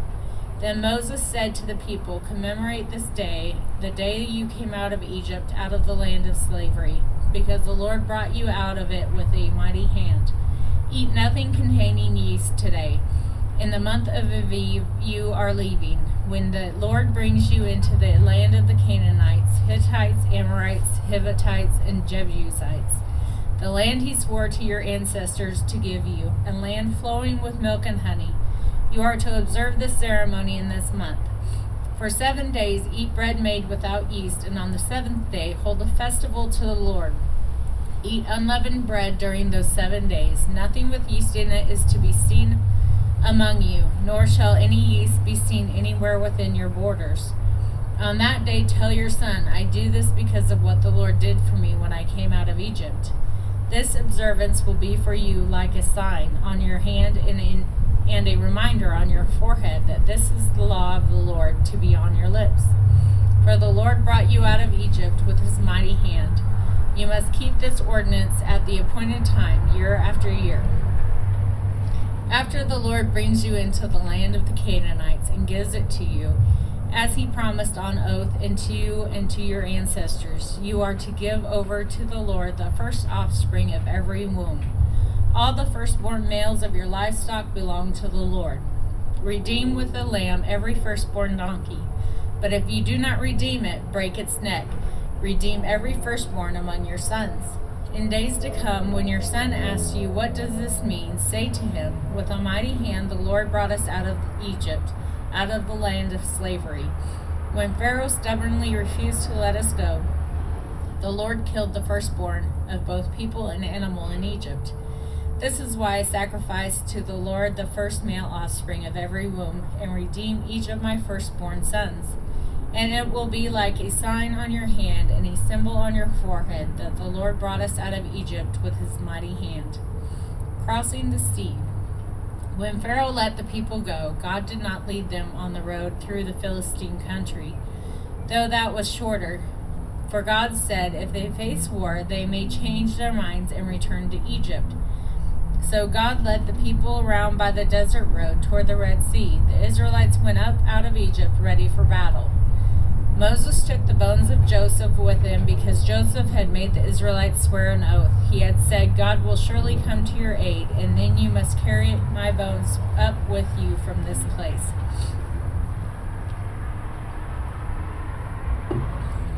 After leaving Succoth, they camped at Etham on the edge of the desert. By day the Lord went ahead of them in a pillar of cloud to guide them on their way, and by night a pillar of fire to give them light, so that they could travel by day or night. Neither the pillar of cloud by day nor the pillar of fire by night left its place in front of the people. Exodus 14. Then the Lord said to Moses, "Tell the Israelites to turn back and encamp near Pihahroth, between the Migdol and the sea.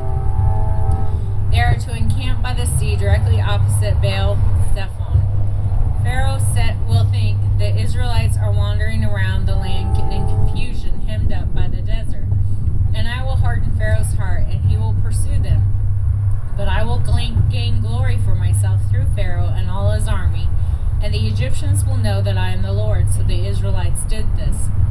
When the king of Egypt was told that the people had fled, Pharaoh and his officials changed their minds about them and said, "What have we done?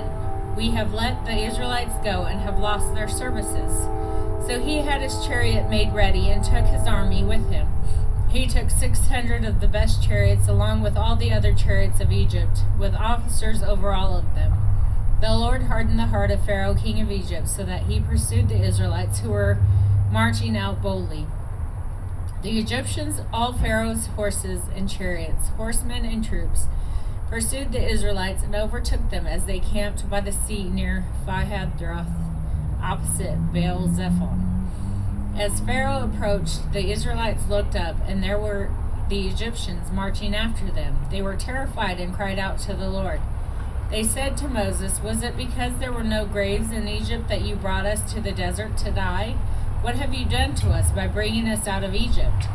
Didn't we say to you in Egypt, 'Leave us alone, let us serve the Egyptians'? It would have been better for us to serve the Egyptians than to die in the desert."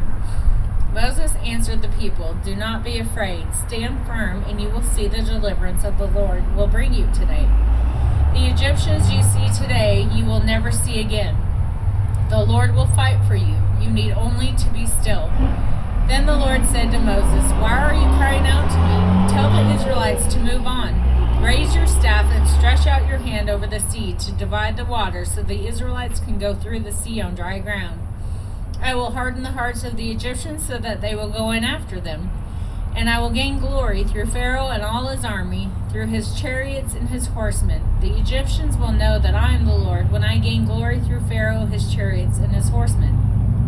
Then the angel of God, who had been traveling in front of Israel's army, withdrew and went behind them. The pillar of cloud also moved from in front and stood behind them.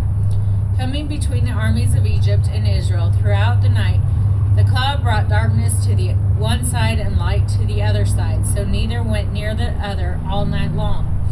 Then Moses stretched out his hand over the sea, and that night the Lord drove the sea back with strong east wind and turned it into dry land. The waters were divided, and the Israelites went through the sea on dry ground, with a wall of water on their right and on their left. The Egyptians pursued them, and all Pharaoh's horses and chariots and horsemen followed them into the sea. During the last watch of the night, the Lord looked down from the pillar of fire and cloud at the Egyptian army and threw it into confusion. He jammed the wheels of their chariots so that they had difficulty driving, and the Egyptians said, "Let's get away from the Israelites. The Lord is fighting for them against Egypt." Then the Lord said to Moses, "Stretch out your hand over the sea so that the waters may flow back over the Egyptians and their chariots and horsemen." Moses stretched out his hand over the sea, and at daybreak the sea went back into its place. The Egyptians were fleeing toward it, and the Lord swept them into the sea. The water flowed back and covered the chariots and horsemen. The entire army of Pharaoh that had followed the Israelites into the sea, not one of them survived. For the Israelites went through the sea on dry ground, with a wall of water on their right and on their left. That day the Lord saved Israel from the hand of the Egyptians, and Israel saw the Egyptians lying dead on the shore.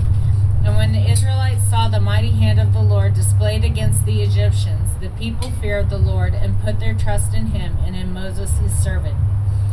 Exodus 15, the song of Moses and Miriam. Then Moses and the Israelites sang this song to the Lord. I will sing to the Lord, for he is highly exalted. Both the horse and the driver he has hurled into the sea. The Lord is my strength and my defense. He has become my salvation. He is my God, and I will praise him, my father's God, and I will exalt him. The Lord is a warrior. The Lord is his name. Pharaoh's chariots and his army he has hurled into the sea. The best of Pharaoh's officers are drowned in the Red Sea. The deep waters have covered them. They sank to the depths like a stone. Your right hand, Lord, was majestic in power. Your right hand, Lord, shattered the enemy. In the greatness of your majesty, you threw down those who opposed you. You unleashed your burning anger. It consumed them like stubble. By the blast of your nostrils, the waters piled up. The surging waters stood up like a wall. The deep waters congealed in the heart of the sea. The enemy boasted, I will pursue, I will overtake them, I will divide the spoils, I will gorge myself on them. I will draw my sword, and my hand will destroy them. But you blew with your breath, and the sea covered them. They sank like lead in the mighty waters. Who among the gods is like you, Lord? Who is like you, majestic in holiness, awesome in glory, working wonders? You stretch out your right hand, and the earth swallows your enemies. In your unfailing love, you will lead the people you have redeemed. In your strength, you will guide them to your holy dwelling. The nations will hear and tremble, and anguish will grip the people of Philistia. The chiefs of Edom will be terrified. The leaders of Moab will be seized with trembling. The people of Canaan will melt away. Terror and dread will fall on them. But by the power of your arm, they will be still as stone, until your people pass by, Lord. Until the people you brought pass by. You will bring them in and plant them on the mountain of your inheritance, the place, Lord, you made for your dwelling, the sanctuary. Lord, your hands established. The Lord reigns forever and ever. When Pharaoh's horses, chariots, and horsemen went into the sea, the Lord brought the waters of the sea back over them. But the Israelites walked through the sea on dry ground. Then Miriam the prophet, Aaron's sister, took a timbrel in her hand, and all the women followed her with timbrels and dancing. Miriam sang to them, Sing to the Lord, for he is highly exalted.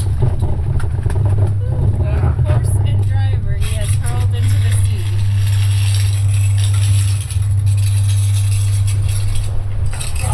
The waters of Miriam in Elam. Then Moses led Israel from the Red Sea, and they went into the desert of Shur. For 3 days they traveled in the desert without finding water. When they came to Marah, they could not drink its water because it was bitter.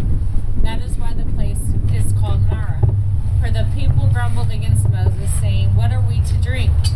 Then Moses cried out to the Lord, and the Lord showed him a piece of wood. He threw it into the water, and the water became fit to drink. There the Lord issued a ruling and instruction for them, and put them to the test. He said, If you listen carefully to the Lord your God, and do what is right in his eyes, if you pay attention to his commands, and keep all his decrees, I will not bring on you any of the diseases I brought on the Egyptians, for I am the Lord who heals you. Then they came to Elam, where there were 12 springs and 70 palm trees, and they camped there near the water. The whole came to the desert of Sin, which is between Elim and Sinai, on the 15th day of the 2nd month after they had come out of Egypt. In the desert, the whole community grumbled against Moses and Aaron. The Israelites said to them, "If only we had died by the Lord's hand in Egypt. There we sat around pots of meat and ate all the food we wanted, but you have brought us out into this desert to starve the entire assembly to death." Then the Lord said to Moses, "I will rain down bread from heaven for you. The people are to go out each day and gather enough for that day. In this way I will test them and see whether they will follow my instructions. On the 6th day they are to prepare what they bring in, and that is to be twice as much as they gather on the other days." So Moses and Aaron said to all the Israelites, "In the evening you will know that it was the Lord who brought you out of Egypt, and in the morning you will see the glory of the Lord, because he has heard your grumbling against him. Who are we that you should grumble against us?" Moses also said, "You will know that it was the Lord when he gives you meat to eat in the evening and all the bread you want in the morning, because he has heard your grumbling against him. Who are we? You are not grumbling against us, but against the Lord." Then Moses told Aaron, "Say to the entire Israelite community, 'Come before the Lord, for he has heard your grumbling.'" While Aaron was speaking to the whole Israelite community, they looked toward the desert, and there was the glory of the Lord appearing in the cloud. The Lord said to Moses, "I have heard the grumbling of the Israelites. Tell them at twilight you will eat meat, and in the morning you will be filled with bread. Then you will know that I am the Lord your God."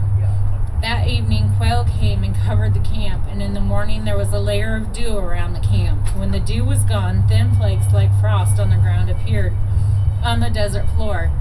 When the Israelites saw this, they said to each other, "What is it?" For they did not know what it was. Moses said to them, "It is the bread the Lord has given you to eat. This is what the Lord has commanded.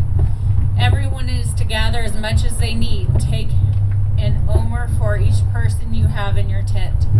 The Israelites did as they were told. Some gathered much, some little, and when they measured it by the omer, the one who gathered much did not have too much, and the one who gathered little did not have too little. Everyone had gathered just as much as they needed. Then Moses said to them, "No one is to keep any of it until morning." However, some of them paid no attention to Moses, and they kept part of it until morning. But it was full of maggots and began to smell. So Moses was angry with them. Each morning everyone gathered as much as they needed, and when the sun grew hot, it melted away. On the 6th day they gathered twice as much, 2 omers for each person, and the leaders of the community came and reported this to Moses. He said to them, "This is what the Lord commanded. Tomorrow is to be the day of Sabbath rest, a holy Sabbath to the Lord. So bake what you want to bake, and boil what you want to boil. Save what is ever left and keep it until morning." So they saved it until morning, as Moses commanded, and it did not stink or get maggots in it. "Eat it today," Moses said, "because today is a Sabbath to the Lord. You will not find any of it on the ground today. 6 days you are to gather it, but on the 7th day, the Sabbath, there will not be any." Nevertheless, some of the people went out on the 7th day to gather it, but they found none. Then the Lord said to Moses, "How long will you refuse to keep my commands and my instructions? Bear in mind that the Lord has given you the Sabbath. That is why on the 6th day he gives you bread for 2 days. Everyone is to stay where they are on the 7th day. No one is to go out." So the people rested on the 7th day. The people of Israel called the bread manna. It was white like coriander seed and tasted like wafers made with honey. Moses said, "This is what the Lord has commanded. Take an omer of manna and keep it for the generations to come, so that they can see the bread I have given you to eat in the wilderness when I brought you out of Egypt." So Moses said to Aaron, "Take a jar and put an omer of manna in it. Then place it before the Lord to be kept for the generations to come." As the Lord commanded Moses, Aaron put the manna with the tablets of the covenant law so that it might be preserved. The Israelites ate manna for 40 years until they came to the land that was settled, that they ate manna until they reached the border of Canaan. An omer is 1/10 an ephah. Exodus 17, water from the rock. The whole Israelite community set out from the desert of Sin, traveling from place to place as the Lord commanded.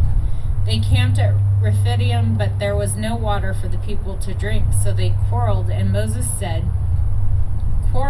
Moses and said, "Give us water to drink." Moses replied, "Why do you quarrel with me? Why do you put the Lord to the test?" But the people were thirsty for water there, and they grumbled against Moses. They said, "Why did you bring us up out of Egypt to make us and our children and livestock die of thirst?" Then Moses cried out to the Lord, "What am I to do with these people? They are almost ready to stone me." The Lord answered Moses, "Go out in front of the people, take with you some of the elders of Israel, and take in your hand the staff with which you struck the Nile, and go. I will stand there before you by the rock at Horeb. Strike the rock, and water will come out of it for the people to drink." So Moses did this in the sight of the elders of Israel, and he called this place Massah and Merib, because the Israelites quarreled, and because they tested the Lord, saying, Is the Lord among us or not? The Amalekites defeated. The Amalekites came and attacked the Israelites at Rephidim. Moses said to Joshua, "Choose some of our men and go out to fight the Amalekites. Tomorrow I will stand on the top of the hill with the staff of God in my hands."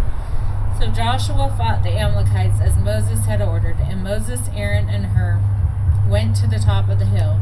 As long as Moses held up his hands, the Israelites were winning, but whenever he lowered his hands, the Amalekites were winning.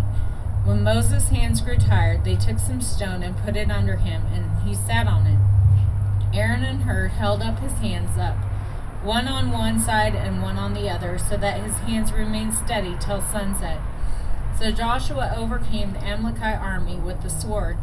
Then the Lord said to Moses, "Write this on a scroll as something to be remembered, and make sure that Joshua hears it, because I will completely blot out the name of Amalekite from under heaven."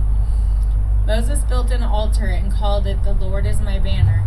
He said, "Because hands were lifted up against the throne of the Lord will be at war against the Amalekites from generation to generation."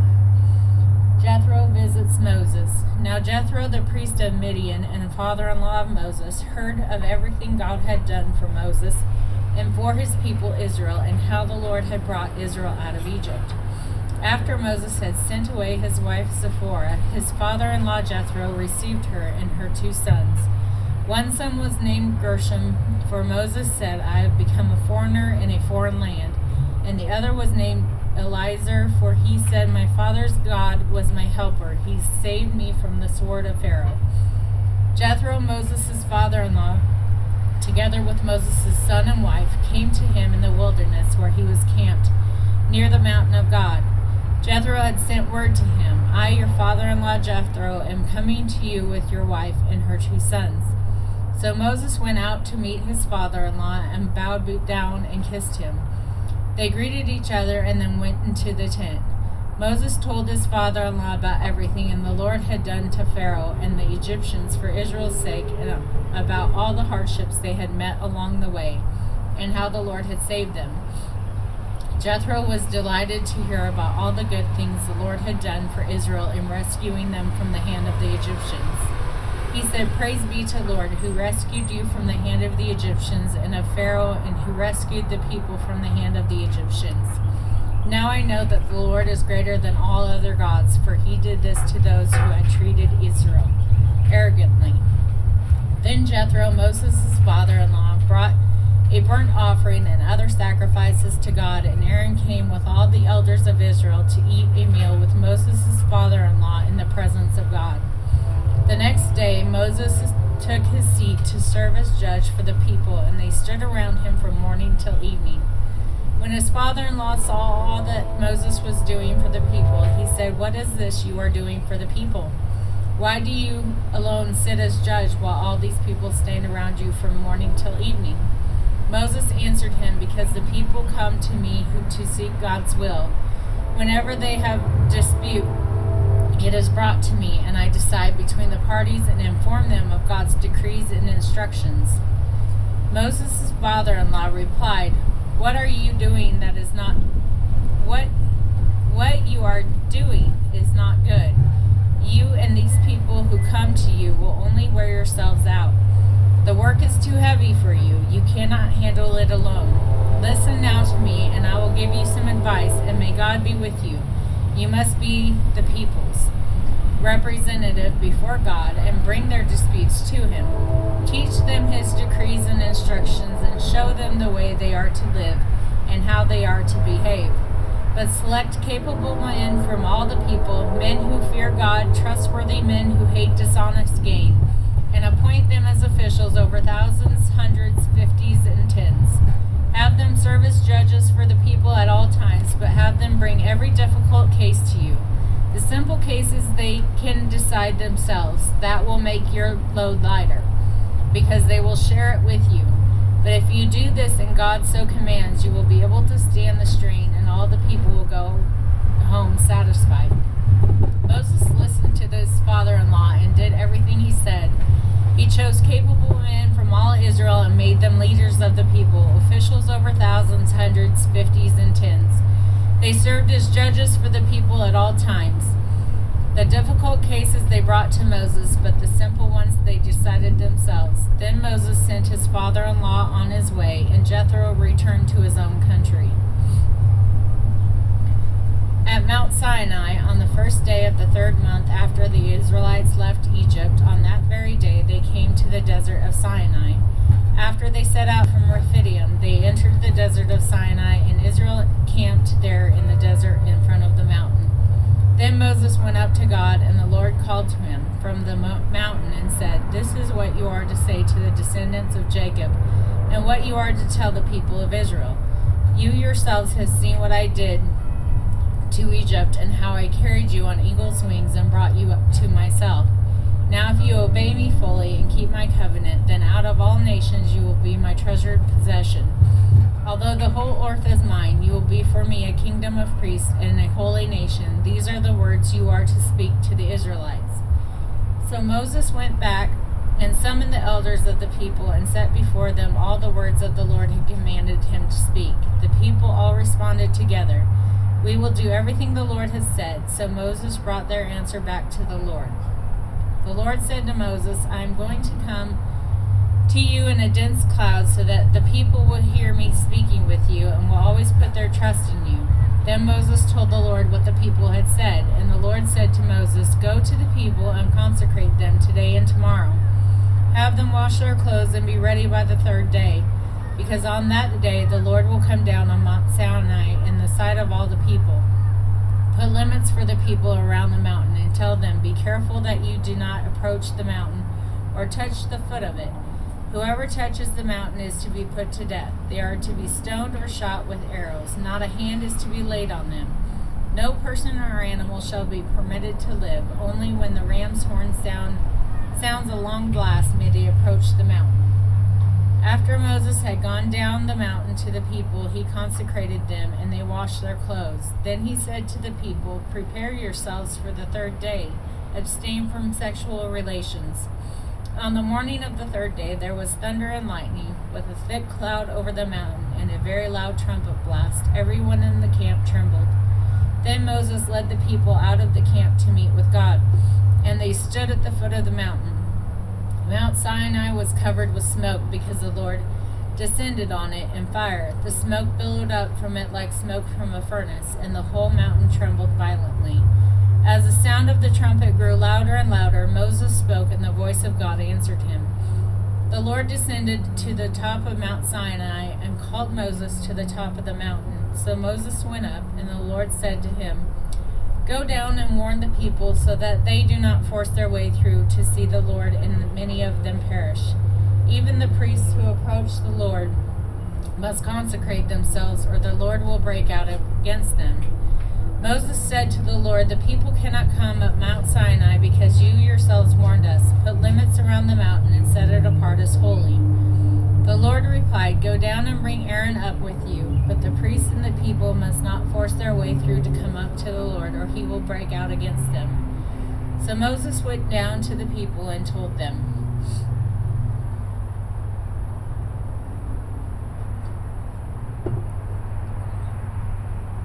The 10 Commandments, Exodus 20. And God spoke all these words. I am the Lord your God who brought you out of Egypt, out of the land of slavery. You shall have no other gods before me. You shall not make for yourselves an image in the form of anything in heaven above or on earth beneath or in the waters below. You shall not bow down to them or worship them, for I, the Lord your God, am a jealous God, punishing the children for the sin of the parents to the third and fourth generation of those who hate me, but showing love to 1,000 generations of those who love me and keep my commands. You shall not misuse the name of the Lord for your God, for the Lord will not hold anyone guiltless who misuses his name. Remember the Sabbath day by keeping it holy. 6 days you shall labor and do all your work, but the seventh day is a Sabbath to the Lord your God. On it you shall not do any work, neither you nor your sons or daughters, nor your male or female servant, nor your animals, nor any foreigner residing in your towns. For in 6 days the Lord made the heavens and the earth.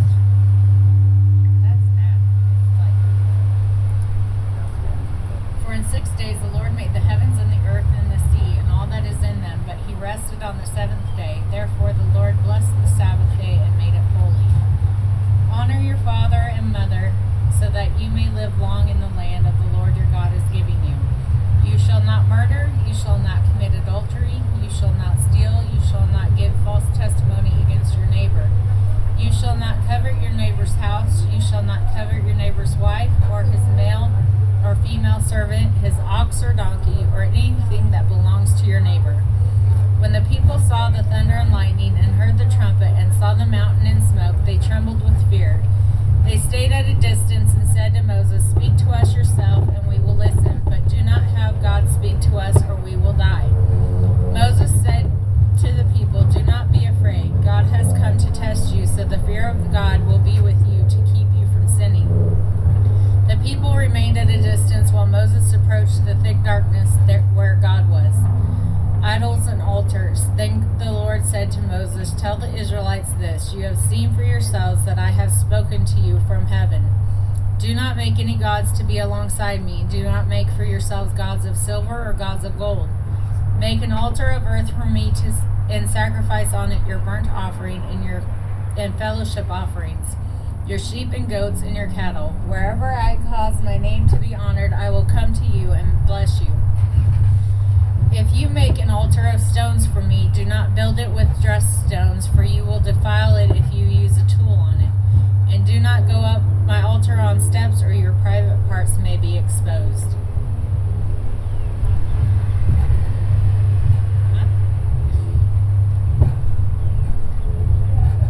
Are you here to read? Okay. I'm not sure who's supposed to be reading that.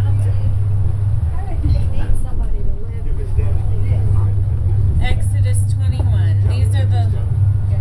Okay. Thank you so much, Mr. Chairman. Sorry about the tent. Oh, that's Did you crazy. see that? Yeah, it was crazy. I was sitting right there. I jumped. I was like, oh my God. I'm praying. Exodus I'm so 21 sorry. is Thank where you. I stopped. Bless you. Thank you. Have a good day, Flo. Ladies, make yourselves comfortable. Enjoy yourself. Laugh, and comment on your reading. That'd be fine. Some coffee there. What did she say? Exodus 21, right, Jody? Yep. Exodus 21. Yes, I am. I'm gonna see if I got a jacket next door for you. Okay. Okay, because we got the garden patch over there. I'll wear one if you can find it. All right, I'll go see if I can find it. Exodus 21. Thank you. Good morning. Exodus 20, chapter 21. Now these are the judgments which you shall set before them. If you buy a Hebrew servant, he shall serve 6 years, and in the seventh he shall go out free and pay nothing. If he comes in by himself, he shall go out by himself. If he comes in married, then his wife shall go with him. If his master has given him a wife, and he has borne him sons and daughters, the wife and her children shall be her master's, and he shall go out by himself. But if the servant plainly says, I love my master, my wife, and my children, I will not go out free, then his master shall bring him to the judges. He shall also bring him to the doorpost, or to a doorpost, and his master shall pierce his ear with an awl, and it shall serve him forever. And if a man sells his daughter to be a female slave, she shall not go out as the man slaves do. If she does not please her master who has betrothed her to himself, then he shall let her be redeemed. He shall have no right to sell her to a foreign people, since he has dealt deceitfully with her. And if he has betrothed her to his son, he shall deal with her according to the customs of daughters. And if he takes another wife, he shall not diminish her food, her clothing, and her marriage rights. And if he does not do these three for her, then she shall go out free without paying money. He who strikes the man so that he dies shall surely be put to death. If he did not lie in wait, but God delivered him into his hands, then I will appoint for you a place where he may flee. But if a man acts with premeditation against his brother to kill him by treachery, you shall take him from my altar, that he may die. And he who strikes his father or his mother shall surely be put to death. He who kidnaps a man and sells him, or if he is found on his hand, shall surely be put to death. And he who curses his father or his mother shall surely be put to death. If men contend with each other, and one strikes the other with stone or with his fist, and he does not die, but is confined to his bed, if he arises again and walks about outside with his staff, then he who struck him shall be acquitted. He shall not only pay for the loss of his time, and shall provide for him to be thoroughly healed. And if a man beats his male or female servant with a rod, so that he dies under his hand, he shall surely be punished. Notwithstanding, if he remains alive a day or two, he shall not be punished, for he is his property. If men fight and hurt a woman with child, so that she gives birth prematurely, yet no harm follows, he shall surely be punished according as the woman's husband imposes on him, and he shall pay as the judges determine. But if any harm follows them, you shall give life for life, an eye for an eye, tooth for a tooth, hand for hand, foot for foot, burn for burn, wound for wound, strike for strike.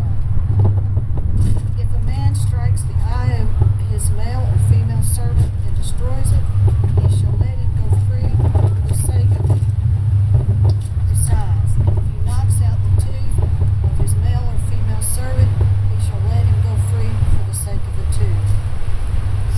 If an ox gores a man or a woman to death, then the ox shall surely be stoned, and its flesh shall not be eaten, but the owner of the ox shall be acquitted. But if the ox tended to thrust with its horns in times past, and it had not been known to his owner, and he has not kept it confined, so he has killed a man or a woman, the ox shall be stoned, and its owner also shall be put to death.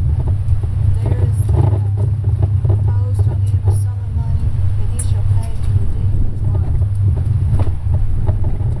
Whatever he owns,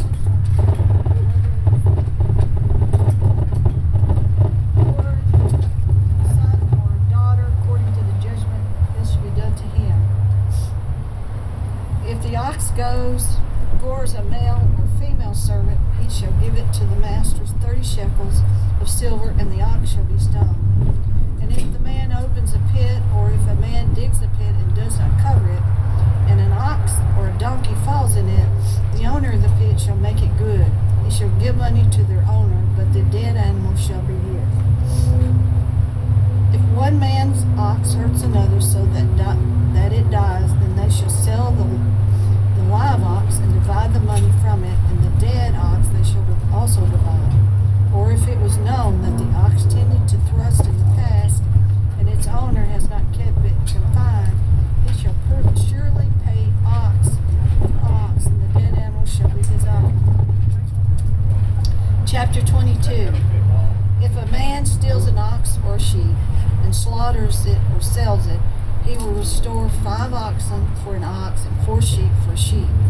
If the thief is found breaking in and he's struck so that he dies, there shall be no guilt for his bloodshed.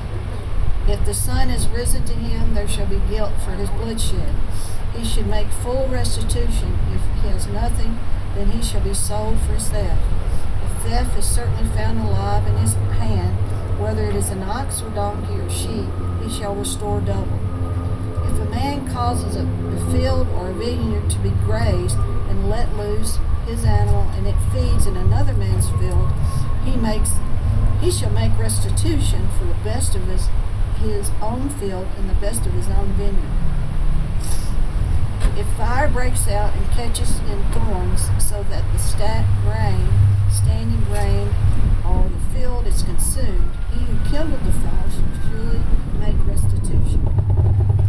If a man delivers to his neighbor money or articles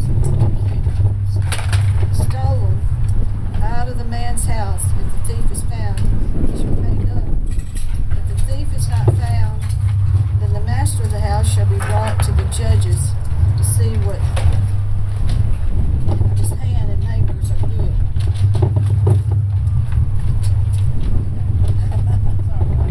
That's a fine. Okay. If the fire breaks out and crackles and thorns, so the standing grain in the field is consumed, he who kindled the fire surely makes restitution. If a man delivers his money, neighbor money, or articles to keep it, it's stolen out of the man's house. If the thief is found, he shall pay double. If the thief is not found, then the master of the house shall be brought to the judges to see whether he has put his hand into the neighbor's good.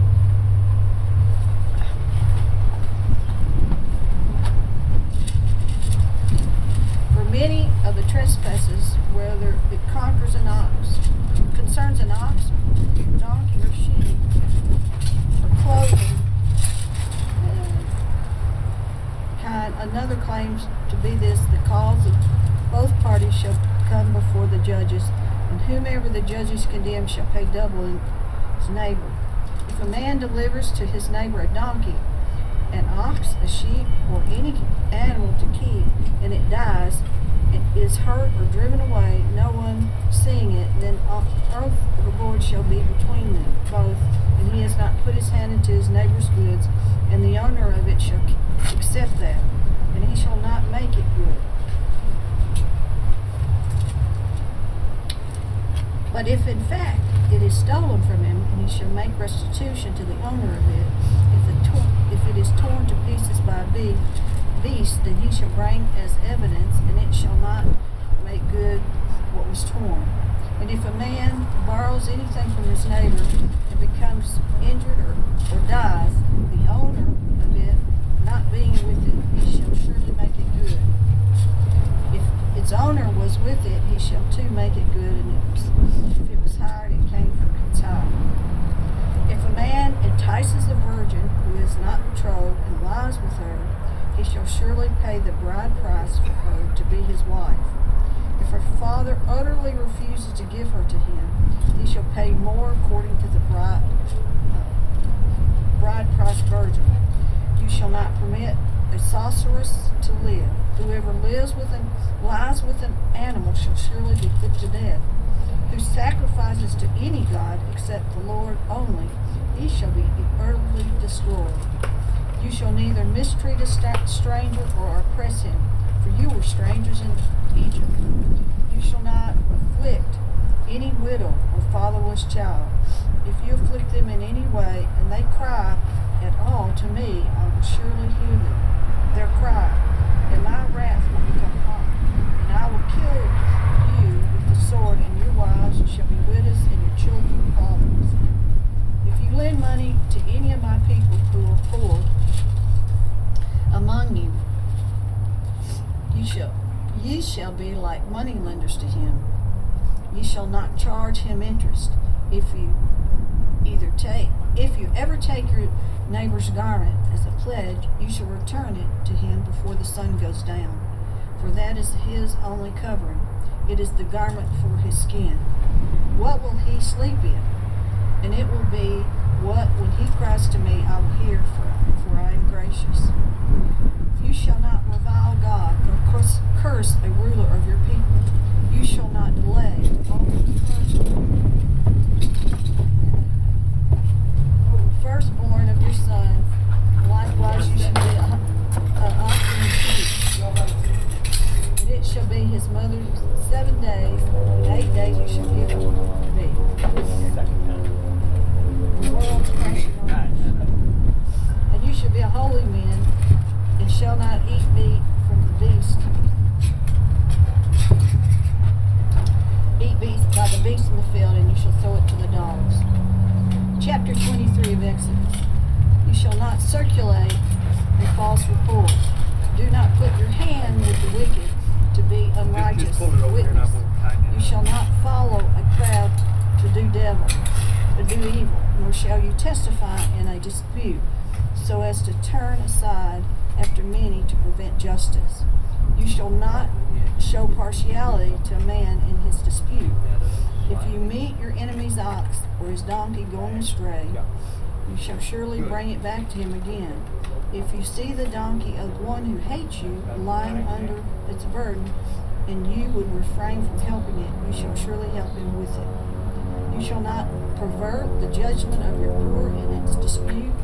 Keep yourself far from a false matter, and do not kill the innocent or the righteous, for I will not justify the wicked. And you shall not take no bribe, for a bribe blinds the discerning and perverts the words of the righteousness. Also you shall not oppress a stranger, for you know the heart of the stranger, because you are a stranger of the land. 6 years you shall sow your land and gather it in produce, but the 6th year you shall let it rest and lie fallow. And the poor of your people shall eat, and what they leave the beasts of the field may eat. In like manner you shall do with your vineyard and your olive groves. 6 days you shall do your work, and on the 7th day you shall rest, and that your ox and your donkeys may rest, and the sons of your female servants and the strangers may be refreshed. In all of that I have said to you, be circumspect, and make no mention of the name of other gods, nor let it be heard from your mouth. 3 times you shall keep a feast to me in the year. You shall keep the feast of unleavened bread. You shall eat unleavened bread 7 days, as I commanded you, and at a time appointed in the month of Abib, for in you came out of Egypt. None shall appear before me empty. And the feast of harvest, the first fruits of your labor, which you have sown in the field, and the feast of gathering at the end of the year, when you have gathered in the fruit of your labors from the field. 3 times in the year all your males shall appear before the Lord God. You shall not offer the blood of my sacrifice with leavened bread, nor shall the fat of my sacrifice remain. First of the first fruits of your land you shall bring into the house of the Lord God, and you shall not boil a young goat in its mother's milk. Behold, I send an angel before you to seek you in the way, and to bring into the place where I prepared. Beware of him and obey his voice, and do not look at him, for he will not pardon your transgressions, for my name is in him. But if you indeed obey his voice and do all that I speak, then I will be an enemy to your enemies and an adversary to your adversaries. For my angel will go before you and bring you into the Amorites and the Hittites and the Perizzites and the Canaanites and the Hivites and the Jebusites, and I will cut them off. And you shall not bow down to their gods, nor serve them, nor do anything for their works, but you shall utterly overthrow them, completely break down the sacred pillars. So you shall serve the Lord your God, and he will bless your bread and your water. And I will take sickness away from the midst of you. No one shall suffer miscarriage or be barren in your land. I will fulfill the number of your days. I will send my fear before you, and I will cause confusion among you. the people to whom you come, and will make all your enemies turn their backs to you. And I will send hornets before you, and shall drive out the Hivites and the Canaanites and Hittites from before you. And I will not drive them out from before you in 1 year, lest the land become desolate, and the beasts of the fields become too numerous for you. Little by little I will drive them out from before you until you have increased and you inherited the land. And I will set your bounds from the Red Sea to the Sea of Philistia, and from the desert to the river. For I will deliver the inhabitants of this land into your hand, and you will drive them out before you. You shall make no covenant with them nor with their gods. They shall not dwell on the land, lest they make any sin against me. For if you serve the gods, their gods, it will surely be a snare to you.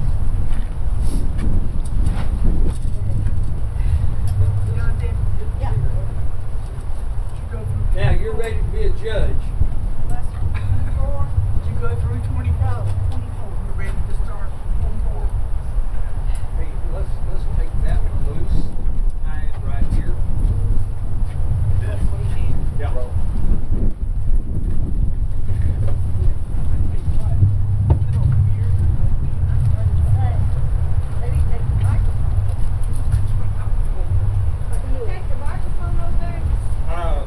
We're trying to make sure that people see when they come in. Okay.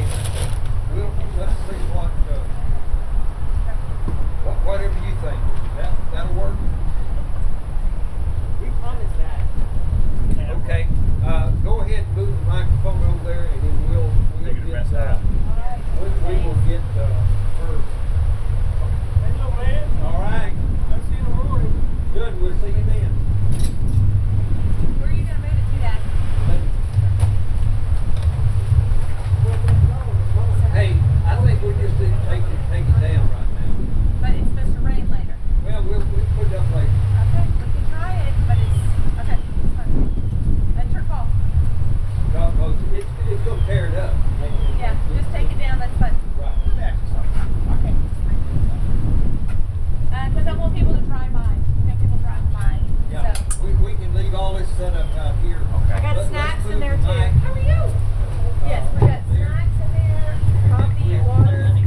My hands, can I do a blanket? I said we tried a blanket. Well, and the wind is supposed to die down this afternoon. Yeah. It's crazy. All right.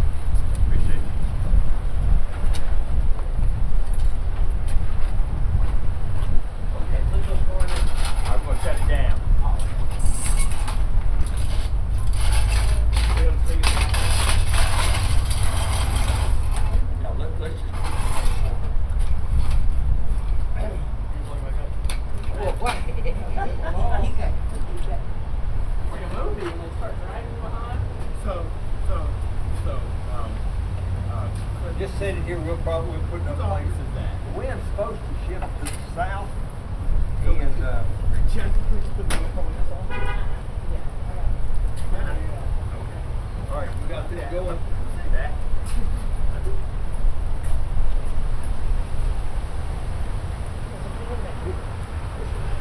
This one right here.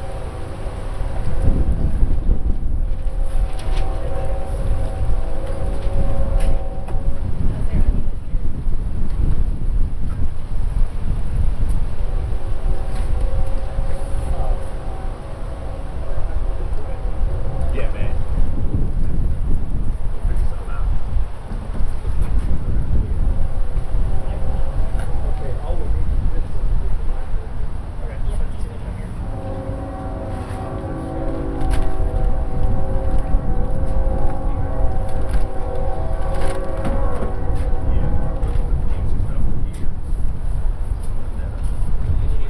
I put this out there.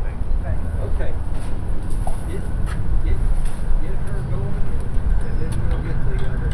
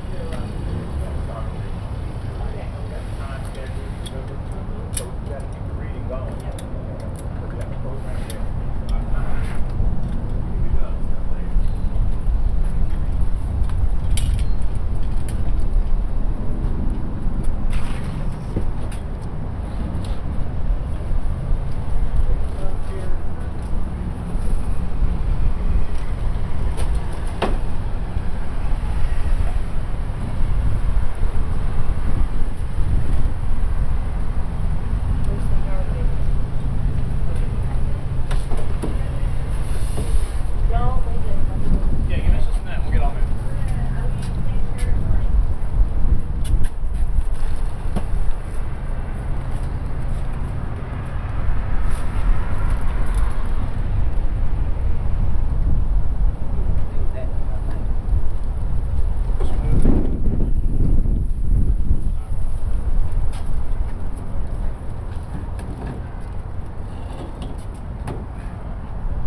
You wanna turn the table around, or you right with it? Okay. That's fine. Make it happen.